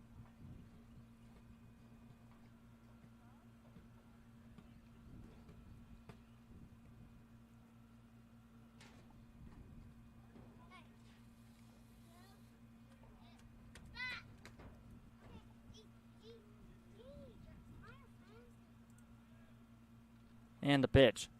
It's going to be inside, and it's going to be 3-2 now.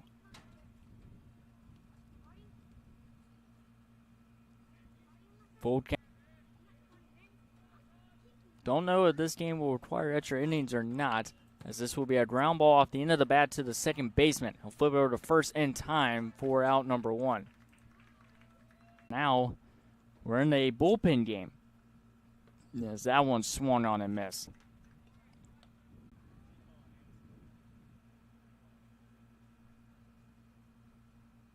And it's in for strike 3, a 1-2-3 inning for Johnson. And that is 7 complete innings.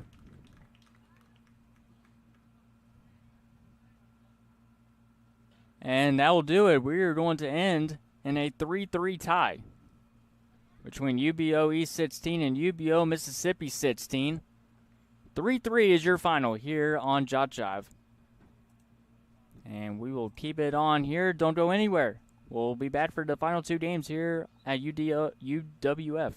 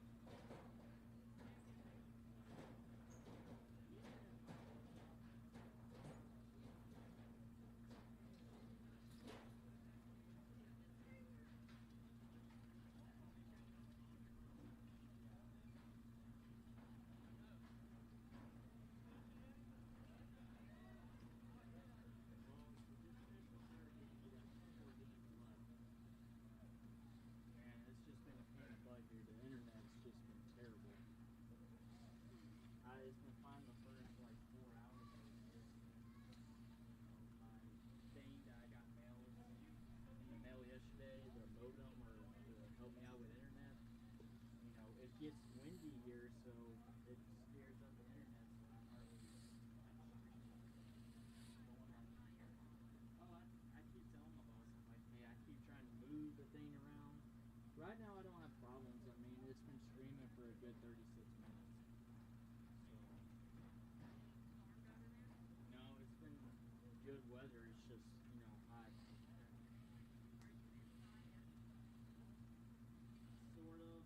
I mean, I have to have my window open in the press box so my camera can connect.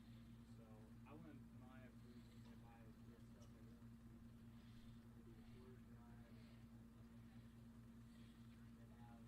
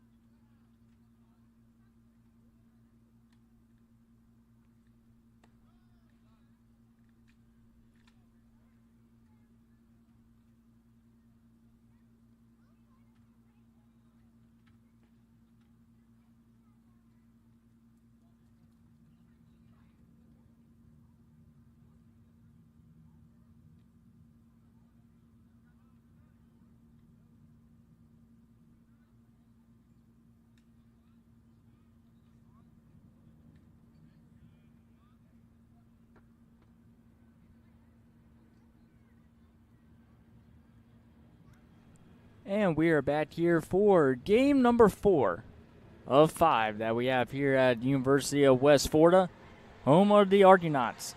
I am Dallas Renzi here with the commentary here on JockJive Sports.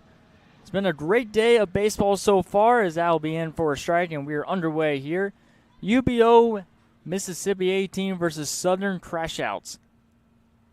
UBO Mississippi will be in their gray and red uniforms, as this one is going to be a ground ball, almost misplayed by the second baseman. He slips in the infield dirt.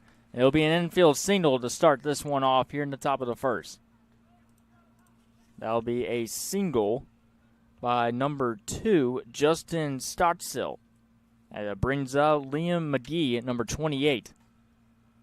So McGee will step in, starting pitcher for the Southern Crashouts. They will be the home team in this one, as this will be a ground ball to the second baseman, trying to redeem himself. Flips over to second for one, to the high throw at first base, not in time.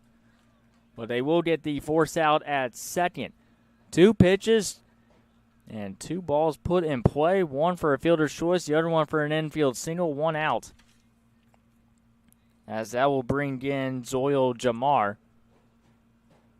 As Jamar will step in, playing at third base later in the inning. Pickoff attempt at first, not in time. But the starting pitcher will be number 15, Charlie Sasser, for the Southern Crashouts. Behind the plate catching will be Lane Milstead. Landon Rubel, number 8, will be at first base. And the pitch is going to be outside. The throw to second, and the tag not in time. Stolen base there for Justin Stottsill, as he will advance to second. So Jamar deals in here. Sasser trying to keep UBO Mississippi from scoring first in this one. This one will be fouled off against the net from Zoil. Second will be Isaac Ratcliffe. Center field, Ethan Parker. Dragan James will be in right field. Luke Bell, number 17, will be at third base. Let's see if I missed anybody, as this one will miss for a ball. 1 out here in the top of the first, runner on second now after that stolen base. Sasser keeping him close side, the runner at second.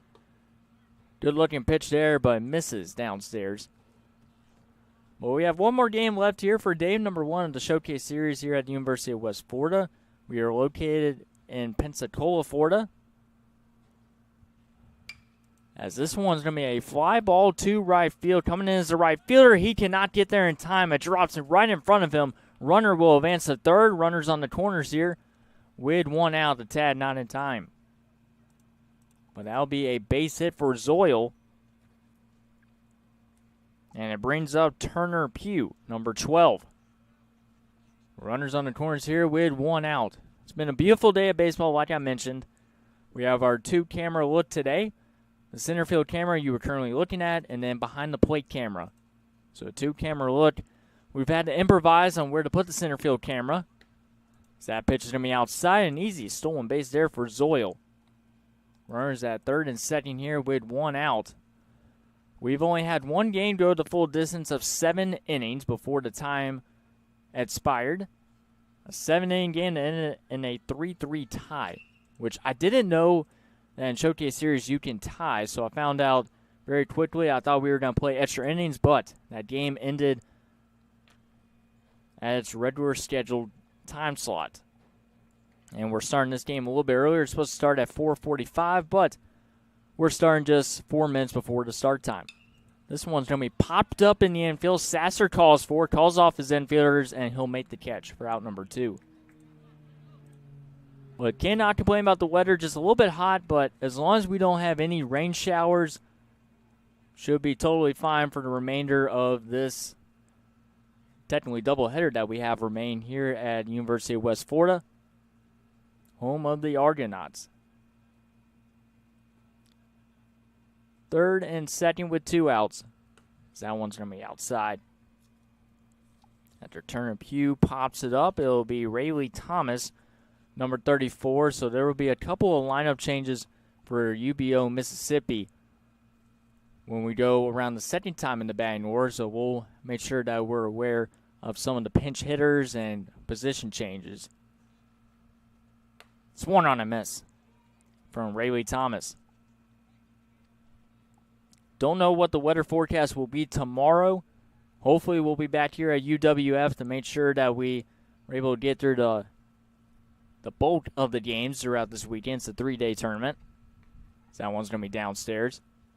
We'll have Championship Sunday here at UWF, but there is a possibility that we could have games tomorrow that were scheduled here at the University of West Florida over in Orange Beach.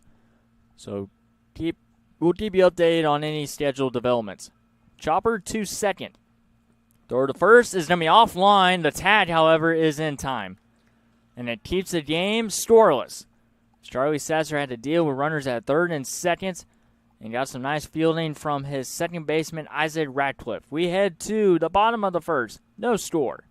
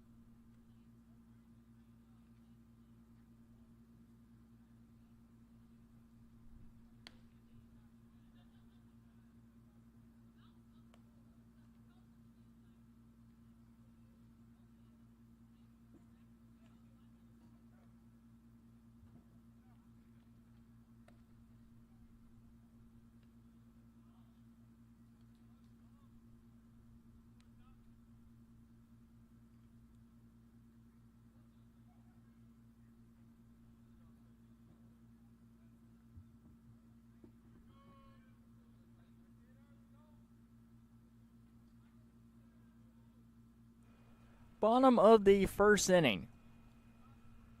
As it'll be Southern Crash Outs with a chance to bat here. The first pitch going to be fouled off from James. Starting pitcher will be number 14, Connor Appline, to begin here in the bottom of the first inning as we take a look at starting batting order for the Southern Crash Outs. Traden James, Ethan Parker, and it looks like it'll be Aiden Twin. The top three batters in the batting order for head coach Spencer Overton. So that'll be fouled off from James. Isaac Radcliffe will be batting cleanup, followed by Lane Milstead, Landon Rubel, Luke Bell, Ty Everett, and then it'll be Charlie Sasser batting ninth. For the Southern Crash Outs, we'll take a look at the starting fielders for UBO, Mississippi. Right after this at bat here to Traden James, playing in right field today.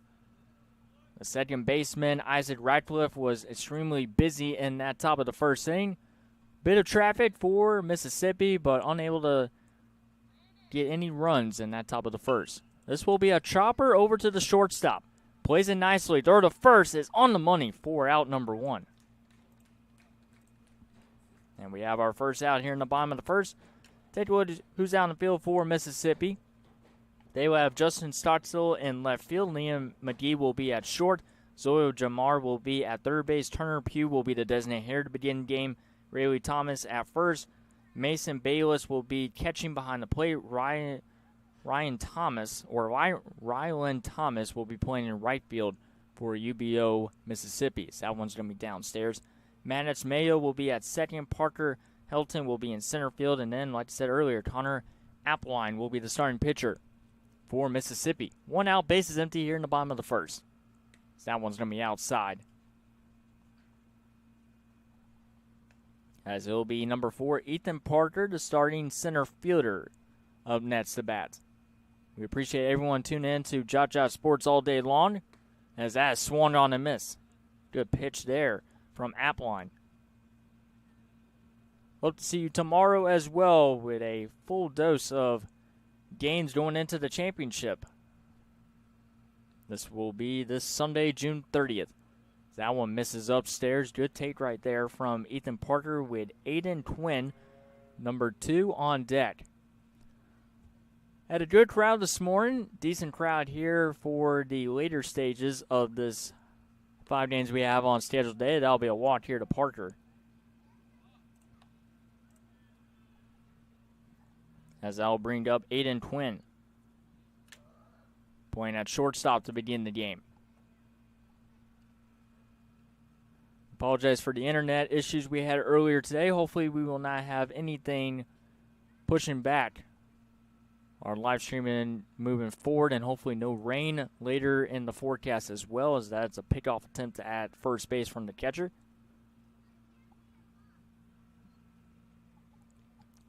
Bayless with the throw. Runner at first with 1 out. Runner goes. The throw to second is not in time, and a stolen base for Parker. 1 stolen base so far for both teams here at UWF. And throughout the afternoon, we've seen more and more air travel. A lot of airplanes flying over UWF. There's the Pensacola airport just a couple miles away. So that's what we occasionally hear an airplane fly over. What a nice play by the pitcher, Appleline. He's got the runner in no man's land between third and second, and the tag is in time. What a nice play. He did that so smoothly and had hardly any time to react. It was a comebacker right back at him, and that'll be out number 2 here in the bottom of the first. Runner is safe at first. That was Aiden Quinn, as Ethan Parker caught between third and second. Thought he had an easy advancement to third base, but Appleline with a nice stop and then great patience to make sure they get the out between third and second. Isaac Ratcliffe up next to bat. Ratcliffe made a couple of nice defensive plays in that bottom of the first. Got helped out from his first baseman to close out the inning, but was able to do the job. Now we'll see if he's able to continue the inning here in the bottom of the first. It's upstairs 2-0, and the pickoff attempt at first not in time.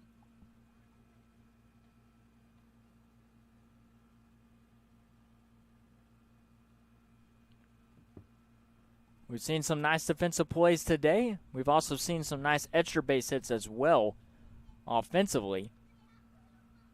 However, we have not seen a home run so far today. That one's upstairs and no throw attempt at second base. It's a stolen base easily.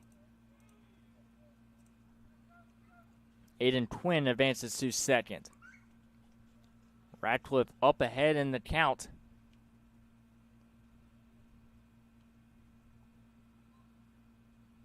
And the pitch. Connects for a strike. Ratcliffe was about to be out of the batter's box before that pitch came, and it is now going to be a 3-1 count. He was taking that one all the way. We'll see how aggressive he'll be here. With a 3-1 count, runner on second with 2 outs. Downstairs, it'll be a walk. First and second here with 2 outs.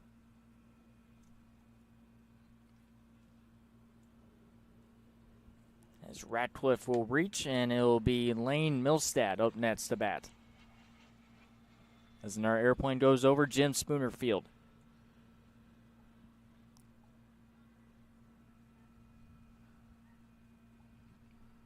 Milstad with a golden opportunity here. First and second with 2 outs. And the first pitch in first strike from Appleline. We've seen some excellent pitching this afternoon as well. We'll dive into the scores so far today from all three locations, two high schools and UWF today.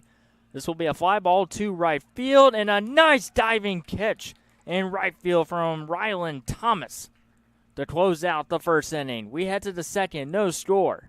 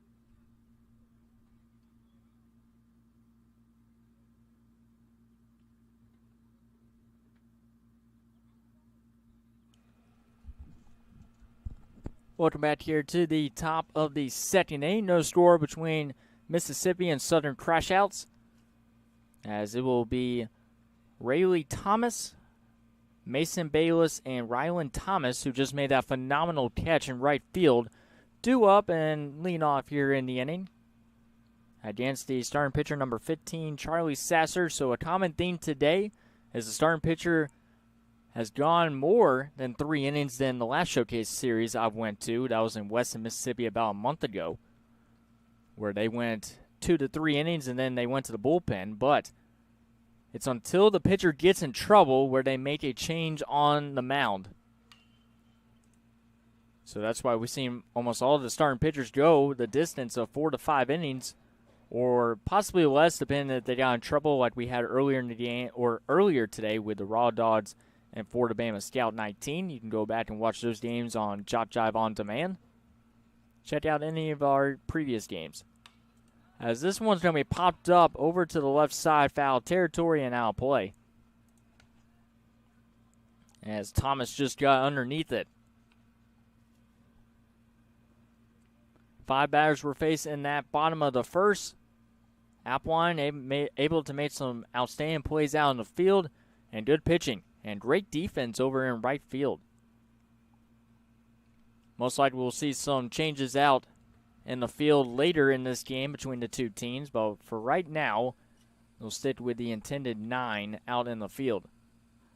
As Sasser deals in here. He's missed on his last couple of pitches after a couple foul balls here from Thomas. This one's going to be sitting in the center field. That'll drop in for a base hit in the shallow center field.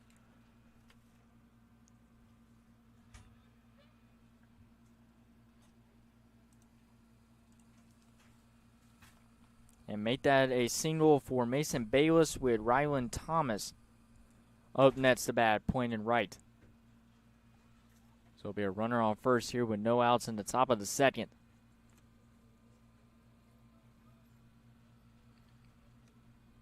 Thomas, the left-handed batter, pointing right field, made that spectacular catch just moments ago.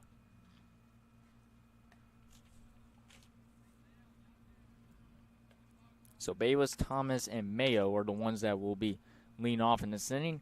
A leadoff single from Mason Bayless, the starting catcher. And now Rylan Thomas bats in. Good pitch there from Sasser, connects for a strike.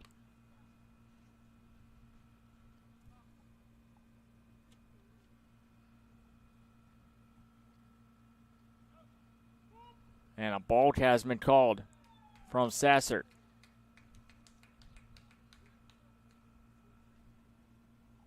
Moves the runner to second. And now head coach Spencer Overton wants a conversation with the home plate umpire. As Sasser moves Bayless to second. And it looks like a pinch runner number 12 coming in.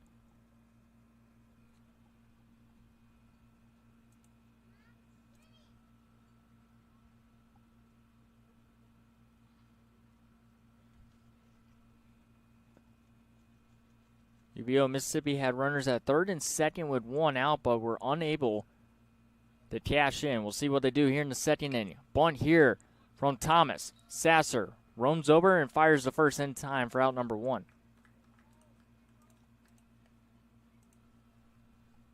Good sacrifice bunt there. We have not seen that many times today so far in the Showcase Series games.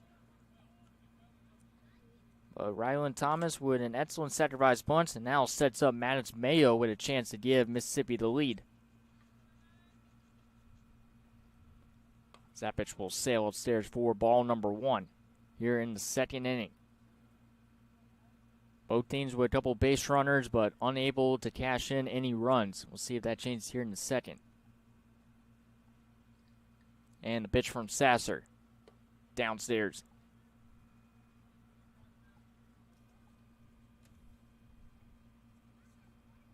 With Parker Helton on deck.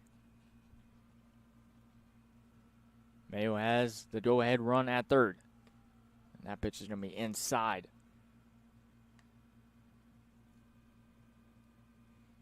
Mayo playing at second today for UBO Mississippi 18. We saw earlier UBO Mississippi 16 as that pitch is downstairs and now will work a walk. Runners on the corners here with 1 out. It does set up the double play if they execute it. Well, it looks like head coach Spencer Overton was going to have a quick conversation with Charlie Sasser on the mound.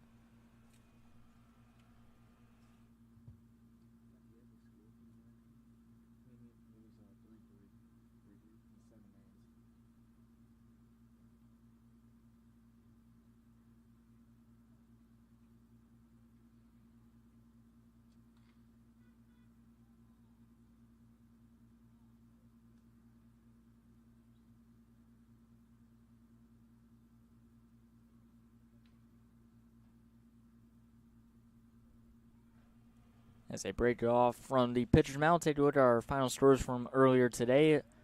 Alabama Raw Dots 17/18U at a 12-2 victory over Florida Bama Scout 19 here at West Florida. Over at West Florida High School, Hemo Hustle with a 4-2 victory over UBO East 16. And then over at the University of West Florida here, Mako Baseball 12-17U. They were down 3-0 entering the bottom of the fifth. Came back and won 4-3. So that one's going to be outside for ball 1. WFBA Crusaders at West Florida High School with an 8-6 victory over Hemo Hustle. At Pine Forest High School, Florida Bama 18, 8-3 over Bull Baseball 17U Prospect Team. So that one will sail upstairs. Runner goes, and the throw will go back to the pitcher. So another stolen base here for Mississippi. And then our last game that we had here at the University of West Florida, and the pitch. It's going to be a fly ball into shallow center field. We'll see if this is deep enough to score the runner from third. Catch is going to be made by Radcliffe. Runners will retreat back to third and second. That'll be out number 2 here in the top of the second. The last game we had was UBO East 16 and UBO Mississippi 16 and 16U Pool A. It ended in a 3-3 tie. And 2 games currently going on as we speak at West Florida High School tailor-made baseball. This one will miss upstairs.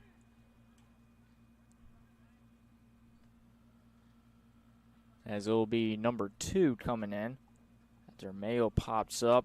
Was supposed to be Parker Hilton, but we'll see if we have a mistake in the lineup. That'll be in for a strike. It will be number 2 for UBO Miss with runners at third and second with 2 outs. Charlie Sasser trying to look for a second straight scoreless inning. And he delivers a strike there. And over at Pine Forest High School at Bull Baseball 17U Prospect Team versus Vision. We have one more game remaining here at the University of West Florida. It will be at 7 o'clock p.m. Popped up, and this will go out of play. It will be Extreme Scout 19 versus Excel Rays in 19U Pool A. That will conclude day 1 of the tournament, and then we'll go into day 2 tomorrow with 5 games on schedule as well. That one's going to be upstairs. Runners will retreat back to third and second. We'll try to see if we have a number, possibly for number 2.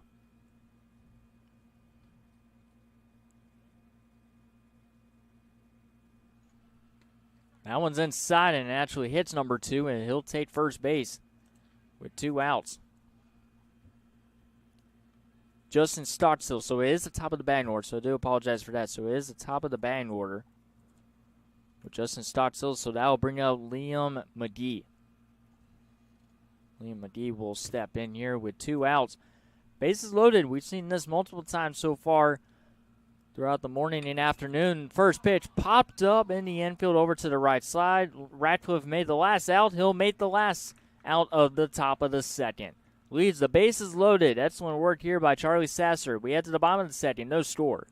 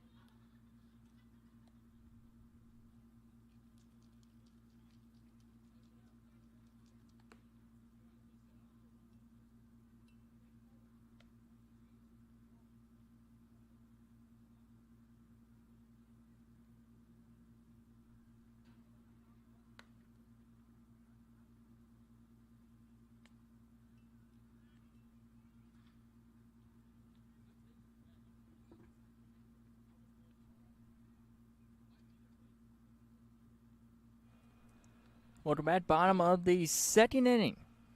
No score between Southern Crashouts and UBO Mississippi 18.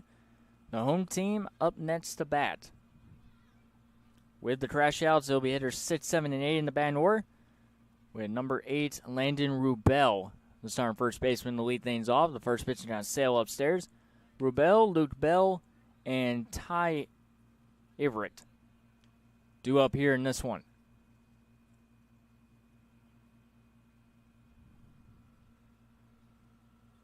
As this one's going to be skied over to the right side in foul territory, but this will go out of play and hit on one of the bleachers over to the right side. Still a lot of family members and fans in the shaded area over to the right and left side of home plate. Not many fans are in the stands here in this one. That one's inside for a ball.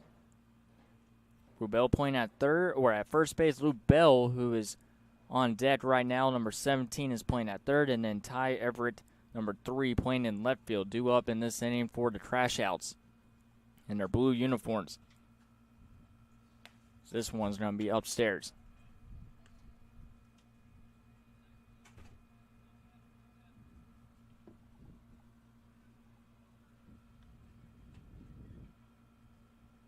And the pitch. It's inside and actually hits Rubel as he'll take first base. It was number 14, Connor Appline, on the mound in the first inning, but looks like they are making a pitching change. Try to see who it is coming up. A runner on first here with no outs.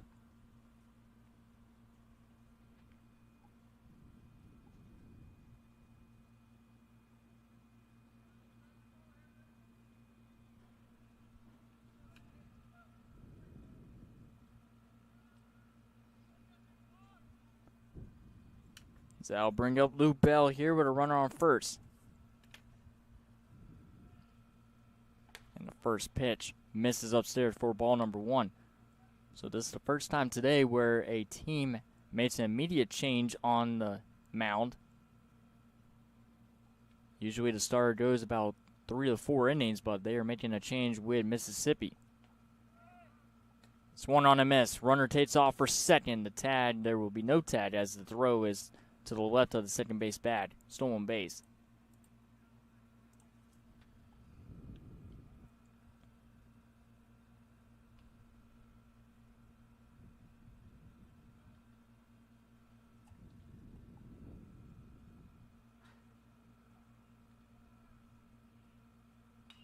This one's going to be popped up. We'll see if it stays in play. Giving it a run as a catcher, and he runs out of space. Or loses sight of it, and it will be a strike here to Luke Bell.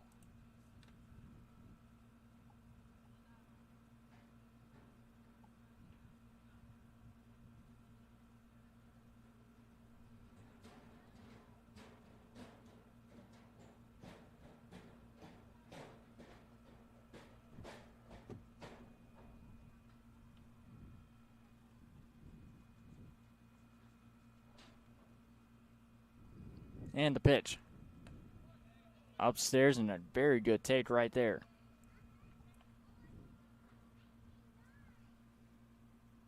Ty Everett on deck. Bottom of the batting order, trying to get something going here. Get the offense going. Our last game ended in a 3-3 tie. That went 7 complete innings. That one's going to be fouled off.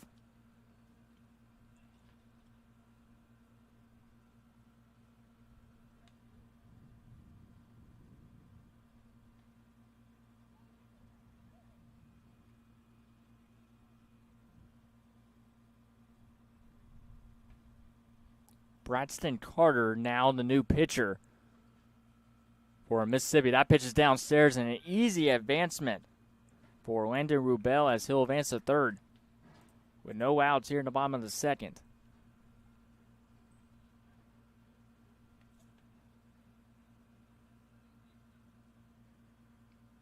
So Braxton Carter will replace Caden Applin on the mound.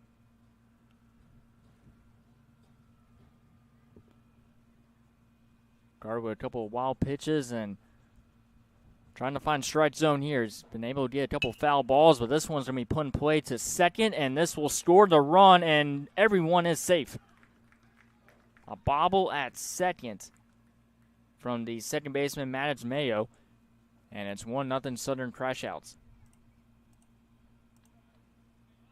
Either way, it was going to score the run, but no outs recorded now,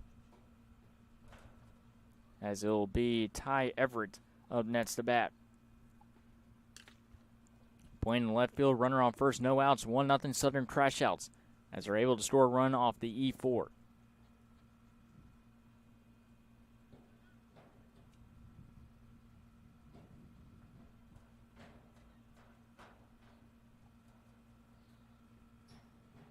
This one will be fouled out play from Everett.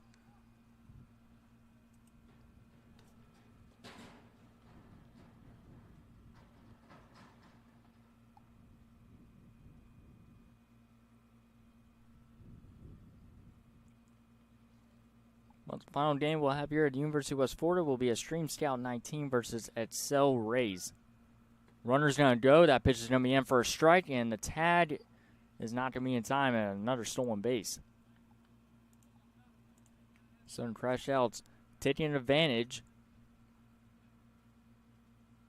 of taking off for second, getting in scoring position. Only one run is coming to score, but they're finding their way on base here against Bradston.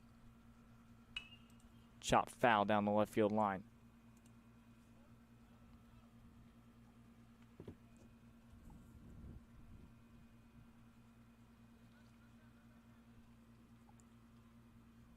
Charlie Sasser on deck. Only 9 hitters listed for Southern Crashouts under head coach Spencer Overton. They do have 3 substitutes, which will most likely bat sometime in this game. So that one's downstairs, gets away from the catcher, and another wild pitch moves a runner to third.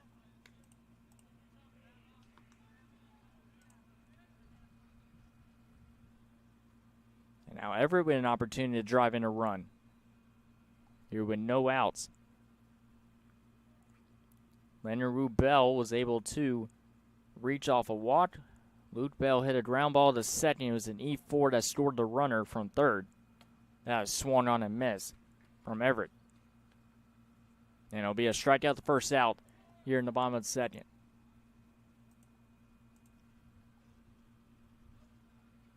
And brings up the opposite pitcher, Charlie Sasser, who has pitched 2 innings so far, allowing no runs, a couple of strikeouts.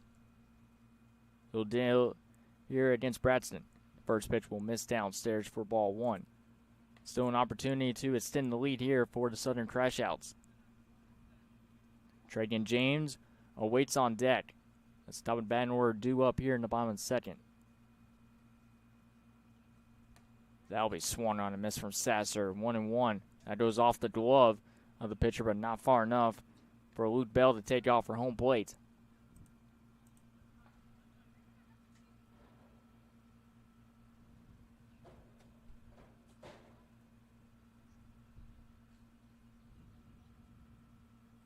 And the pitch.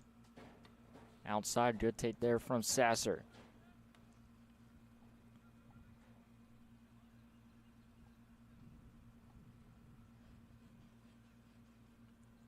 See how aggressive Sasser will be on this upcoming pitch.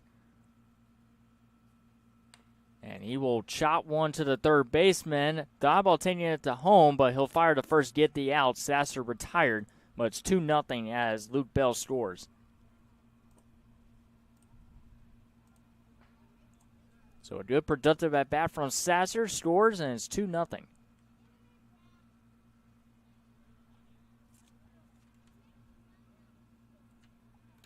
Trajan James will bat here with the base empty with 2 outs. That one will go upstairs for ball 1.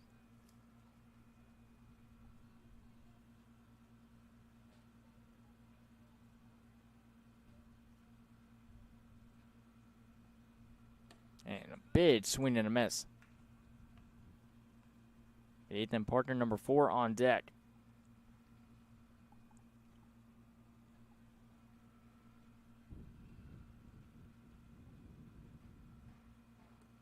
downstairs. The 3 subs for Southern Crash Outs is Brendan Quails, Colby Jordan, and Logan Rubel. That's number 9, 6, and 11. Probably will see them later in this one. 2-0 lead. Popped up and out of play from Trajan James.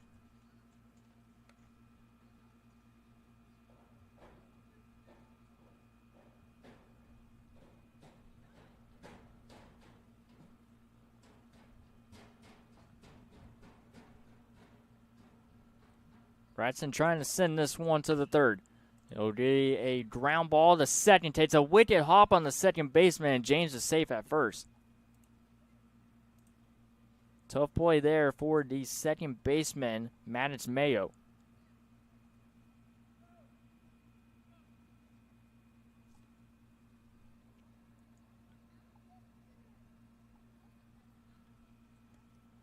The inning will continue with Ethan Parker due up with a runner on first with 2 outs.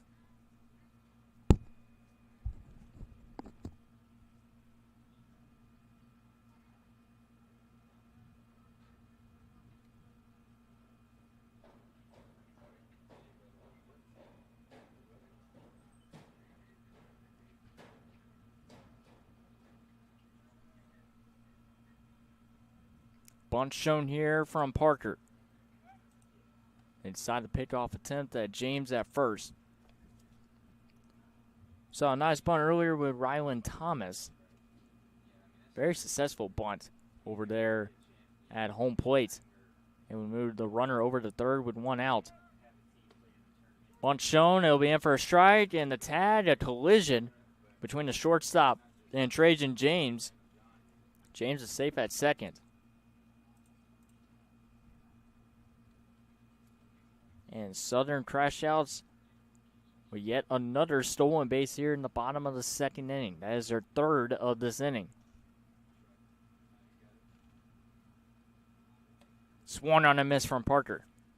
And I'll be in for strike 2. Aiden Quinn, number 2, on deck.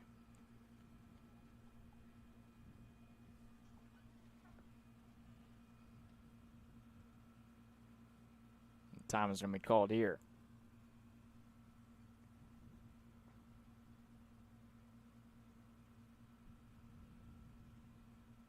Pitch going to be downstairs, but will not advance James over to third.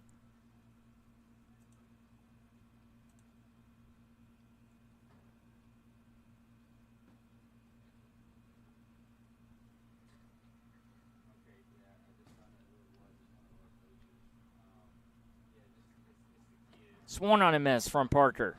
And a strikeout to the end of the second inning. 2 innings are in the books. 2-0 Southern Crash Outs.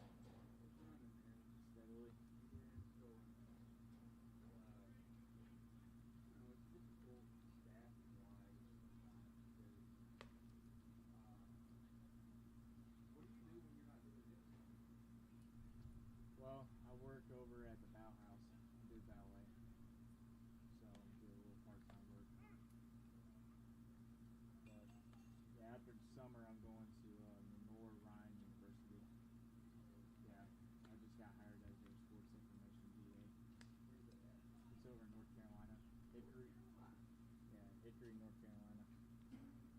So I go there in August.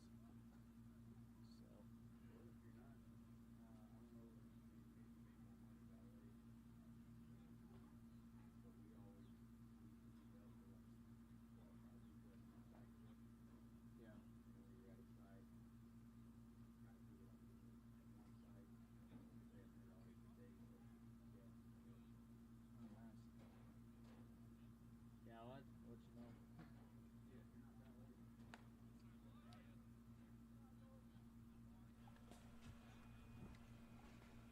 2-0 lead here for the Southern Crashouts as we enter the third inning, and a new pitcher here for the Crashouts with a 2-0 lead. As we'll take a look at starting pitcher, or the relief pitcher. It will be Aiden Quinn now on the mound. He was starting the game at shortstop. He moves to the pitcher's mound. Gets a pop-up here, and this will escape the field of play.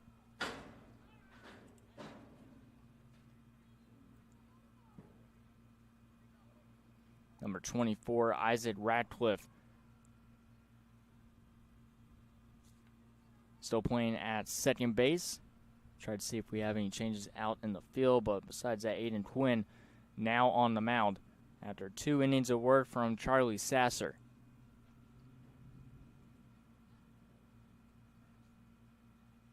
So that one's going to be downstairs.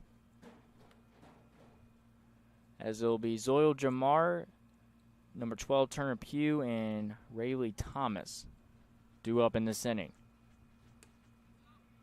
That one's going to miss outside. Good take there from Jamar. Would have walked his first at bat. Unable to come around the score. It's been a lot of activity for Mississippi on the base pads, but hardly anything to show for it. That's swung on a miss, and it's going to be a strikeout here for Quinn to open up this top of the third.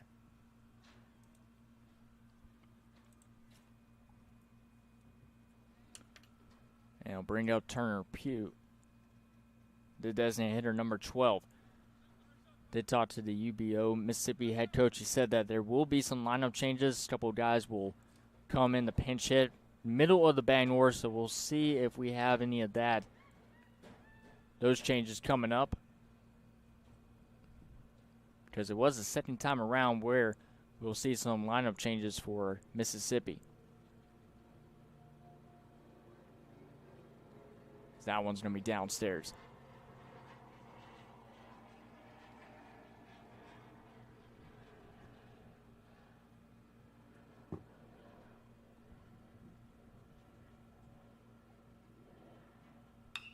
Chopper down the left field line, but this will go foul.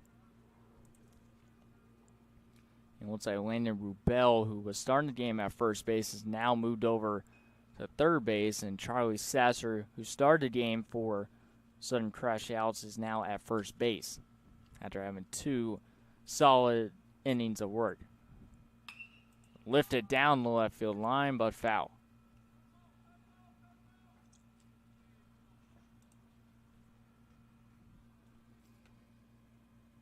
Good at bat here from Turner Pugh.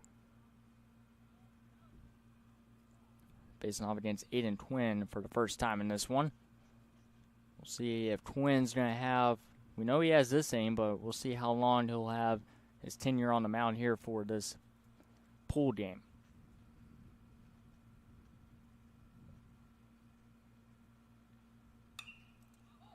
Popped up, foul territory over to the left side. We'll see if this stays in play, and it did stay in play, but just out of reach of Luke Bell. It looks like he had a good read on it, but it will bounce out of play as a long strike, number 2.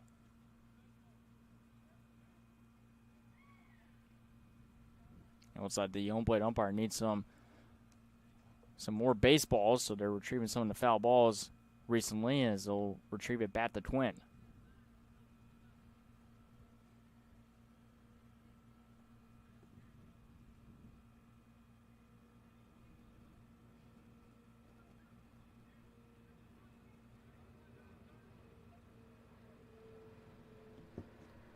And the pitch.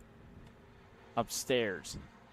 Quinn thought he was getting strike 3, but there'll be another pitch at this at bat. Here to Pugh with Rayleigh Thomas.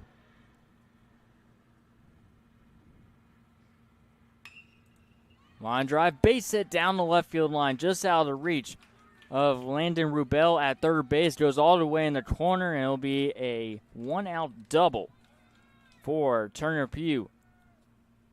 And Mississippi is in business here in the top of the third inning. And this is where the lineup change will occur. Rayleigh Thomas will be pinch hit for number 14. I'll give you a number. I took a picture of their lineup card.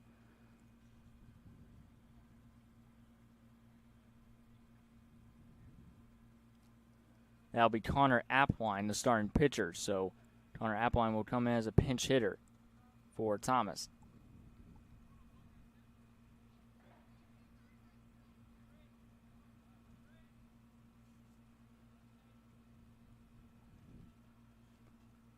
Runner on second here with one out.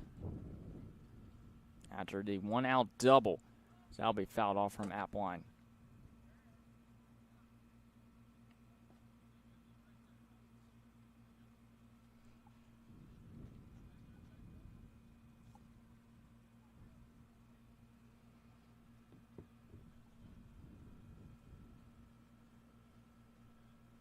Quinn delivers the pitch after a long stare down with the runner at second.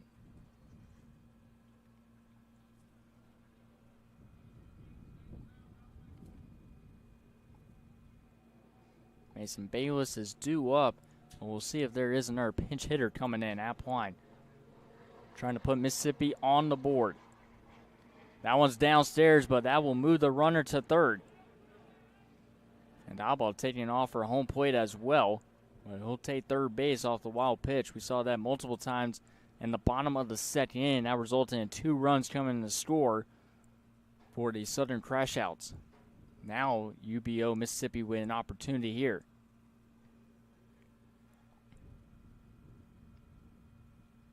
And the pitch from Quinn will be a fly ball to left field. The left fielder lost sight of it, but luckily the shortstop with a quick read and the throw home is on the money, and now will keep the runner at third. Out number 2 here in the top of the third inning.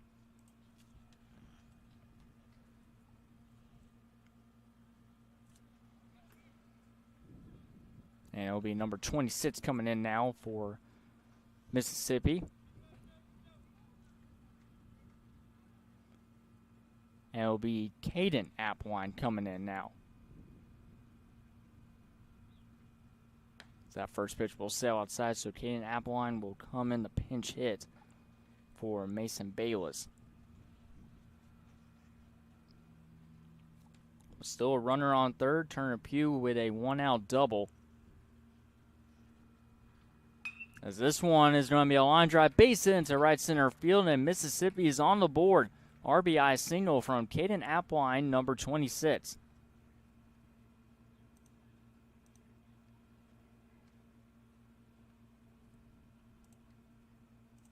Cuts a deficit in half here in the top of the third, and it brings in number 22, Thomas. Made a spectacular catch in right field earlier in this game. Trying to keep the inning alive.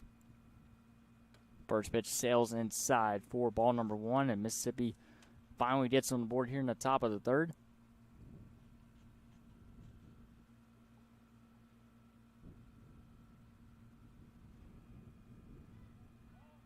That one's outside. The throw to second. Not in time, and in and out of the glove of both infielders. And another stolen base here for Mississippi.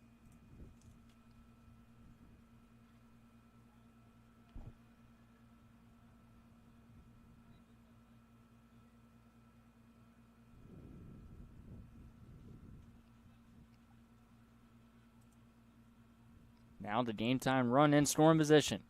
Can Thomas convert? Good pitch there from Quinn. Connects.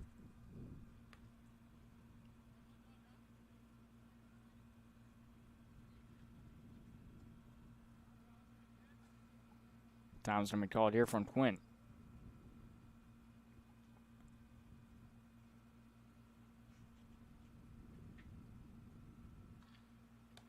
Misses outside. Bunch of showcases going on all across the country. We got one at Troy, Alabama as we speak.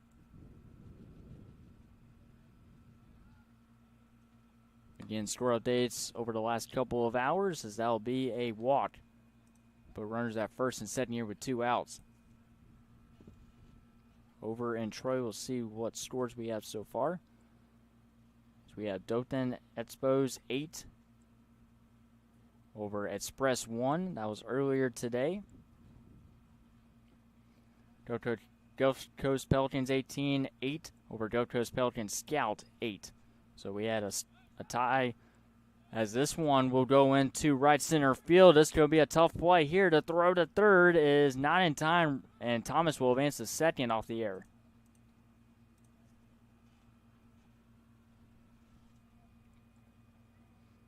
Wiregrass Indians 8 over Dothan Expos 4. So those are all the games we've had at Troy, Alabama.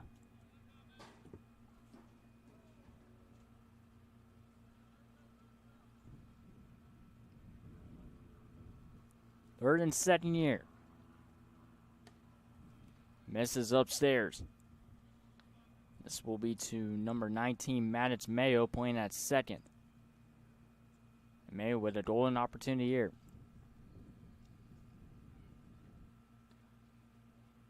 That one's going to be downstairs.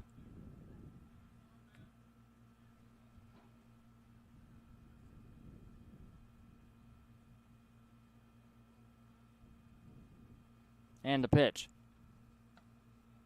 is in for a strike. Catches the top left corner of the strike zone.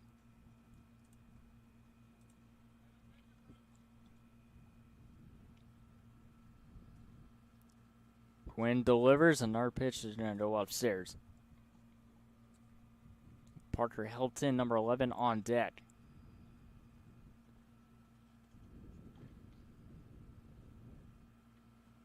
Downstairs, but a good pit there to avoid the game time run to score, but it's going to be a bases loaded walk. And that will draw a mound visit with head coach Spencer Overton.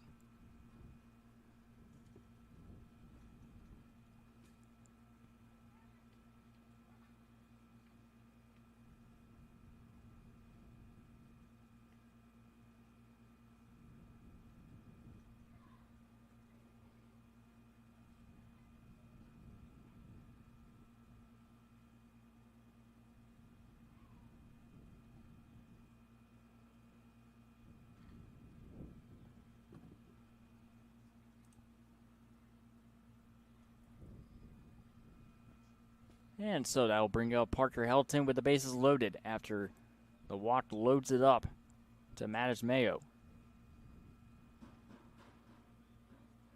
Helton playing in center field to start the game. Big opportunity here with 2 outs, top of the third, 2-1 game. And the pitch will sail upstairs. This Quinn having a very tough top of the third inning. Not only has he allowed multiple base runners to advance off of wild pitches and also stolen bases, getting his pitch count up as well, and it's upstairs. It's 2-0. As Quinn, a little bit of frustration on the mound, not getting the calls he was hoping to get on the outside corner. And the pitch. Finally connects, and it's 2-1 here to Helton. Connor, or made that Justin Stockstill on deck. Helton trying to deliver. 2-1 pitch. It's going to be a ground ball to Radcliffe. Strolls over, flips over to first in time. Mississippi will leave the bases loaded. It's 2-1 to the bottom of the third we go.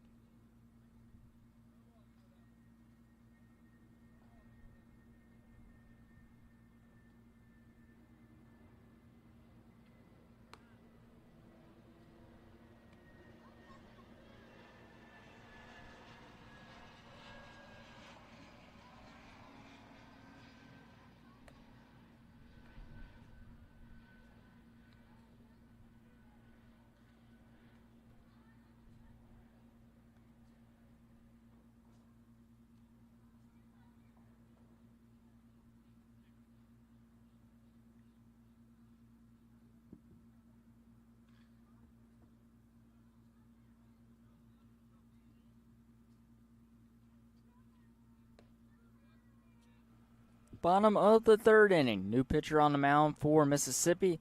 It'll be number 11, Parker Helton, as he will come in to relieve the last two pitchers in this game, and he'll face off against hitters 3, 4, and 5 for Southern Crashouts. It'll be Aiden Quinn, who is the pitcher in the top of the third, who gave up the only run of the game for Mississippi. Isaac Radcliffe and Lane Milstead. 2-1 game.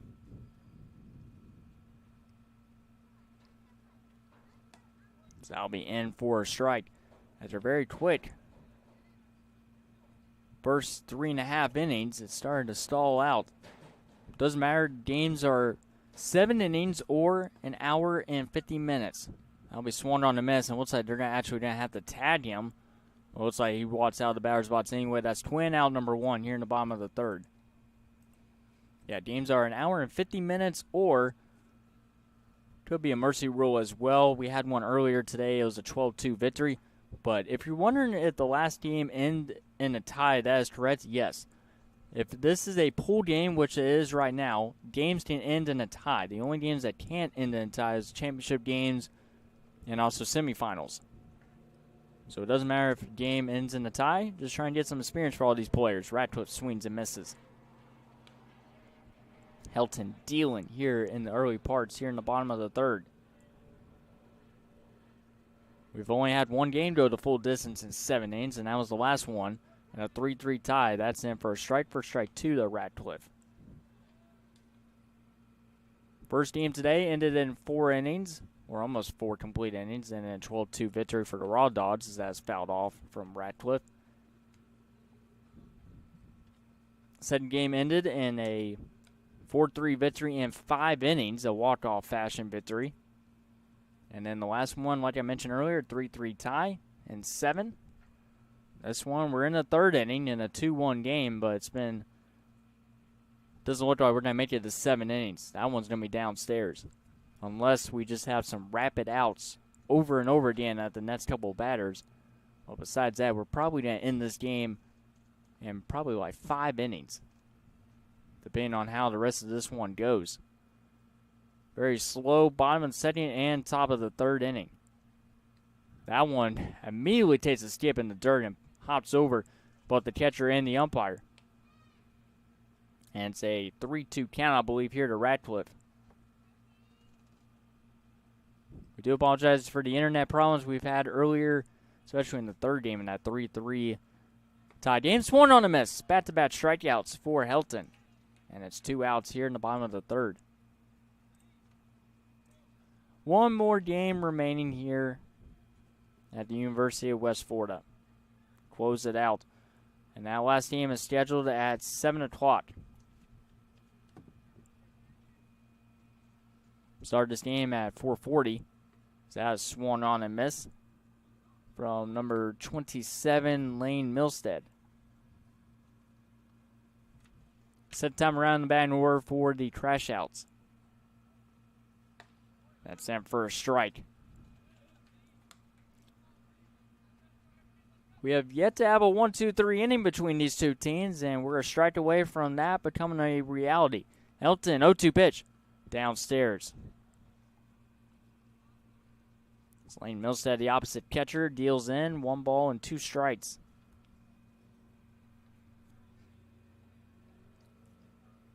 And most likely at the 7 o'clock hour for the final game, we'll have the lights turned on here at UWF. That's upstairs, 2-2.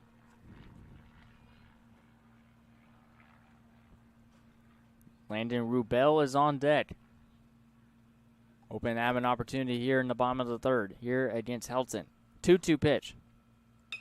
Hit right back to the pitcher. He'll stroll over, flip over to first. A 1-2-3 inning for number 11, Parker Helton. We head to the fourth. 2-1 Southern Crashouts.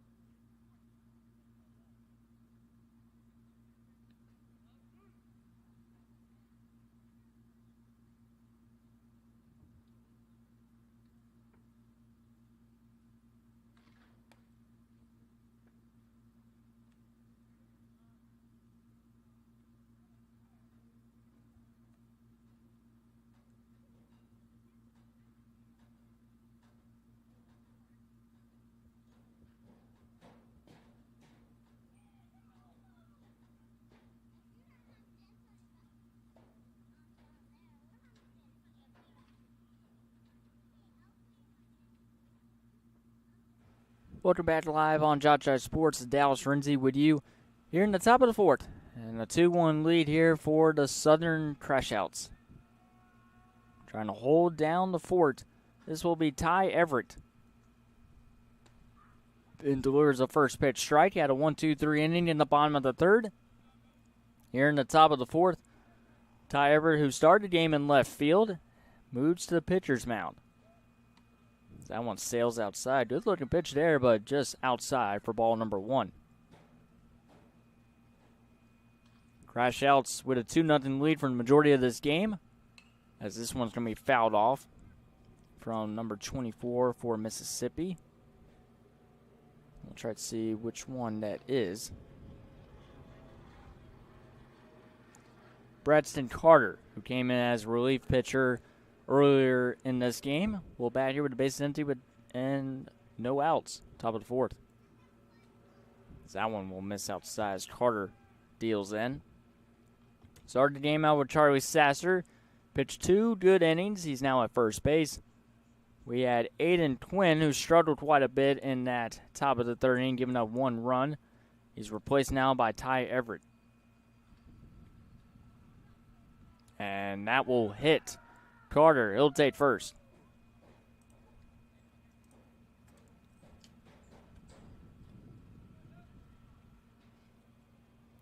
He'll bring in the top of the batting order with number 2, Justin Stockstill. With a runner on first. With no outs. Game time run on base here for UBO Mississippi 18. Full day of baseball tomorrow as well. We will have 5 games on schedule before we go into Championship Sunday on the 30th. Ground ball to Radcliffe. Tries to get over to second. He will, and that's the only play they'll have. Good heads up. Fielding right there from Radcliffe for the first out.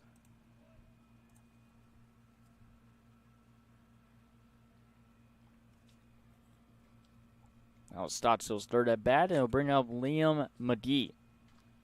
Runner on first here with 1 out. Like I said, games are an hour and 50 minutes or 7 complete innings. I doubt we're going to make it through 7 complete. That one gets away from the catcher, but not far enough for Stockstill to advance to second. But we'll see how it goes, how it unfolds.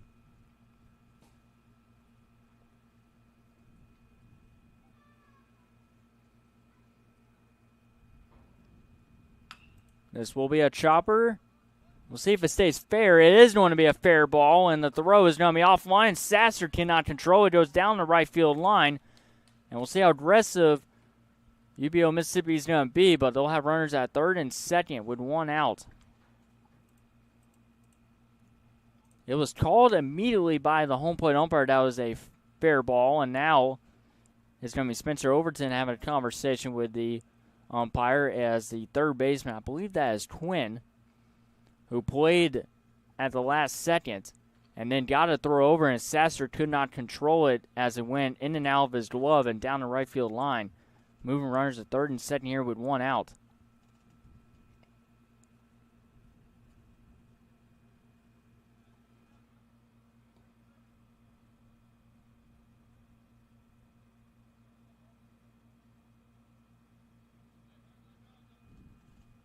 As it brings in number 10, Zoil Jamar. A base hit not only ties the game, but possibly gives them the lead. He will swing at the first pitch, pops it up into left center field. That will be caught by the center field, tagging, and here's a throw, and it is on the money. Double play to end the top of the fourth. What a throw in center field. And we are heading to the bottom of the fourth, 2-1 Southern Crashouts.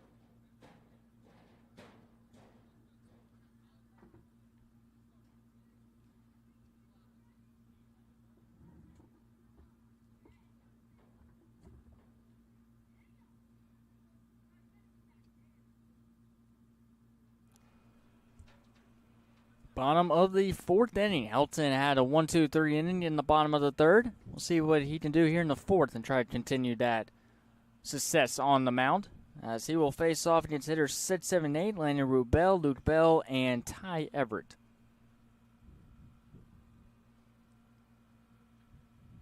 Zal one half swing there, and as he checks the swing, and it's going to be fouled off from Landon Rubel. We don't know exactly who was in center field. The last center field that started game was Ethan Parker.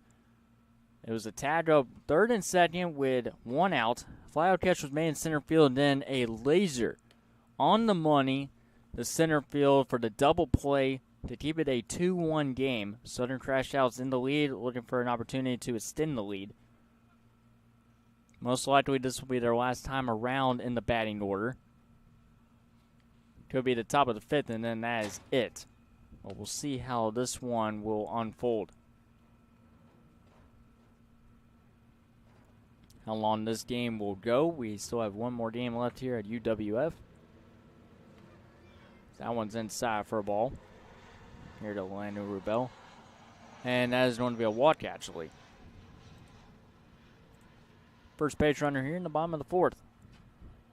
Another airplane goes over our heads here at the University of West Florida at Jim Spooner Field.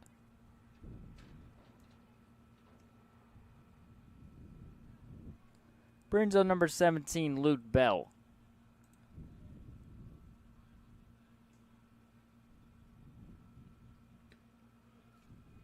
That one will miss downstairs. We have a bunch of showcases coming up here on JockJive. Not only are we at Troy, Alabama this weekend, we will have a showcase at South Alabama like we had last year. And then we will be at Louisiana Lafayette later this summer. And then finally, the last one I'm scheduled for is at Orange Beach at the end of the year. Or end of the month, I should say, in July. Should be one of the final showcases. And then we get back into volleyball, soccer, football, and eventually basketball coming up in the coming months. That one's downstairs, and that's going to be a walk here to Bell. And it's first and second here with no outs. Helton was cruising through the bottom of the third. He's gotten into a little bit of trouble here in the bottom of the fourth. And I'll draw a mound visit as well from his head coach.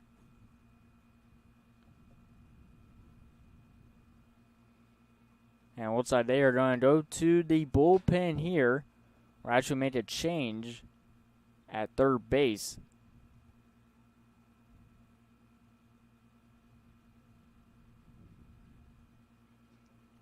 I thought they were making a change for Helton on the mound, but it looks like they're going to keep him on with first and second with no outs here in the bottom of the fourth.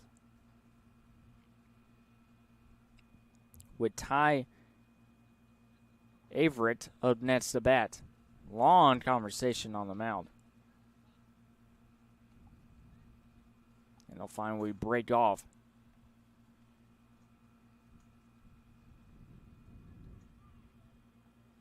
Next game is scheduled at 7 o'clock. It's currently past 6 o'clock.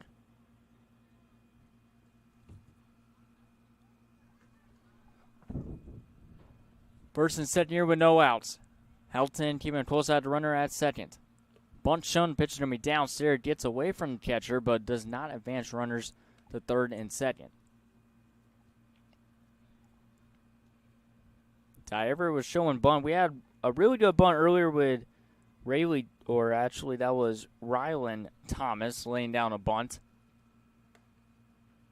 But right now, Everett has not seen a pitch he wants to lay down for a bunt. It's a 2-0 count, and he'll easily take another base here in this game. To load the base up here with no outs. Draws back the bunt, but it's in for a strike.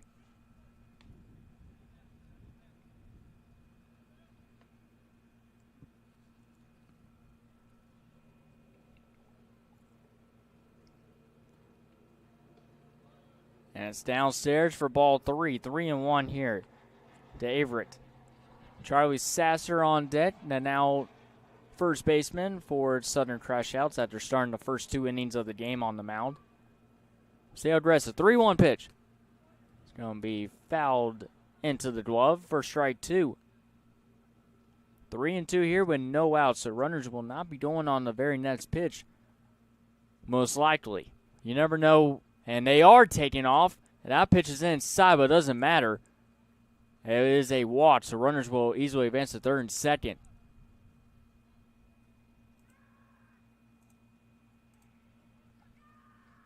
And yes, both runners were going, so a smart move there from head coach Spencer Overton. Bases loaded here for the number 9 hitter, number 15, Charlie Sasser. Big moment in the game. Crashouts with a 2-1 lead, 1 swing of the bat, and they can push this game out of reach for UBO, Mississippi. That one will sail upstairs. Start this game at 4:40.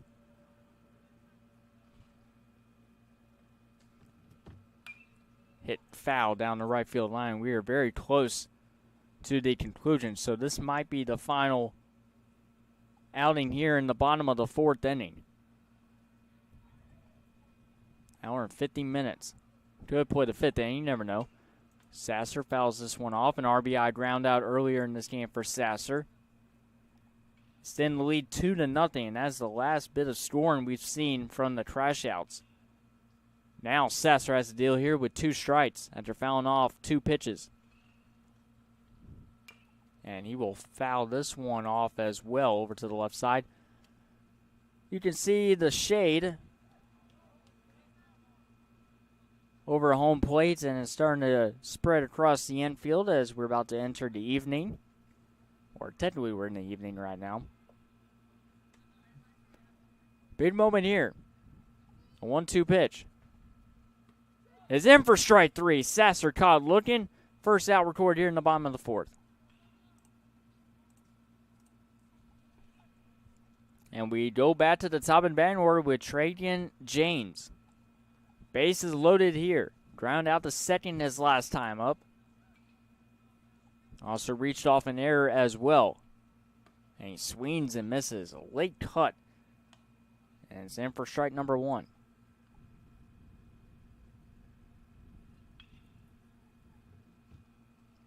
And the pitch. Upstairs, 1-1. Pick off attempt at third. They got him. What a nice heads-up play behind the plate from Applin. And that is out number 2. So what looked like a promising inning offensively for Southern Crashouts. This one's going to be popped up. This is going to stay in play over to the left side, and it's going to drop foul. A strikeout to Sasser, caught looking.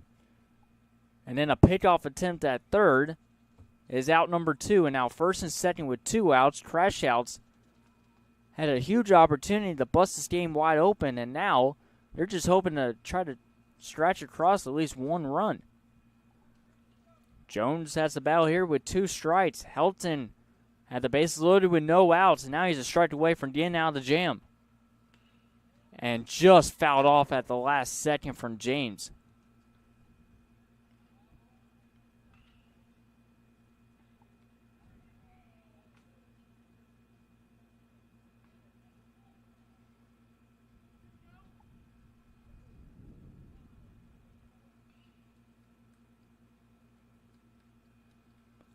And that is going to be the official end to this game.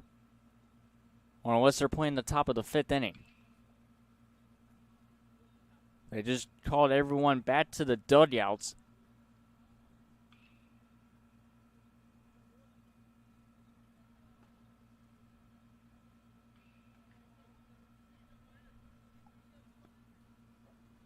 They might be trying to let UBO Mississippi have a chance to play in the top of the 5th, and that's exactly what they're doing. We'll step aside for 1:30.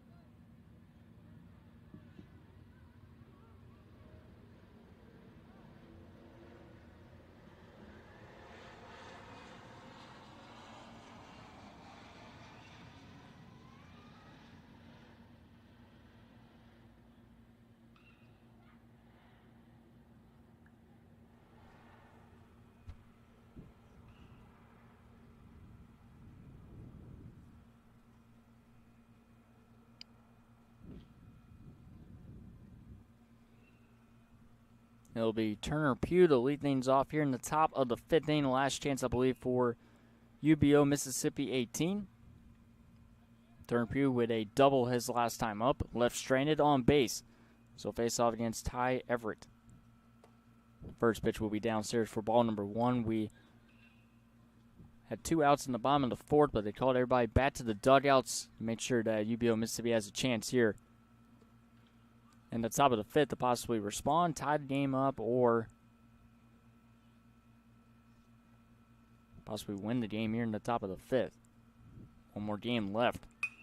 This is going to be a fly ball, base hit into right center field. This one's going to split the outfielders, and it'll be a leadoff single to begin here for Pugh. He's got a 2-hit performance here this afternoon here in the top of the 5th.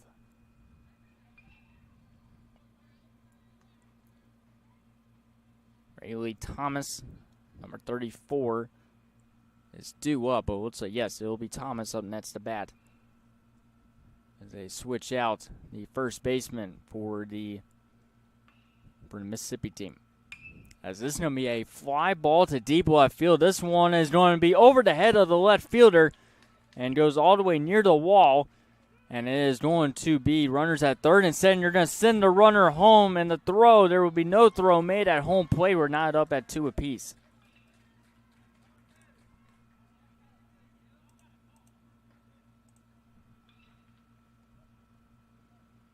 Final 2 teams scheduled to play tonight over in the batting cages, getting ready to go. And we got a tied game here. 2-2, runner on second after the RBI double from Rayleigh Thomas, and it'll be Mason Bayless up next to bat. Went over the head of the left fielder, and he just, after he went over his head, he flipped over to the center fielder and fired it back in play. But they did not even try at home plate to get the runner out. Bayless with a chance to give Mississippi the lead here. And he'll foul this one off.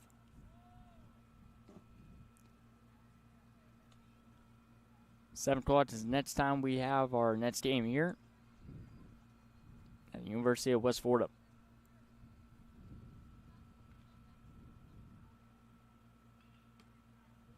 So that one's going to sail outside.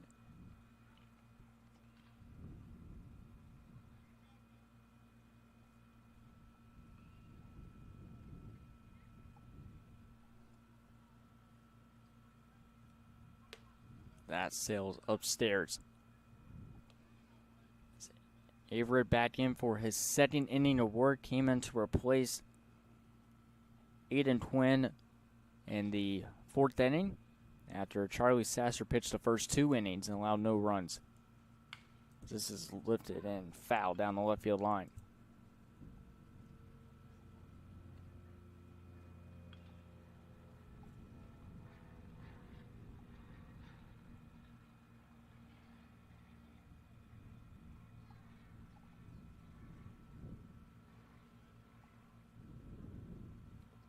And that is actually going to hit Bayless. He'll take first.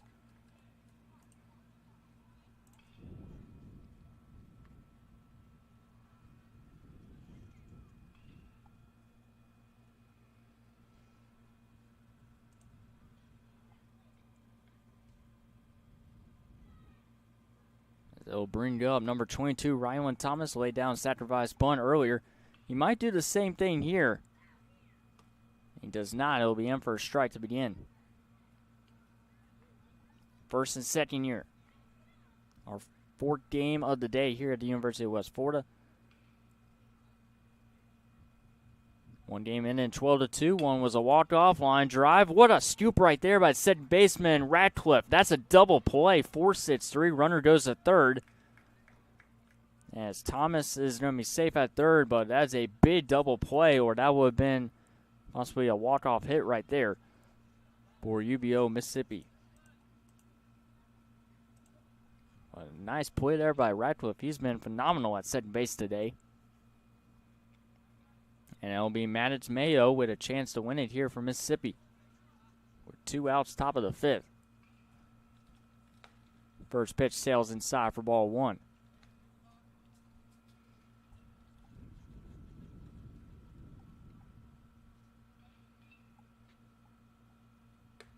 sails upstairs.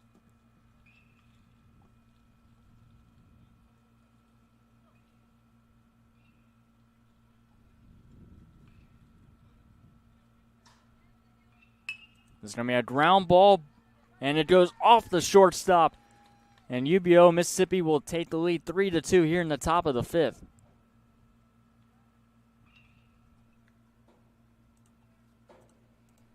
Maddox Mayo with an RBI single, and they're going to keep playing here in the top of the fifth.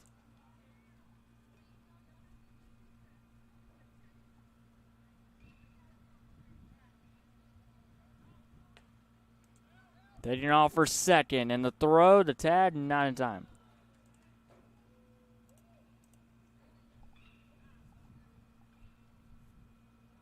Time's going to be called here as we'll have a quick conversation on the mound. Actually, it looks like it was going to be a conversation on the mound, but it looks like the infield umpire is going to have a conversation with the dugout from Southern Crash Out.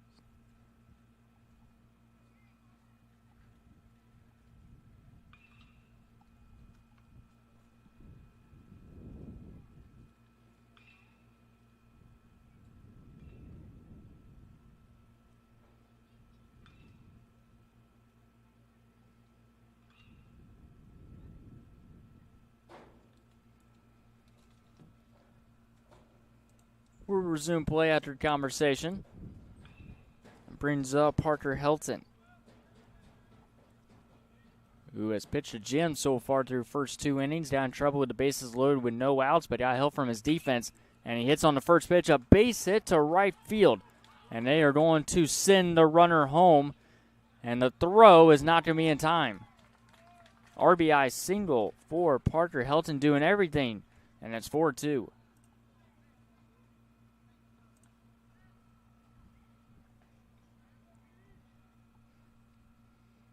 And we'll bring up Bradson Carter, number 24. A runner on second here with 2 outs, top of the fifth. Mississippi grabs their first lead, and it's a 4-2 game. Another final from Troy, Alabama. Prime 9, 18U. We're actually Prime 9, 18U with a 5-0 victory over the Alabama Outlaws. Final from Troy, Alabama in our showcase series. So that pitch will miss downstairs for Carter.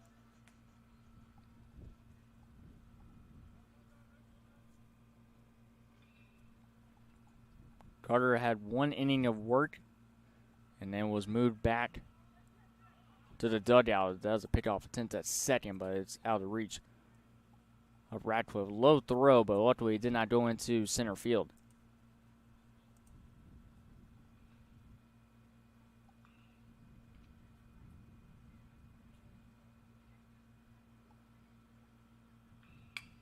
Ground ball to short. It's going to be a tough play here. Flings over to first. It is in time.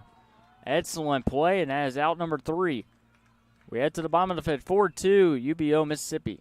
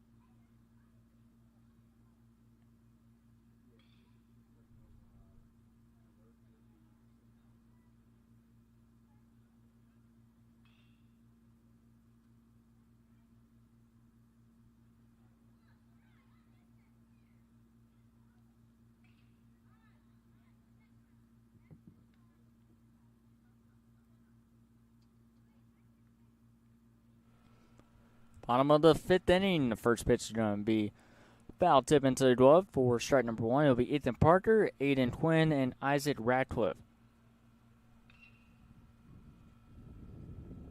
Against the brand new pitcher number 28, Liam McGee. McGee possibly could be the final pitcher used here by UBO Mississippi 18.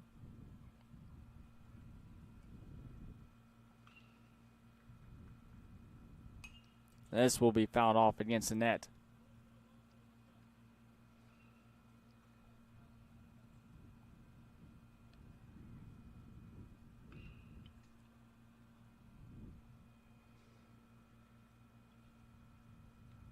And the pitch.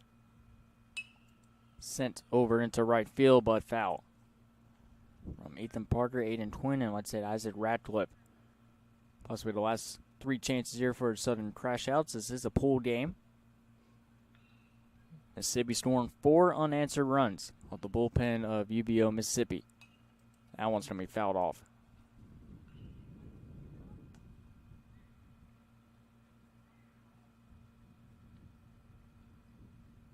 Very tight game between these two. Great defensive plays by both teams and a lot of base running. It's going to be upstairs.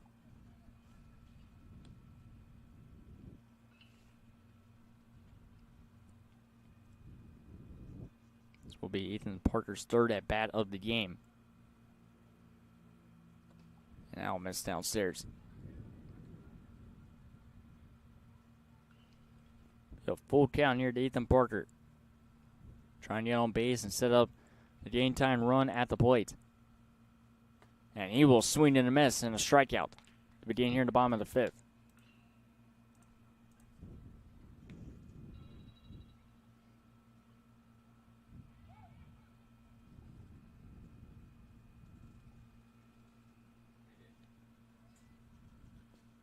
One out, bases empty. Aiden Quinn, who was the second pitcher used by the Crash Outs earlier in this game. First pitch will miss downstairs for ball 1. After the strikeout to Ethan Parker. Isaac Radcliffe moves to the on-deck circle.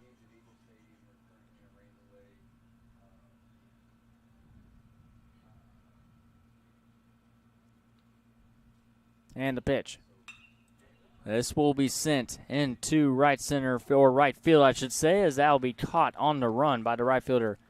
2 up, 2 down, as Southern Crash Outs down to their final out, I believe.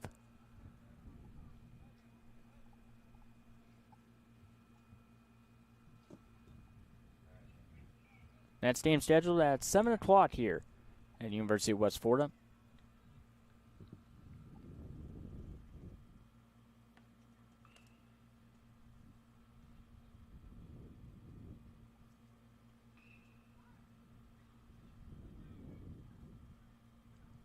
Stream Scout 19 and Cells Rays due up at the top of the hour. Radcliffe lets that one go upstairs. West Florida High School will have Attack Baseball versus Florida Bama 16, and Pine Forest High School will have UBO Mississippi 16 versus Attack Central.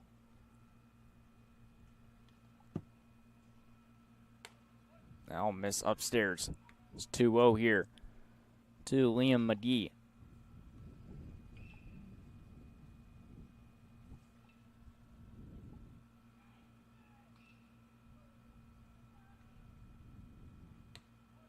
And that's 2-1 now here to Radcliffe, who's made some nice plays at second. A big double play in that top of the 5th inning, but fortunately UBO Mississippi was able to grab a couple runs and take the lead.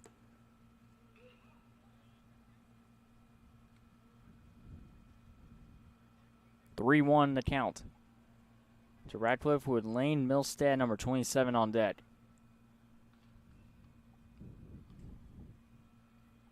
Swung on a miss. It'll be strike 2. Full count here to Isaac Radcliffe, who's reached base a couple times so far in the game.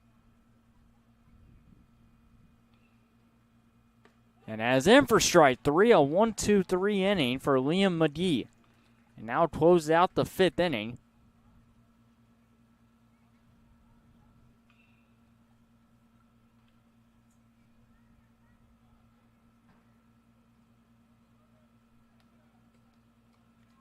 And that is time.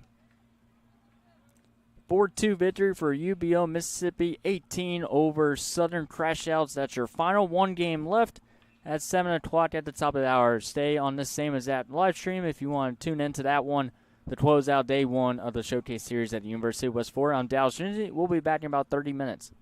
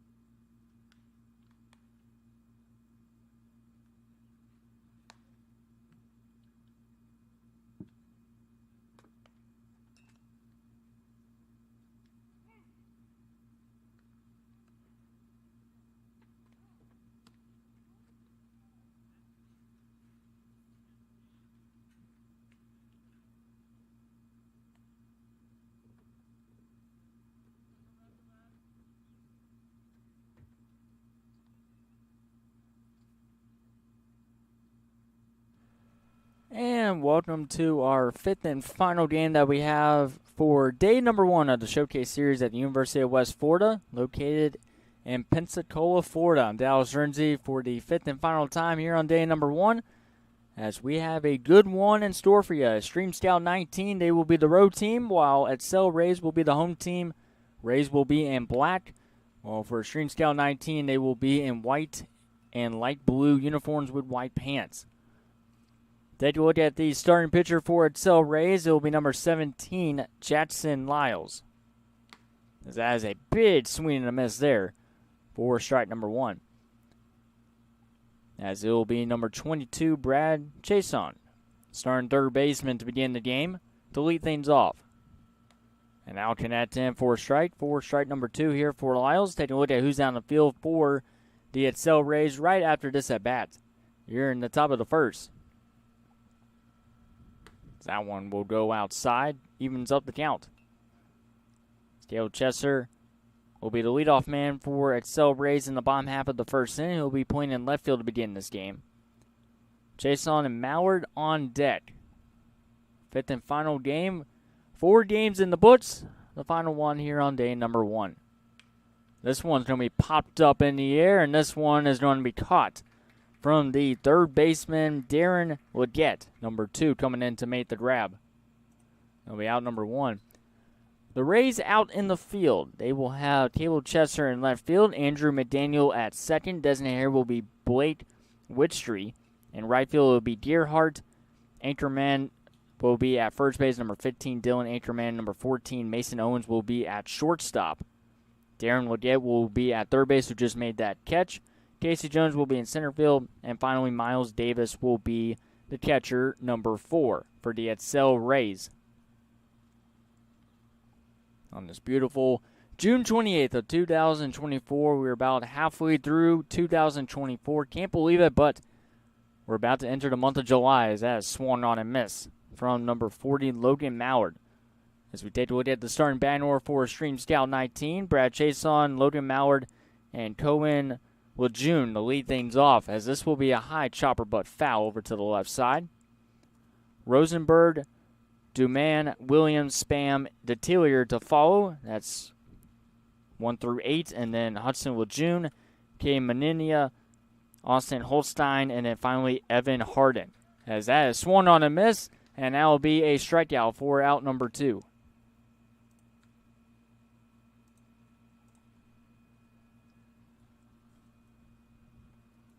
As I'll bring in number 26, Cahoon Lejeune, playing at second. First pitch he sees is inside. Cohen Lejeune. That's here. 2 outs, top of the first inning. Looking for a 1-2-3 inning is Jackson Lyles. Temperature was as high as 90 degrees today with a 35% chance of rain. We did not have a single drop of rain besides this morning at 8 o'clock this morning, but it's been a pretty good day so far. Ground ball to first, strolls over to first base, a 1-2-3 inning, and nice play there from Dylan Anchorman, number 15. We're heading to the bottom of the first. No score between the Stream Scout 19 and Excel Rays.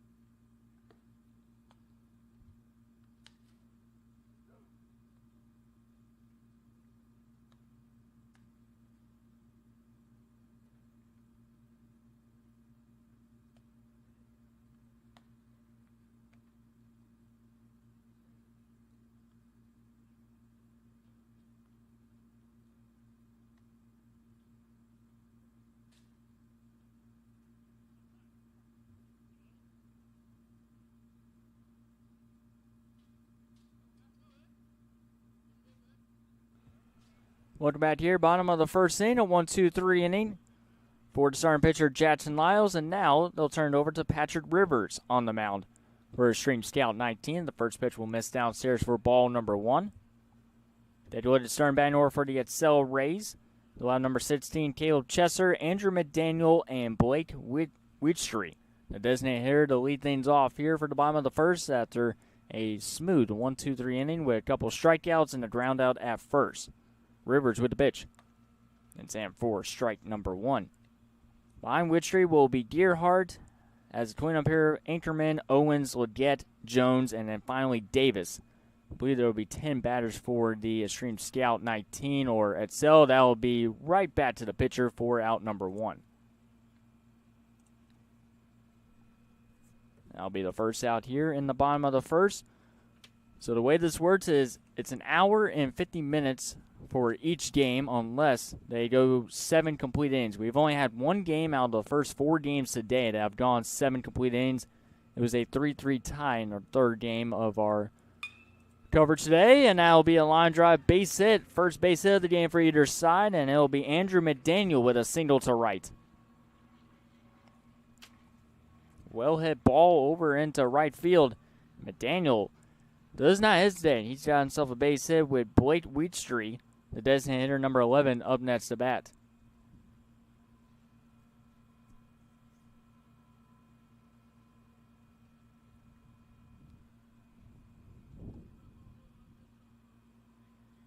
As he'll be batting for the pitcher, Jackson Lyles. Wheatstreet with a runner on first. Pickoff attempt at first base, not in time.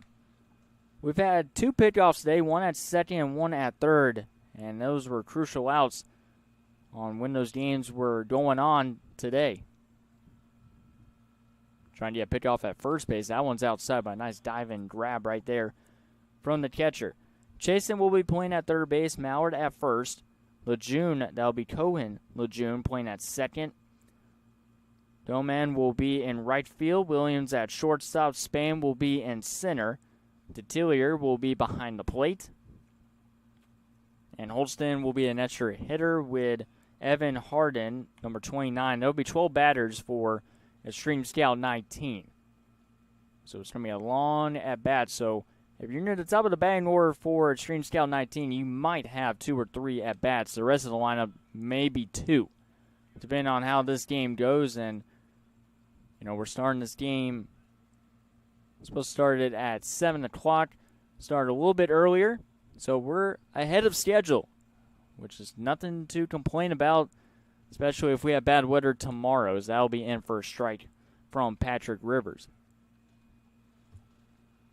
As of right now, the games that are scheduled tomorrow will be at University of West Florida. But if we do have any weather delays, we possibly could move them over to Orange Beach. That is a rumor. But the weather's been perfect today. Not a single drop of rain. It was, wet and muggy this morning while we were setting up the equipment and the field was trying to get ready for the first game, as that is grounded foul down the left field line. But like I said, you cannot complain about the weather today. A little bit hot, but as long as the rain stays away, it's been a great day of baseball. And, we've had many showcases over the years where delays have pushed back games.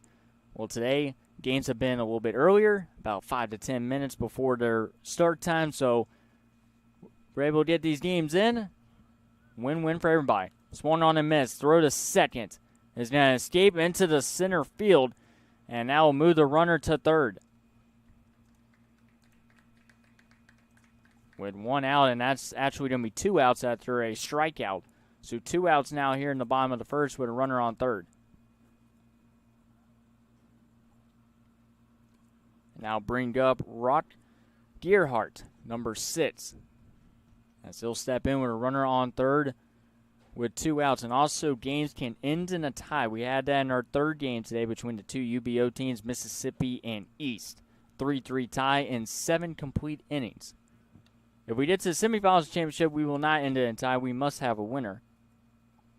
But we are playing in pool games, so we'll end in a tie 3-3. Now it'll be a ground ball. High chopper to the shortstop. Takes a wicked bounce. Goes to the third baseman, but no chance for a throw. And Cell Rays will jump ahead 1-0.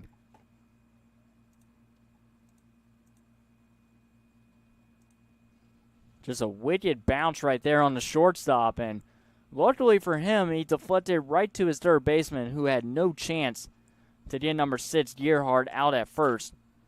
And now bring to number 15, Ackerman, and Cell Rays jump ahead 1-0 off of Rivers. Runner's going to go. The pitch is downstairs. Easy stolen base there for Gerhardt.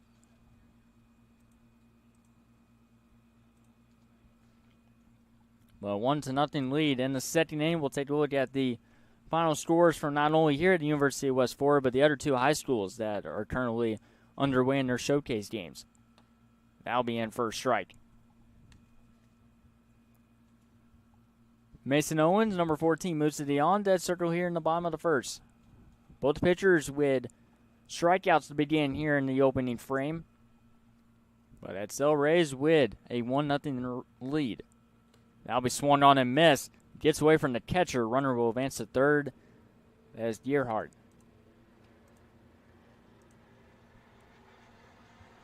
Now an opportunity here with another runner in scoring position. Ackerman playing at first base to begin the game. Trying to drive in the second run in this game for the Rays. And that will do it. A base hit to right center field. And Ackerman will halt at first, but an RBI single extends the lead 2-0 here for the Rays.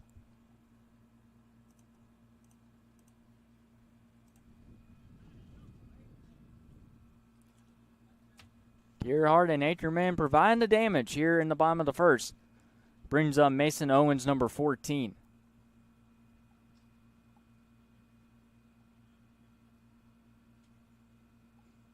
Rivers with the pitch. Misses downstairs.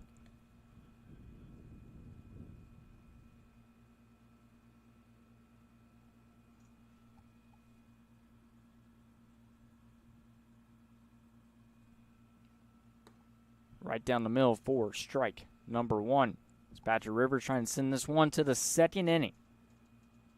Like I said, we've only had one game today go to the full 7 innings. The other ones have gone 2 games that have ended in 5 innings. And 1 game ended in 4. That was the first game we had today between Alabama Raw Dogs and Florida Bama Scout 19. Ended in a 12-2 victory for the Raw Dogs in 4 innings. Pickoff attempt at first, 9 time.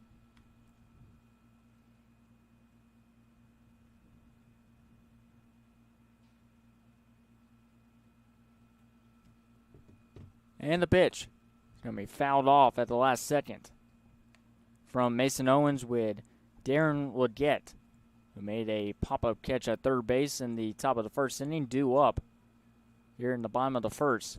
2-0 Rays, looking for more. Runner goes.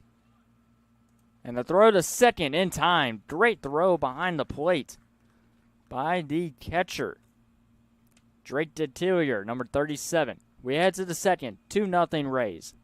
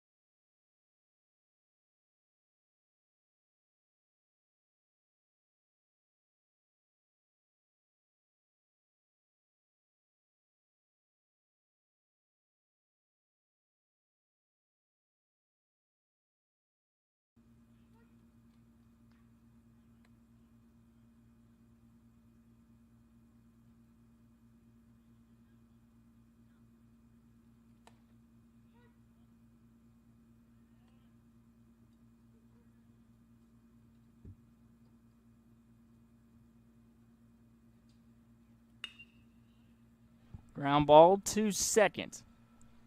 And that will be out number 1 here in the top of the second inning. Those hitters 4, 5, and 6 in the batting order here for the Extreme Scout 19.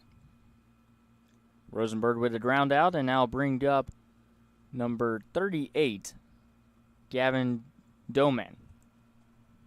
Doman will step in, 2-0 lead for the Rays, scoring both of their runs in the bottom of the first. Doman will step in, bases empty with 1 out. Good looking pitch there. Jackson Lyles back in for his second inning of work. Besides the last game, we have seen a trend where these pitchers last about 3 to 4 innings, then they go to the bullpen. There was only one pitcher that went 4 innings. That was Neil Kroom. I forgot which team it was earlier today. But he went 4 innings, just allowed 1 base hit and 1 walk, and just dominated.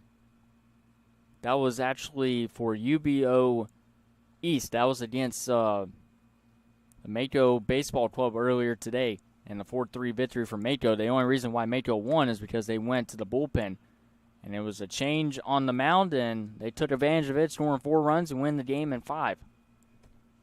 But Neil Kroom for UBO East dominated on the mound earlier today as that one's outside. 1 out here in the top of the second. With Doman, and then Caden Williams is on deck. That's going to be in for a strike, and that will be strike number 3 and a strikeout here for Jackson Lyles. 2 up, 2 down to begin here in the top of the second inning.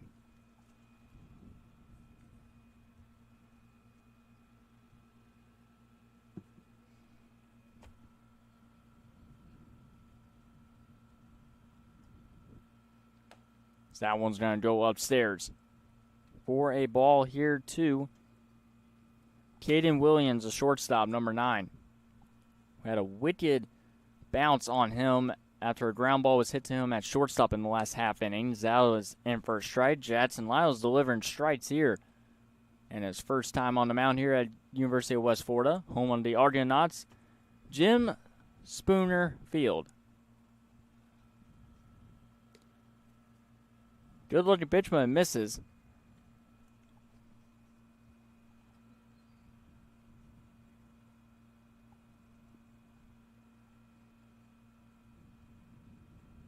And the pitch. Foul down the right field line. From Caden Williams, Isaiah Spam is on deck, number 19. What a day of baseball it's been.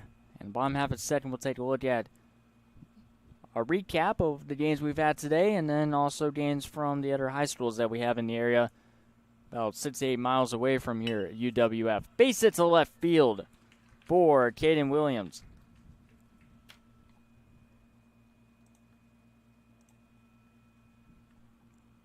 And I'll bring in Isaiah Spam, the potential game-time run here in the second inning. I know we're talking about game-time runs here in the second inning, but you know, there could be a 5-inning game depending on how this game goes, or we could play a full 7 innings. Just depends on how the pace of this game is going. Pinch runner coming in. That will be number 38, Gavin Doman, coming in as a pinch runner for his shortstop. Span with an opportunity here, playing at center field at the beginning of the game. That pitch is going to be upstairs.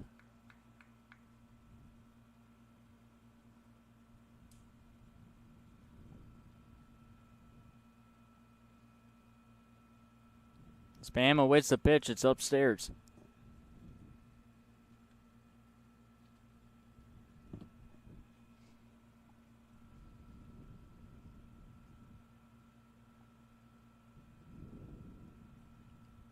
Runner on first.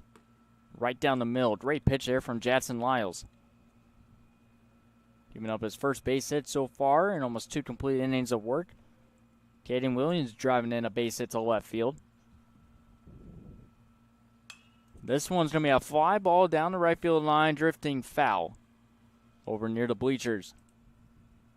And that'll be strike number 2 at this at-bat. To Isaiah Span with Drake DeTillier, number 37. who fired the second and got the runner caught stealing. Pickoff attempt at first, not in time.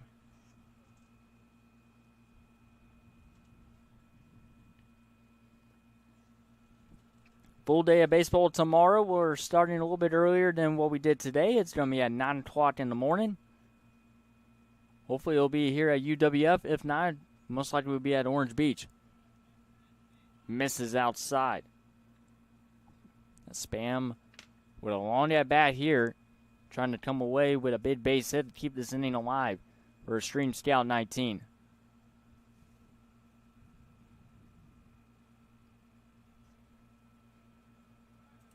Pitch off attempt at first, not in time.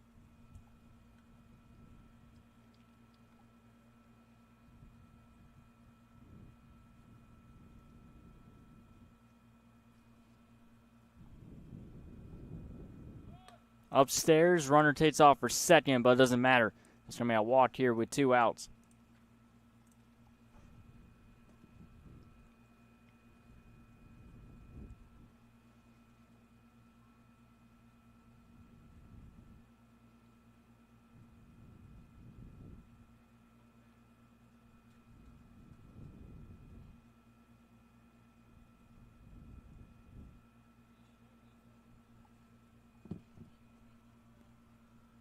In the pitch.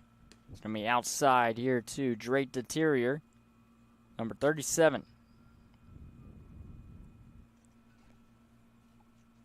12 batters in this lineup for Extreme Scout 19. So it could be just 1 or 2 at-bats for each batter, depending on how this game goes. That one's going to be in for a strike.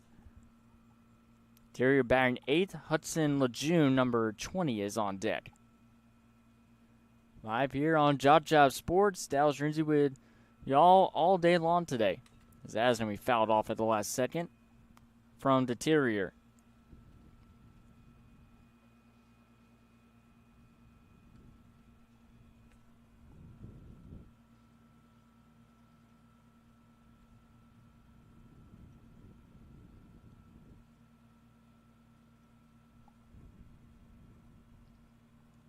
Crowd continues to flow in. Very good crowd here today. Pick off attempt at second. They did not get him. Very close play at second.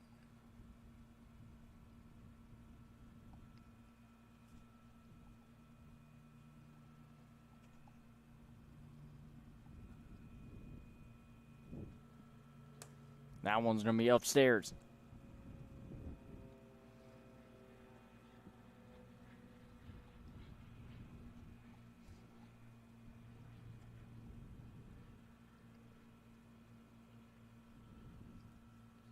This one's lifted into deep left field, and this one is out of here.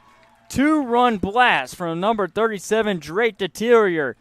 And it is 2-2 here in the top of the second, the first home run of the entire afternoon here at the University of West Florida, and belongs to Extreme Scouts number 19 catcher, Drake Deterior, as he rockets one to left field. Got a hold of every single bit of that pitch. And he connects and ties the game up at 2 apiece. And brings up Hudson Lejeune. I was saying the last game we haven't had a single home run, and now here in the final game of day number 1, we finally get a blast from Drake Deterior. Great defense and now offense in this one. 2-2 here in the top of the second.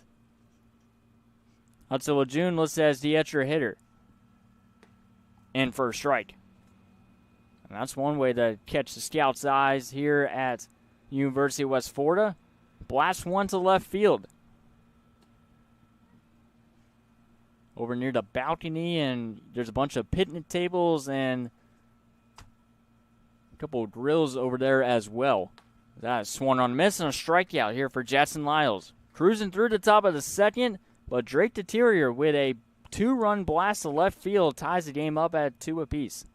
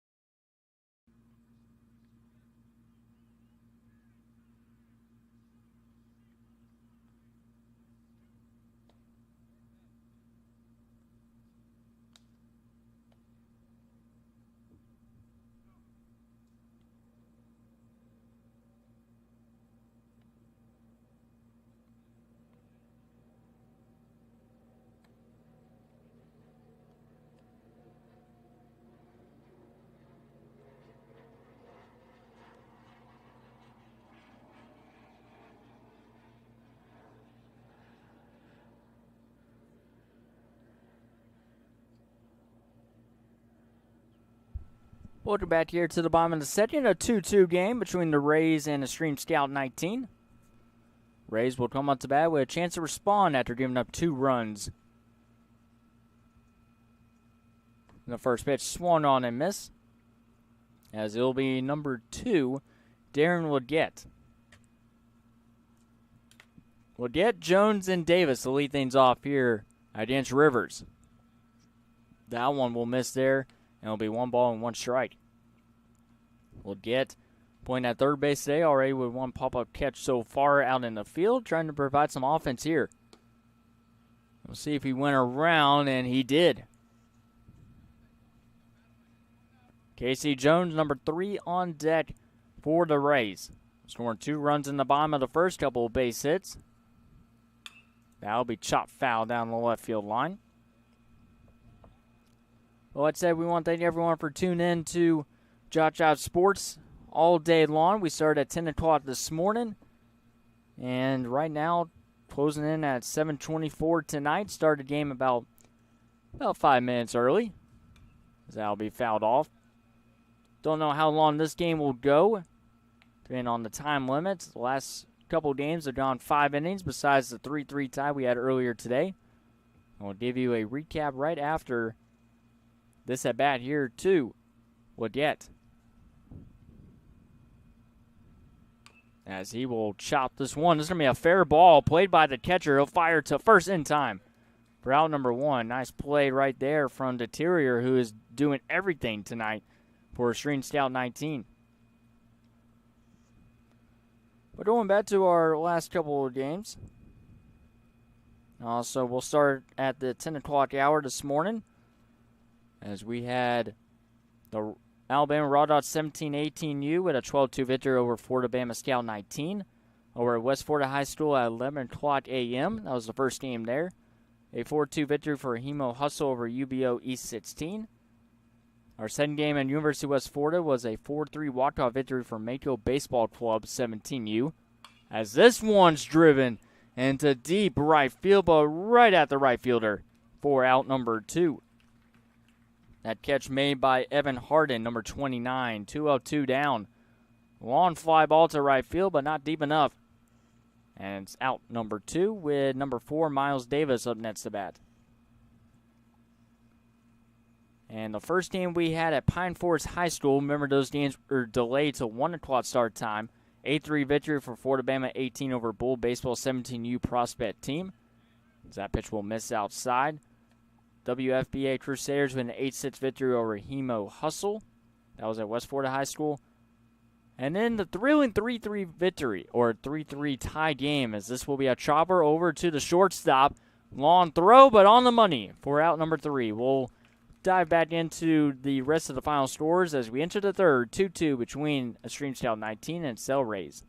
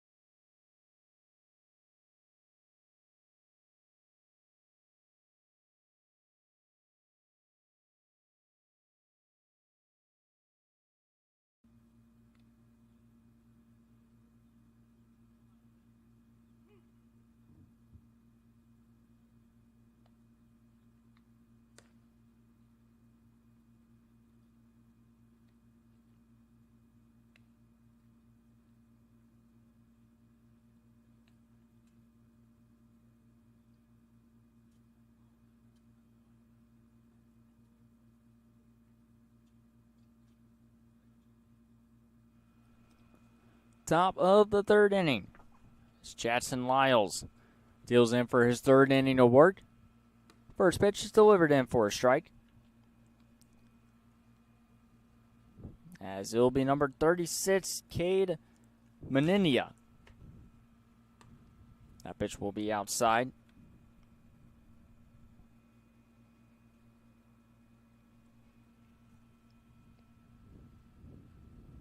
I'll miss upstairs with Meninia. Holstein and Hardin do up. Hitters 10, 11, and 12. And yes, you're hearing that right. 10, 11, 12. 12 batters for Extreme Scout 19 tonight. That misses outside from Jackson Lyles. After this bat, we'll take a look at the final scores from the other games, especially starting at the 2:30 time slot. Swung on a miss for strike two. And I believe it should be a full count here to Meninia. Listed as designated hitter with Holstein on deck.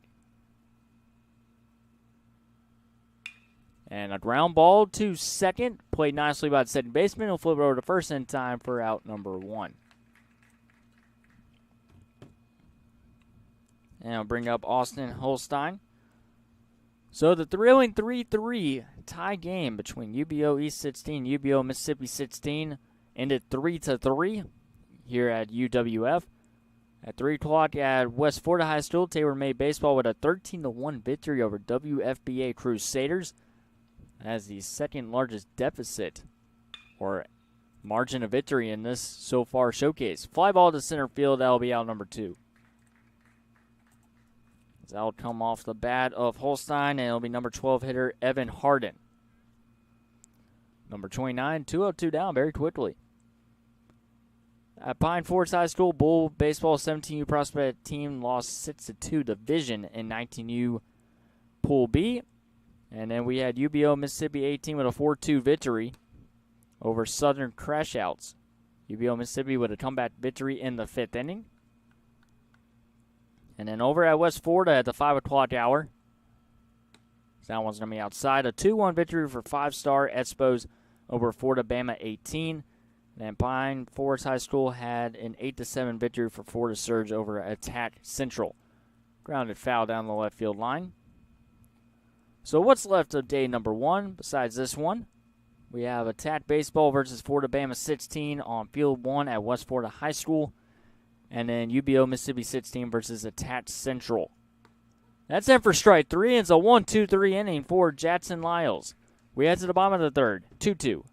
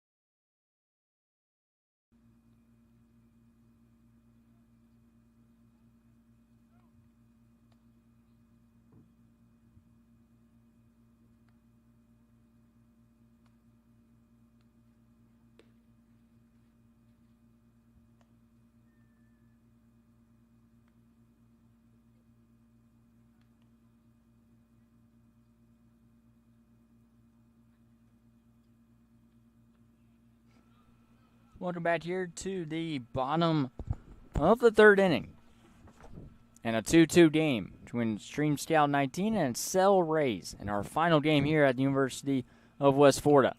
This first pitch going to be fouled off against the net. As it will be the top of the batting order with Caleb Chester, Andrew McDaniel, and Blake Wheatstreet. To lead things off here in the bottom of the third. 2-2 game, a home run, the first of the day. Coming our fifth and final game, ground ball to short, and the throw on target for out number 1. Nicely played there by the shortstop, Caden Williams, number 9. And actually, it looks like they made a defensive change. That is Cahoon Lejeune, number 26, with the play at shortstop. And number 10, Rosenberg, who is an extra hitter, is now at second. That first pitch will miss downstairs for ball number 1 here to Andrew McDaniel, the starting second baseman. All the scoring for the Rays came in the bottom half of the first inning. Stream Scout 19 tied the game up in the second with a 2-run blast from their catcher, Deterior. That'll be in for a strike. Good-looking pitch there from Patrick Rivers, trying to match Jackson Lyles on the other side, going 3 innings in a row. He's got 1 out so far. Might have a second here. Ground ball to short to Lejeune on the target once again for out number 2. 2 up, 2 down. Might have our second game that goes to 7 complete innings, which we won't mind. That game ended a lot earlier than I think a lot of people expected. Can't complain. We are ahead of schedule. The stadium lights are on here at Jim Spooner Field. 2 up, 2 down. Good pitch there, as it will be Blake Westry, number 11, the designated hitter. With the base empty here with 2 outs. Down 0-1 the count. Now a miss outside for ball 1.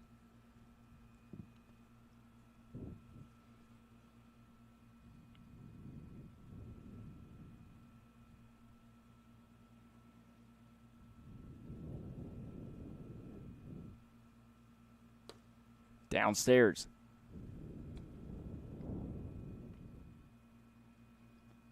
Rock Gearhart, number 6, who started the scoring for the Rays in the bottom half of the first inning, is on deck.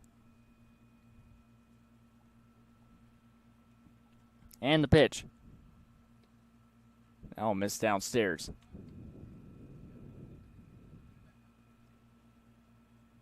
Now let's change baseballs real quick. But a fast-moving, almost 3 complete innings.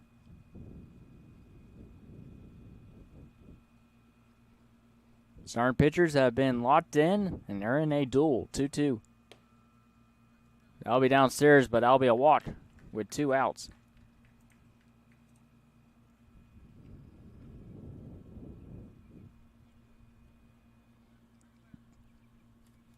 As that'll ring up number 6, Rock Gearhart.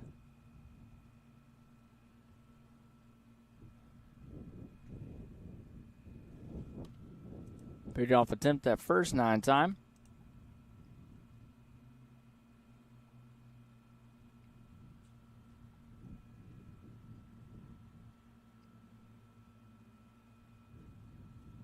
Downstairs, taking off for second. The throw from Deterior is not in time. What a good throw. He's had some excellent throws, catching runner stealing to second, and then also the 2-run blast, nine up the game at 2 apiece. And now a base hit gets the Rays back the lead.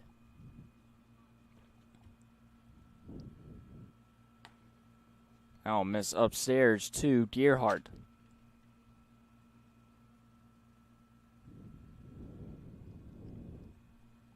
Cruising through the first 2 batters of this inning, and then getting in trouble ever since. That'll be fouled off from Gearhart.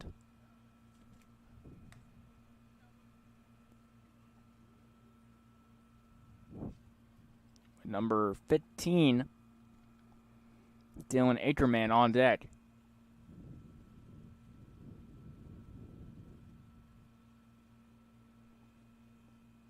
Bottom of the third, 2 outs. Fouled out of play, and that'll be strike 2.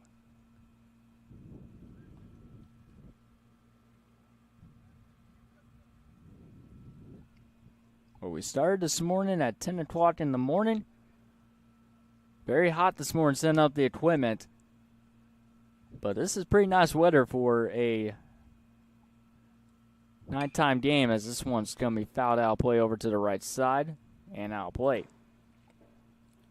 Well, we'll be back in action tomorrow here at the University of West Florida. 5 games on schedule, and then we go into Championship Sunday on June 30th.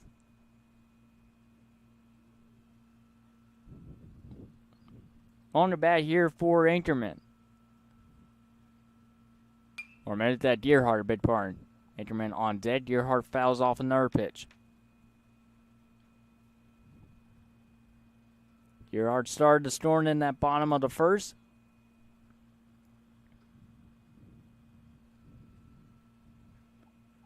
Ray's trying to regain the lead here.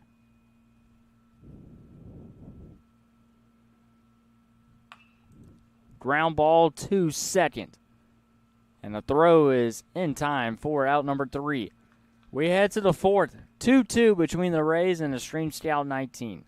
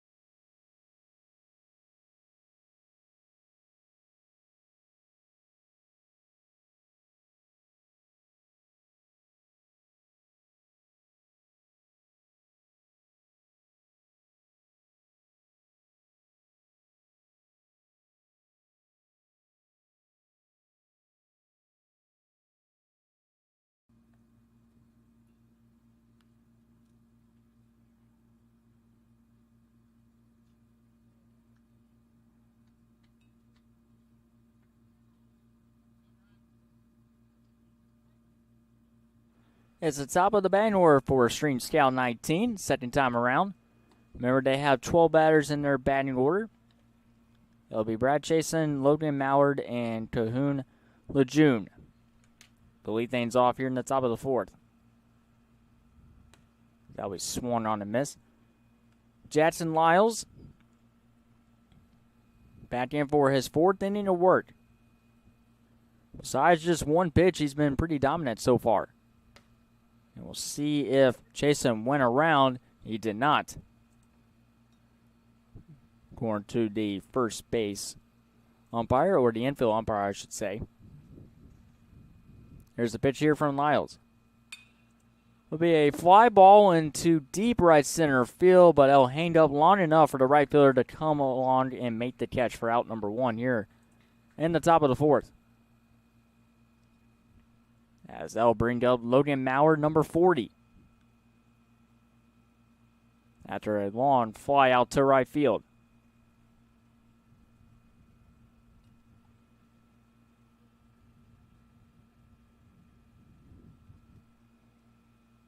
First pitch delivered in for a strike from Lyles. We've seen great pitching today, like I mentioned earlier with Neil Kroom. We've also seen some good hitting today and great defense, so we've seen all different aspects of the game so far today and a lot of stolen bases like we had in the previous game in the 4-2 victory for UBO, Mississippi. So that'll be in for a strike. And a 2-2 game. Not a lot of scoring, good pitching on both sides. We're in for a thrilling finish to close out day one of the Showcase Series. That one's inside. As Lyle's trying to settle back in. And the pitch. Downstairs, good take there from Mallard. I believe it should be a 3-2 count here to Logan Mallard. With Cahoon Lejeune, number 26, on deck.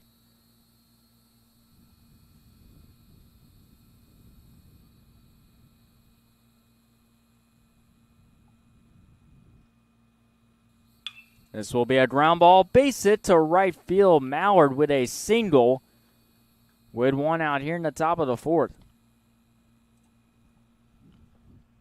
As it brings up Cahoon Lejeune.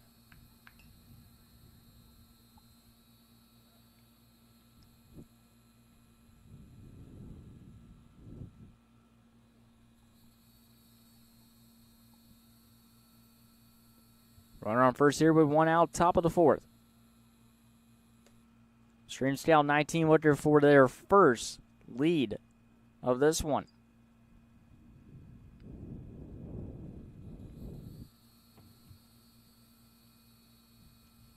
Well, June has not yet seen a pitch he likes. That one goes outside from Jackson Lyles. Well, we'll be starting bright and early tomorrow at 9 o'clock in the morning. And our final game will be at 6 o'clock tomorrow.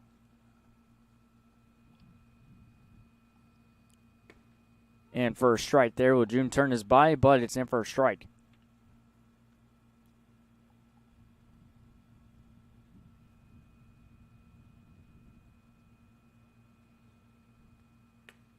Upstairs. Well, stadium lights are out. And over in left field, you got the Members First Credit Union batting cages, where multiple teams have been using all day long before their games. Upstairs, and it's ball four. Runners will be on at first and second here with one out.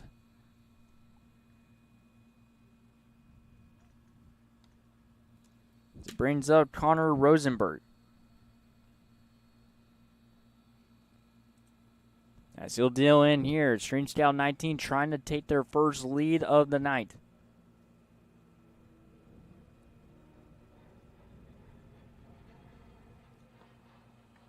That one's going to miss downstairs.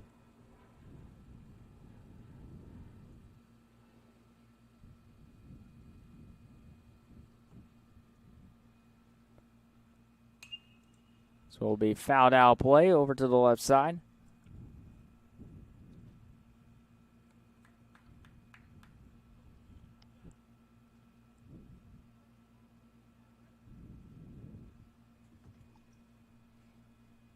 Long at bat here. Rosenberg trying to capitalize. Left-handed bat. And they caught Mallard in between third and second. And they'll finally get the tag. And that finally will signify the out. I believe the helmet might have tagged Mallard at first between third and second. And then they finally got the out. But that'll be out number two. So a nice pickoff from Jackson Lyles. For out number two, runner will remain at first base for Rosenberg.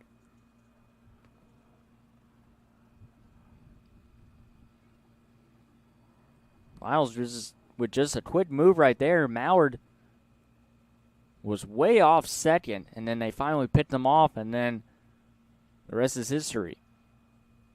Upstairs, as Lyles continues to struggle of throwing strikes here in the top of the fourth inning. We've seen this time in and time out with these starting pitchers in these showcase games. They start out very strong, and then when their pitch count gets up, they start to lose control of the strike zone.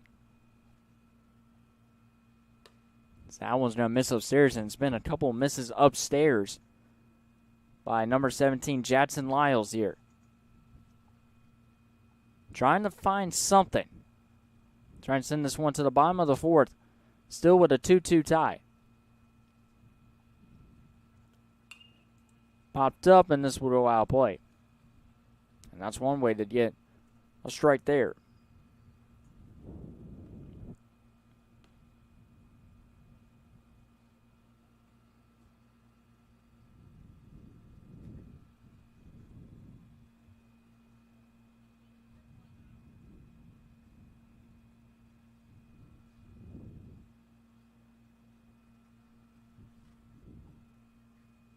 Pickoff attempt at first this time, not in time.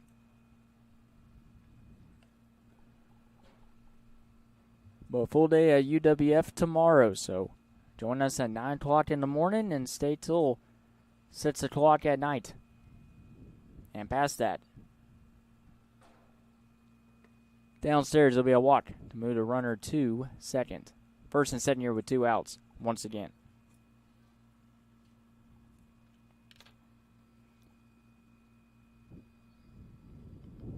Gavin Doman up next to bat.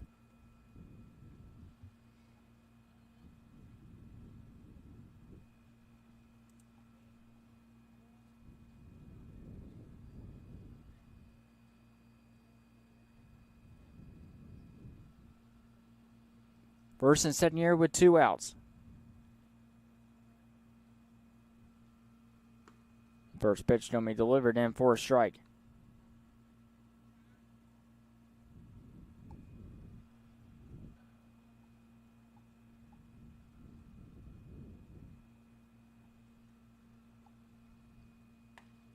And for a strike there, 2 good-looking pitches there for Doman. Or 2 Doman, I should say. First and second here with 2 outs here at Jim Spooner Field.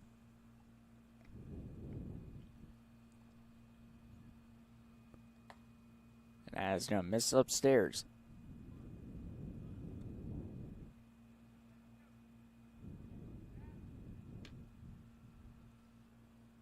First and second here, a couple of walks.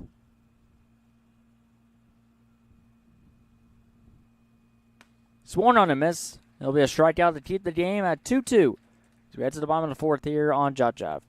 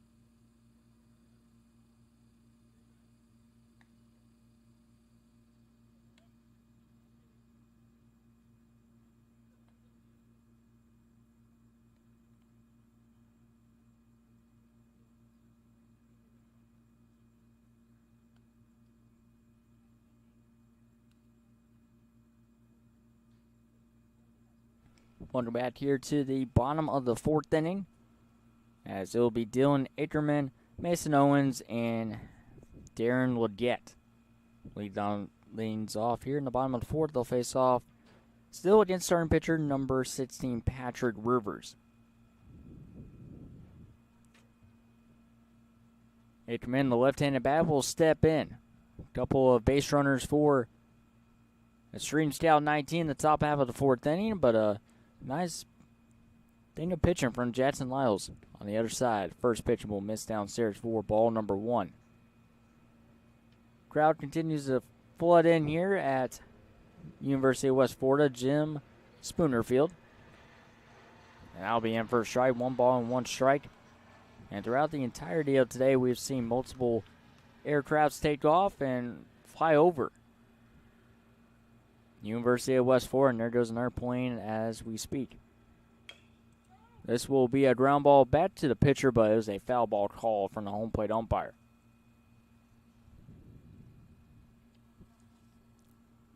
As it's hitters 5, 6, and 7 in the batting order, 9 hitters for the Excel Rays.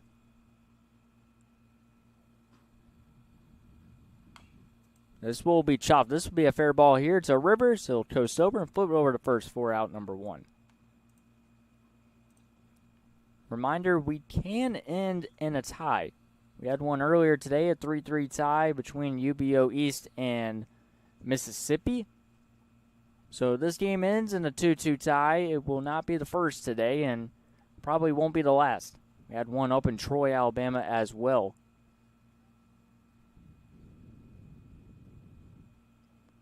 And the pitch. And for a strike. Good looking pitch there from Patrick Rivers, number 16.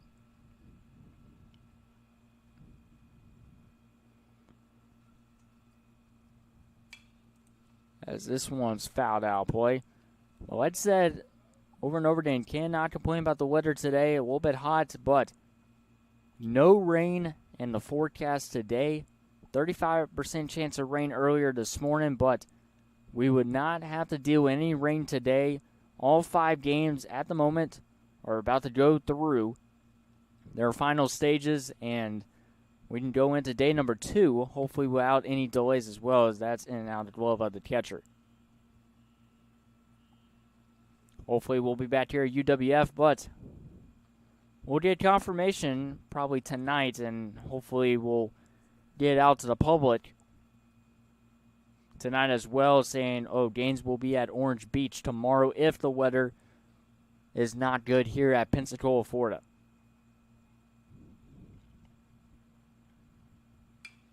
As this one's going to be a fly ball into right center field, and coming over is the right fielder for out number 2.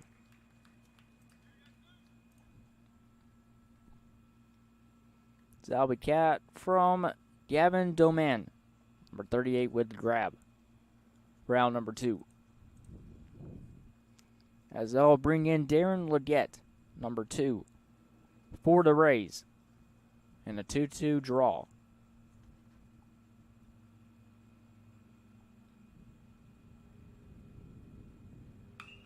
As this is ripped foul down the left field line.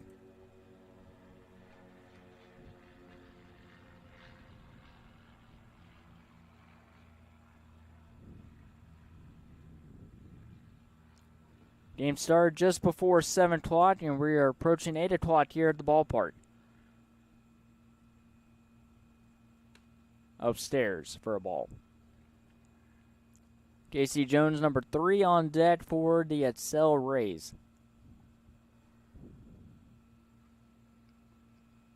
And the pitch. Upstairs as well, 2-1. And we have our 2-camera look today.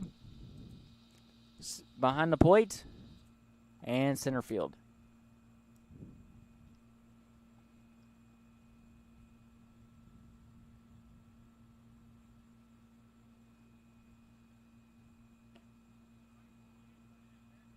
Good looking pitch there from Patrick Rivers. Don't believe he got the call there, but it goes off his glove. And he'll have to retrieve it. But a nice sunset here at UWF as well. Great first day of this showcase here at the University of West Florida. That'll be a walk. 2-out walk here to Leggett.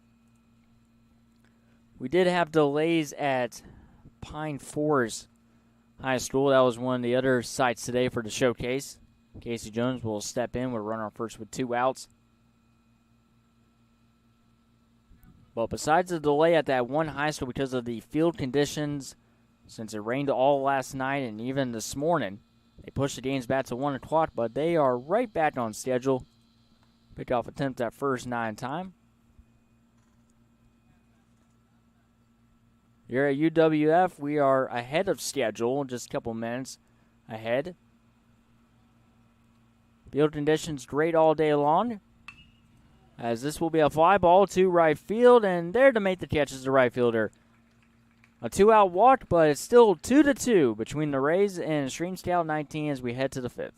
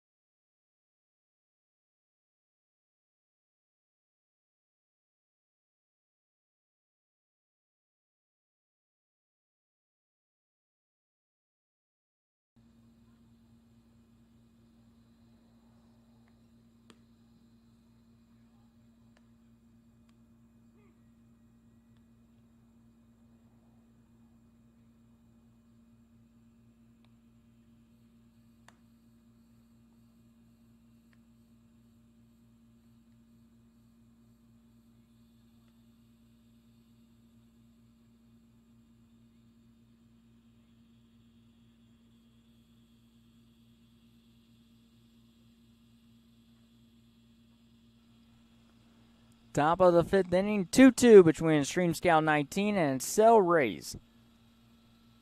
Most games have ended after 5 innings, but I believe this one will last at least to the 6th or 7th inning. First pitch will miss downstairs for ball 1. Jackson Lyles back in for his 5th inning of work.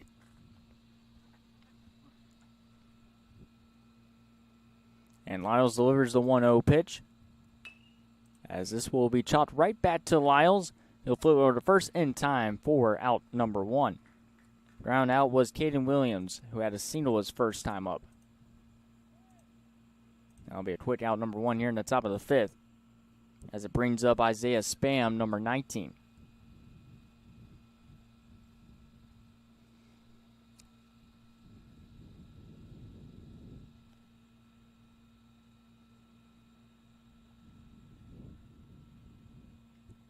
Spam started the game in center field. We don't know if he's still in center field or change positions. That'll be in for a strike from Lyles.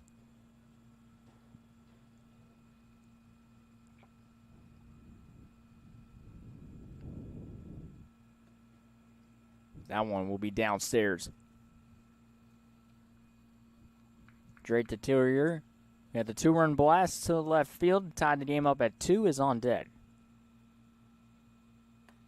That'll be in for a strike. Great pitch right there from Jackson Lyles.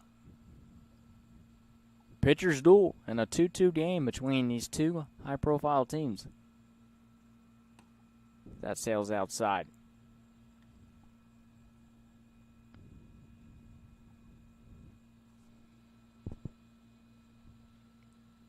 Spam trying to connect.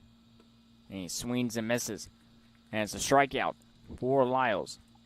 2-2 down here in the top of the 5th.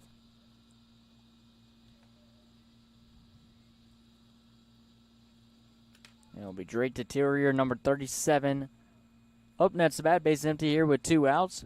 1 swing of the bat. Tied the game up at 2. We'll see what he does here on this second at bat. He's going to be upstairs for ball number 1, the catcher. Definitely the player of the game for Extreme Scout 19. Great defense and even better offense with a blast to left field. He is the only batter today out of the 5 games here at the University of West Florida. Only batter that has homered. And it was a long home run to left field. And he's up in the count 2-1 here against Jackson Lyles, who is looking for another shutout inning. Besides that 2-run blast, he has been spotless. That'll be fouled, and it'll be strike number 2. 2 balls and 2 strikes here to Deterior with Hudson Lejeune on deck. And it is 8:05 currently right now here at UWF. That'll be swung on and miss.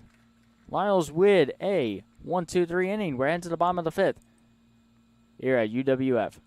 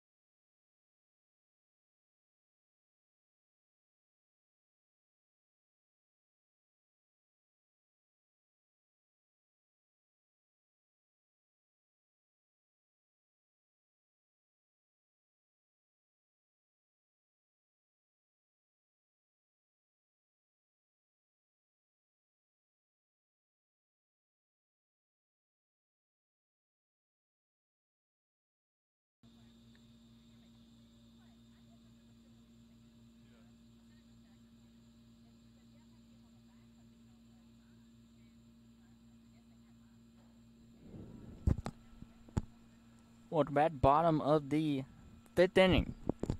2-2, Extreme Scout 19 and Cell Rays. Same score we've had the last couple of innings. Great pitching, great defense on both sides of the ball. Jackson Lyles making it through 5 complete innings, just allowing 2 runs. And Patrick Rivers trying to do the same as well. Delivers a first pitch strike to get this one going here in the bottom of the 5th. And the pitch. It's going to be chopped over to the third baseman. It's going to be a tough play for the third baseman. Fires the first, but got him. What a play for out number 1.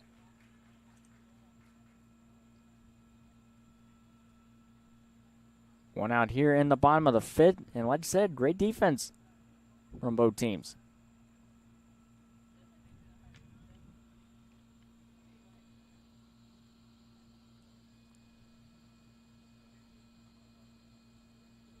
I believe that was Miles Davis, the one that ground out to third. So it should be the top of the band we're here for Extreme Scout 19 to face off against. That one will miss.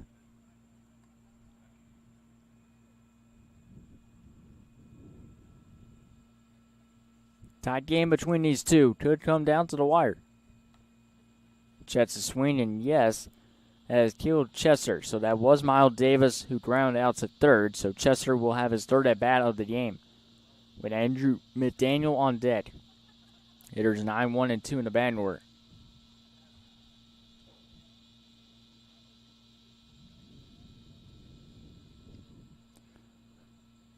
Chester behind in the count here. Can he battle here with 2 strikes?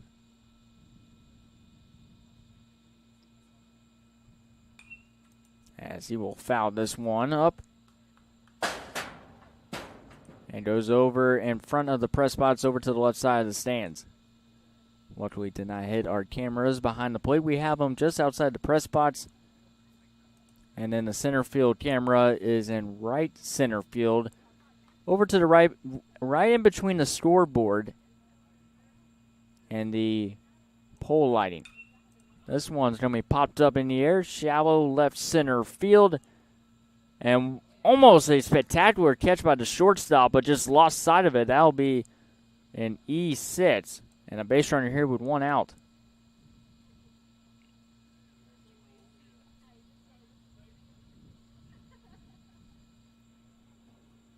I'll bring up Andrew McDaniel with a runner on first with 1 out. The Rays have not scored since the bottom of the first inning. Strange Scout tied the game up in the second, and that's been the only scoring we've seen. Pickoff attempt at first 9 time.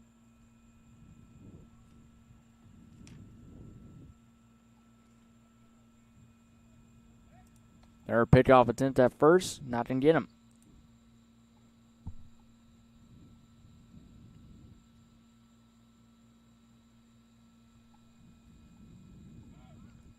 Runner goes, pitch is going to be downstairs, and it's a good pitch to take off on. Runners in scoring position here with 1 out.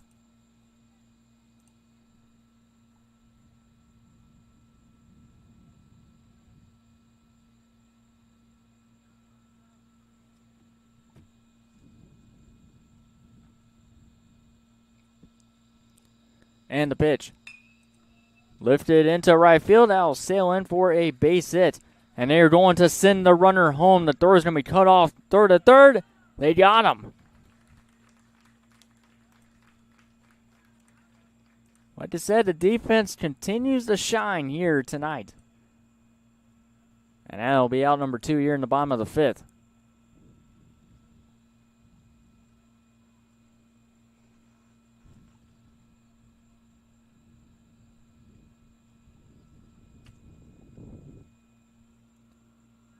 As they'll bring up Blake Weststreet, number 11.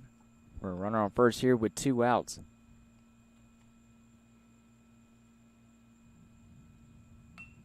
Checks his swing, but luckily for him, it fouled over to the right side of the first base bag.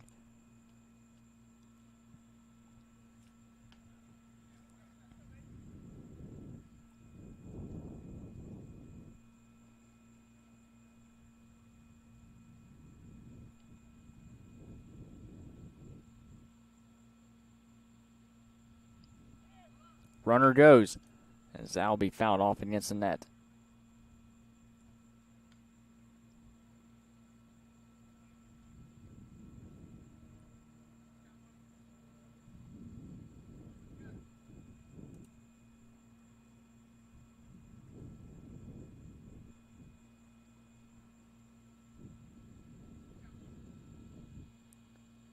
Gearhart number 6 on deck in the cleanup spot in the batting order.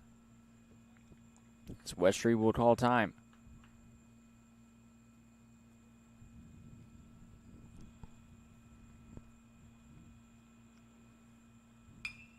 This one's going to be popped up over to the right side and in foul territory. And it will go out of play. Here to Weststreet with 2 outs here in the bottom of the 5th. Sloppy base running from both teams as well is also counted in for some outs as well.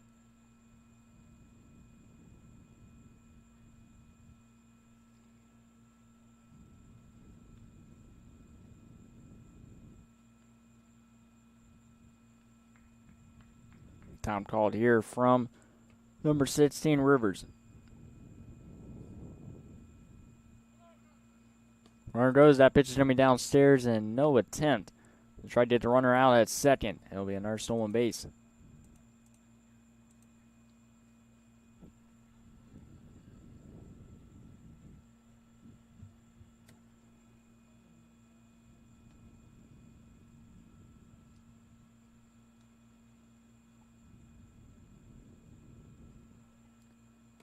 Swung on a miss.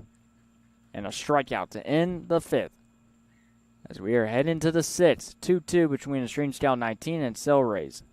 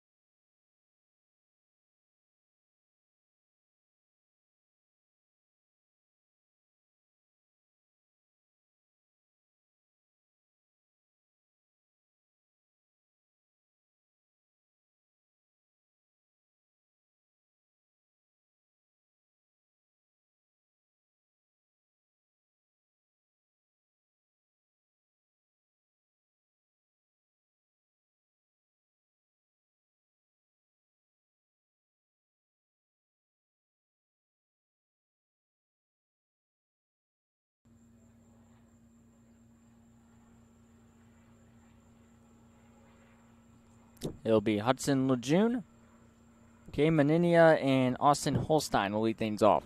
First pitch will be delivered in for a strike. You're in the top of the 6th. Might be the final inning of this game. We are getting close to the time of the game coming to an end. It's an hour and 50 minutes or 7 complete innings. 3 of the 4 games have ended before 7 innings, as that will be grounded foul. We've only had 1 game end early. We'll see about this one. If we'll end in the 6th inning or if there's enough time, we'll go to the 7th. But most likely this will be the final inning, since I believe we got like 20 minutes left before the night is over. This one's popped up and this will go out of play.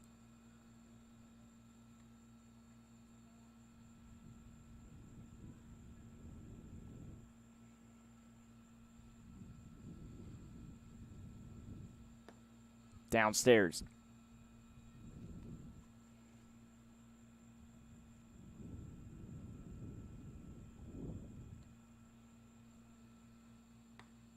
In for a strike and a strikeout here for Jackson Lyles. Back in for his 6th inning of work. And he gets a strikeout to start here to Lejeune.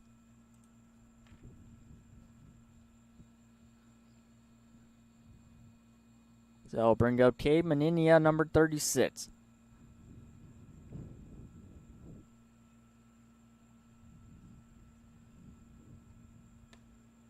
And for strike number 1, Jackson Lyles. As the game progresses, he keeps getting stronger and finds the strike zone. He had trouble in the 4th inning, but besides that, he's been pretty spectacular. 1 ball and 1 strike. Try and send this one to the bottom and sits and give his team a chance to walk it off. Because any run scored now will be the deciding factor. This is pool game, so this will not be an elimination game. We'll have that, I believe, tomorrow afternoon. Downstairs. So we can't end in a tie, so it'll be could be a 2-2 final here in this one. Downstairs.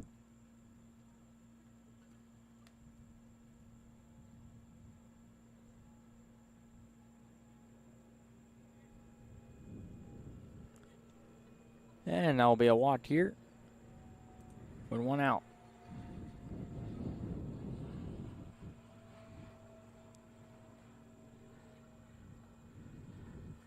As Austin Holstein, number 31, will step in, and this might spell the end.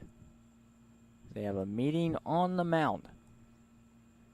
It looks like they will make a change. Jackson Lyles will check out the game, and we will have a pitching change here in the 6th inning. We'll be right back.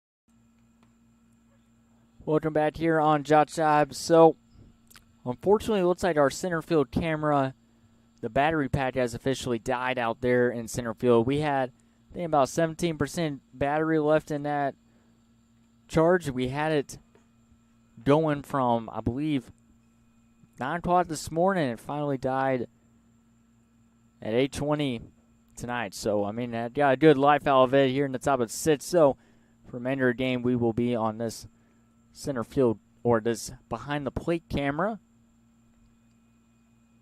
Either the battery went out or we just lost connection over in center field.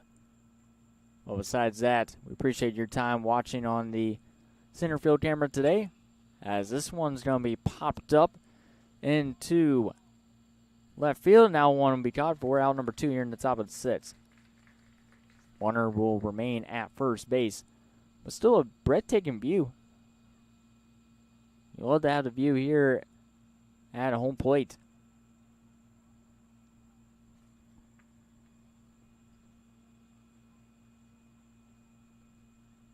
Well, we'll get that battery charged up tonight and have a full charge tomorrow. It is on 56%, I believe, this morning when we charged it up or opened it up. And it went its full course. Good 10 hours out of it.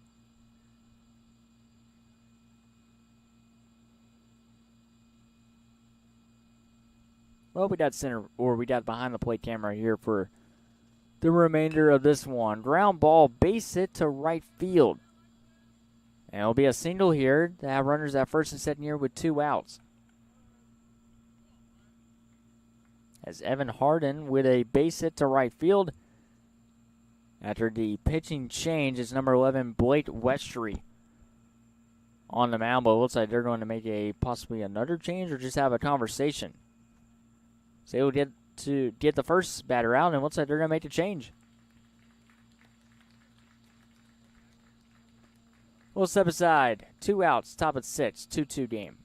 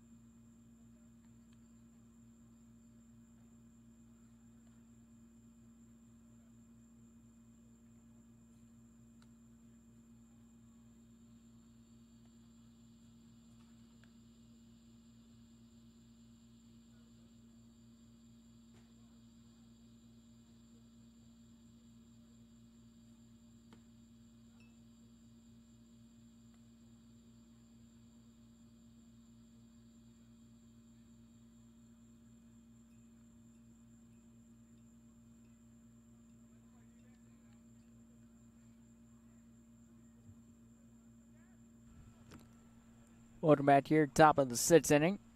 2-2 game. And new pitcher will be Mason Owens, number 14, with runners on at first and second here with 2 outs. And the first pitch hits the first batter he faces, which is number 22, Brad Chason, the leadoff hitter. Bases loaded here with 2 outs. As it brings up Logan Maurer, number 40, who had a base hit his last time up. Goal and opportunity here with the bases loaded with 2 outs.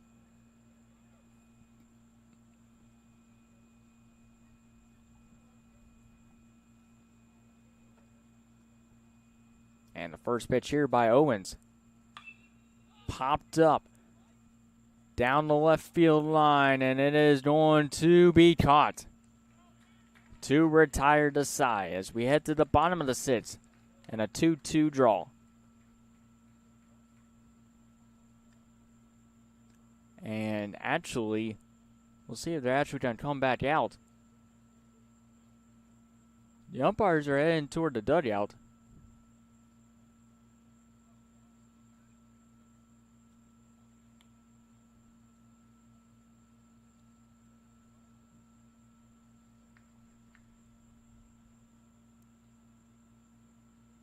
Trying to see if they said it was final or not. It looks like it's not, so we'll step aside for a moment.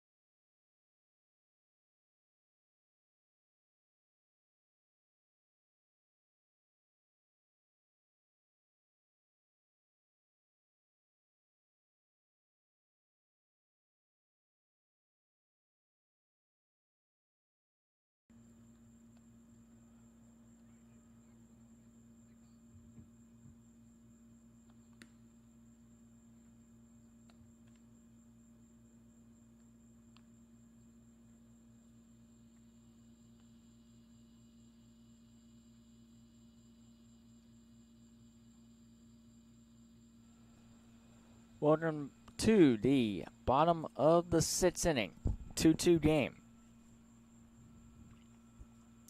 It'll be Rock Gearhart, Dylan Ackerman, and Mason Owens. To lead things off, this will be, I believe, the final half inning of this game unless we have a walk-off. First pitch is going to be inside for ball number 1. Either way, we will end in a tie as we are approaching the end of this game. We started just a couple of moments before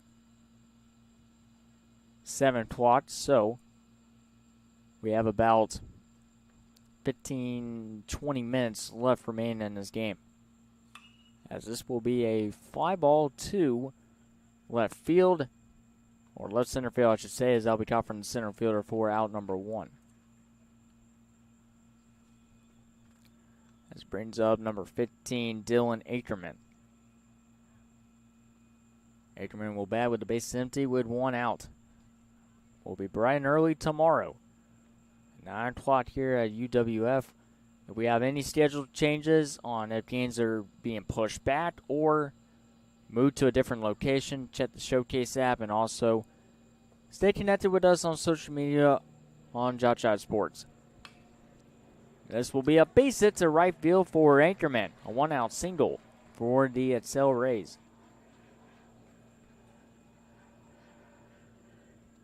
As that will bring up number 14, Mason Owens, who was able to record the final out at the top of the 6th inning with the bases loaded with 2 outs. Chance here to try to win here for the Excel Rays.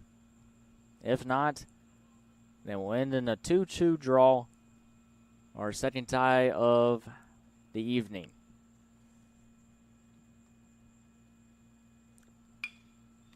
right back to the pitcher, and that, I believe, is going to be a double play. It will.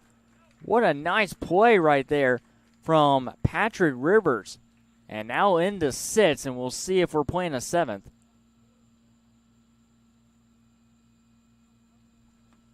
Teams are heading back to the dugouts. We don't see them coming out to first and third base, so since that was so quick, we're going to play a 7th and final inning. We will end the game in the 7th.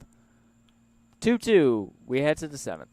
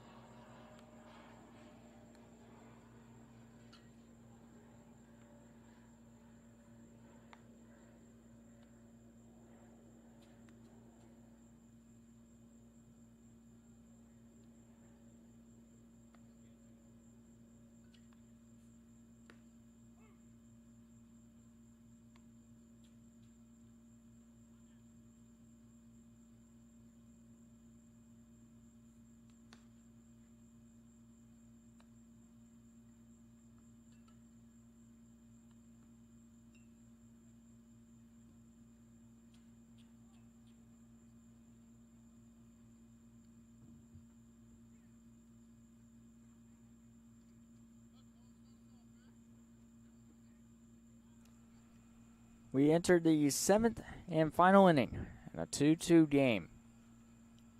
Back and forth between the bullpens and the starting pitchers.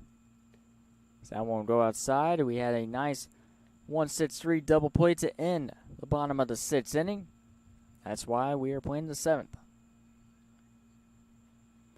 Mason Owens back in for another inning to work. Got the final out of the top of the 6th.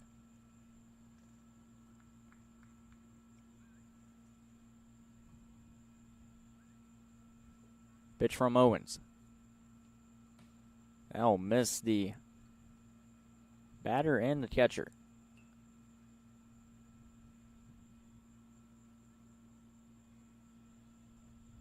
Base is empty here. Looking for our first run since the 2nd inning.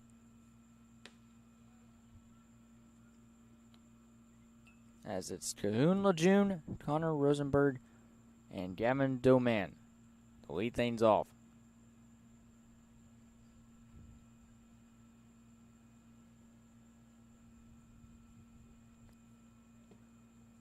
Now a miss downstairs, and Lejeune works a walk to begin here in the top of the 7th.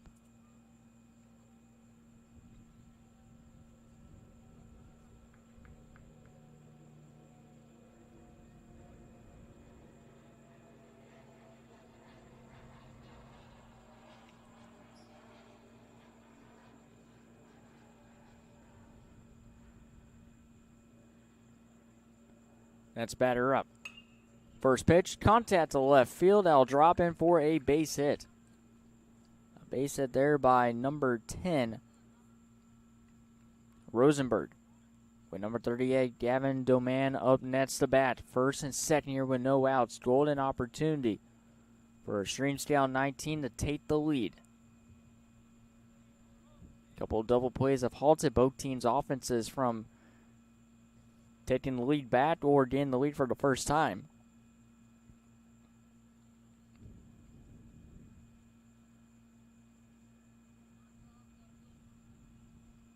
First and second here, trying to capitalize.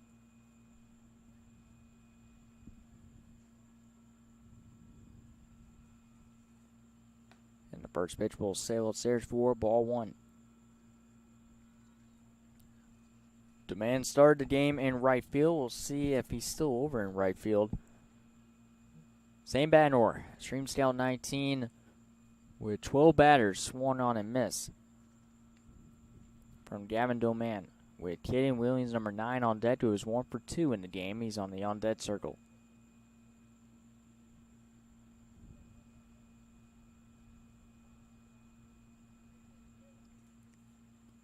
This one skied in the air in the shallow center field, called by the shortstop. He'll make the catch for the first out here in the top of the 7th.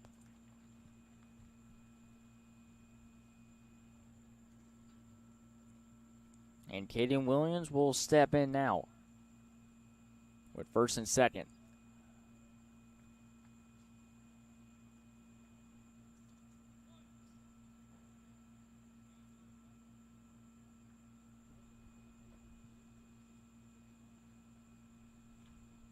First and second here with 1 out. Williams trying to deliver. And he will foul this one straight out play to the left side. No chance for the outfielders.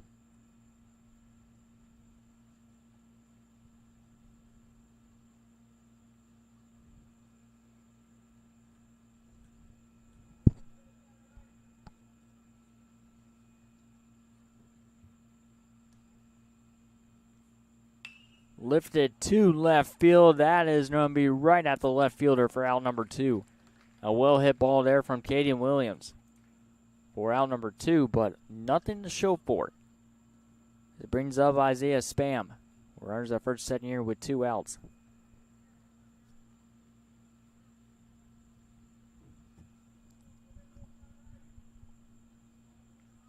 About 10 minutes left until we finally come to our conclusion. Time has been ended, but it looks like we're probably going to go the full 7. That one's fouled off, which would be the second time in today that we'll have a full 7-inning game. Rest of the game, we've had 1 game in 4 innings, 2 and 5. And then the only tie of the day was a 7-inning game, which could be a possibility, but we'll have another tie here tonight.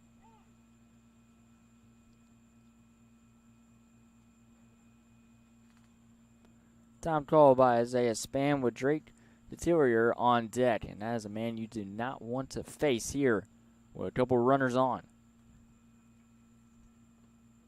That one's downstairs, but a good block. We have not seen many mistakes in this game, especially defensively. Mistakes have been on the base pad, especially for Stream Scout 19 in the last half inning. Well, besides that, it's been one of those premier defensive games and clutch hitting. It's been the difference maker here on JockJive Sports.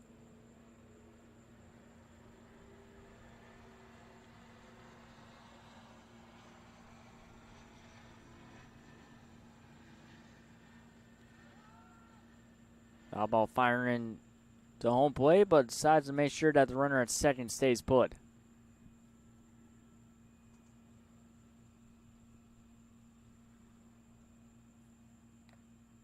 And that is going to hit Span to load the bases up. For Stream Scout 19, they had the bases loaded earlier in this game, could not capitalize. We'll see if it'll be a different story this time. Drake Deterior up next to bat. Bases loaded, 2 outs.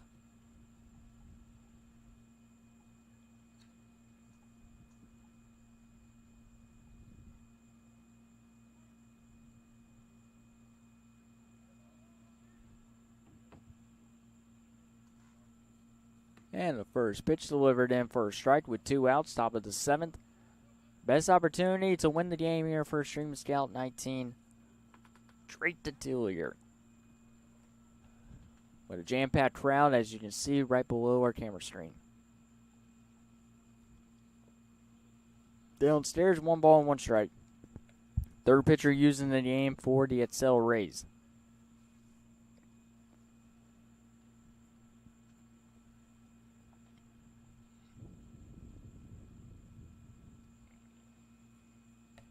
Upstairs 2-1.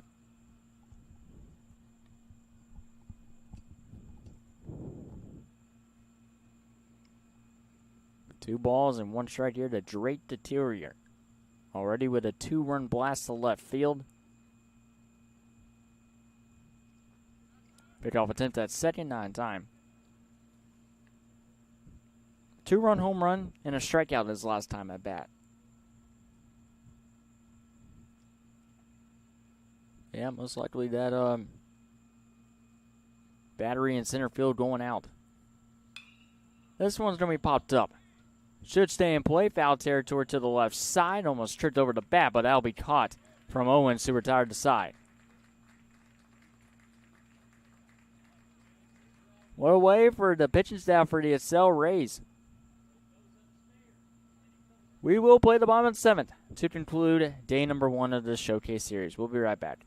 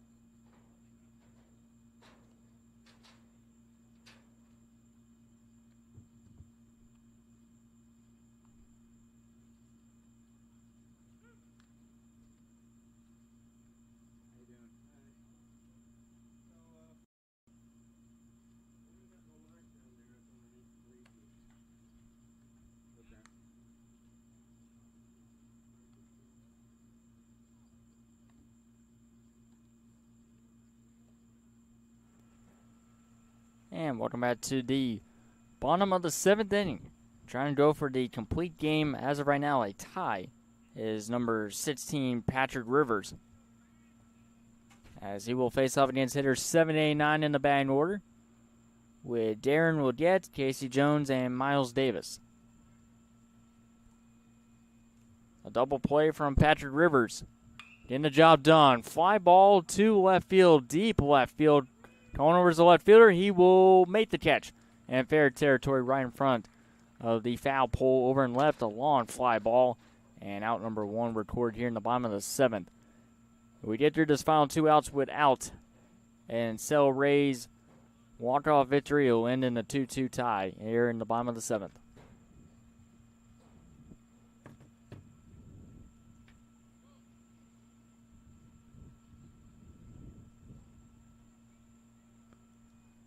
They'll bring up Casey Jones, number 3.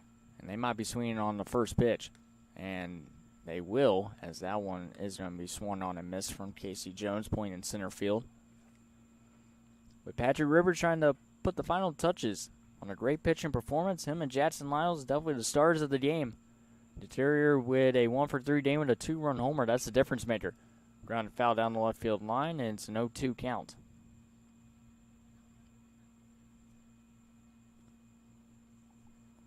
Like to say, a full day of baseball tomorrow here at UWF. First pitch at 9 o'clock in the morning. So we hope to see you there.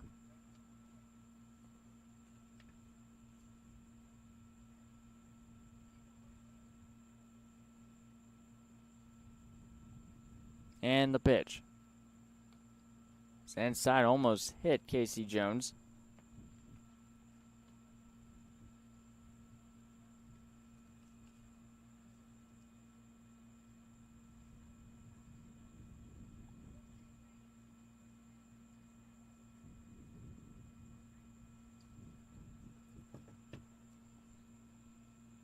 2-2 game. Looking for possibly a walk-off home run here. Casey Jones gets a hold of this pitch. Rivers trying to get it over to first 9 time. And the game-winning run is on base here for the Edsel Rays.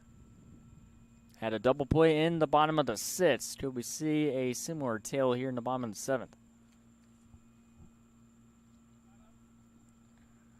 With Miles Davis, number 4, up next to bat. Bottom of the batting order, number 9. A runner on first, a game-winning run. Stepping off the mound is Patrick Rivers. 2 outs away from a complete game. Won't be a victory. It will be a tie if he's able to record the final 2 outs. That one's downstairs, gets away from the catcher, and Casey Jones will advance to second. Game-winning run is in scoring position.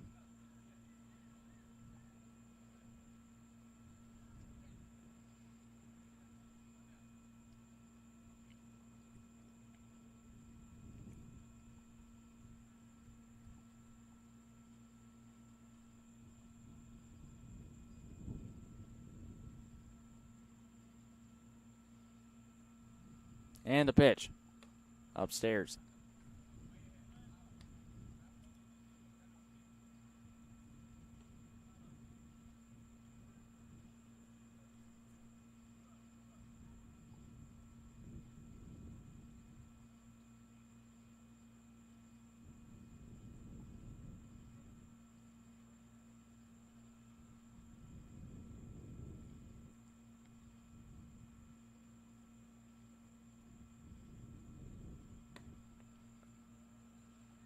And that will be a walk. First and second here with 1 out.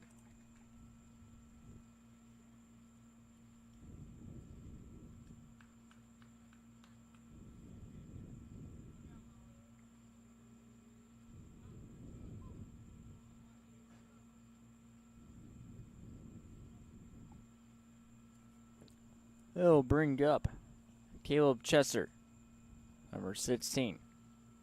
First and second here. That'll be in for a strike.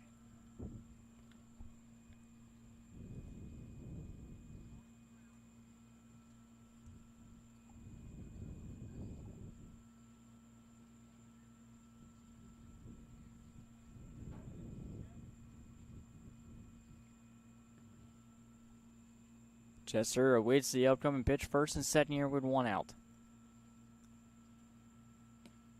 And it's downstairs. This will be at bat number 3 or 4 for Caleb Chester. After a long day, it's hard to keep count of all the at-bats for all the batters here in this showcase series. It's been a great day of baseball. Glad you tune in to JockJive Sports with us. Ground ball, this could be a double play here. Puts over to second for 1. Throw to first. It's going to be offline. And the Edsel Rays will take the lead, and I believe that will be a walk-off victory for the Edsel Rays. 3-2.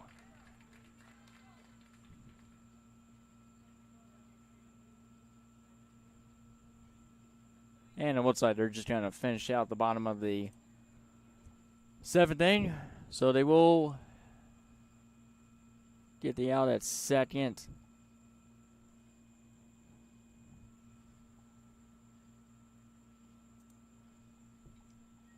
So 2 outs now.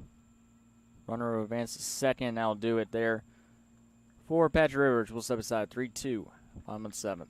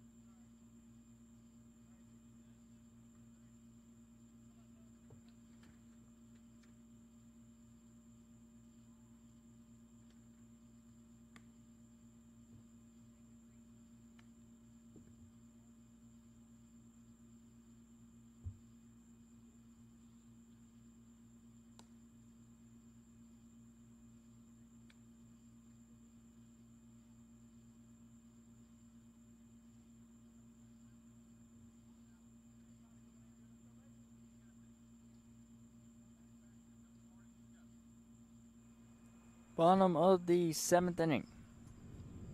3-2 lead for DSL Rays, and we're basically going to finish out the bottom of the 7th. It will be a victory for DSL Rays, and looks like they're going to have runners at first and second, and they intentionally walk the Nets batter, which is number 8, Andrew McDaniel, and they'll bring up Blake Westry, number 11. It'll be number 31, Austin Holstein, as he will come in for Patrick Rivers. Try to close out this game. Try to get the final out in this classic 7-inning game. And the first pitch will miss downstairs for ball number 1. So if we were playing a Redwood game, this would officially end the game. But since this is a pulled game, no gains following up behind it, it's going to be a Cell Rays victory. But who knows from how much it'll be here in the final bottom of the 7th. It's 1 on a miss, 1-1.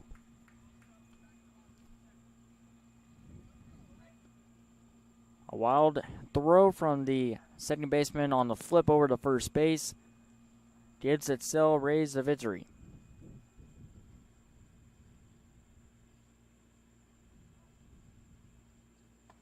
Time was called before the pitch was thrown from Westry.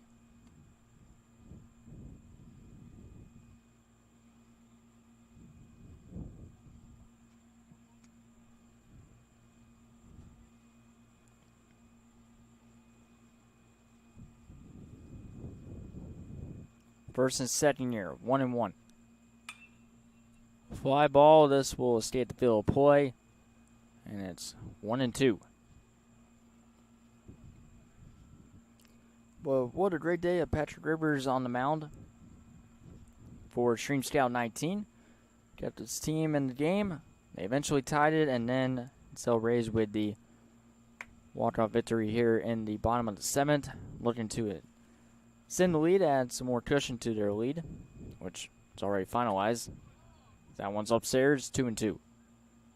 All we need is just one final out, or if the umpires feel like the game is concluded, this might be the final at-bat.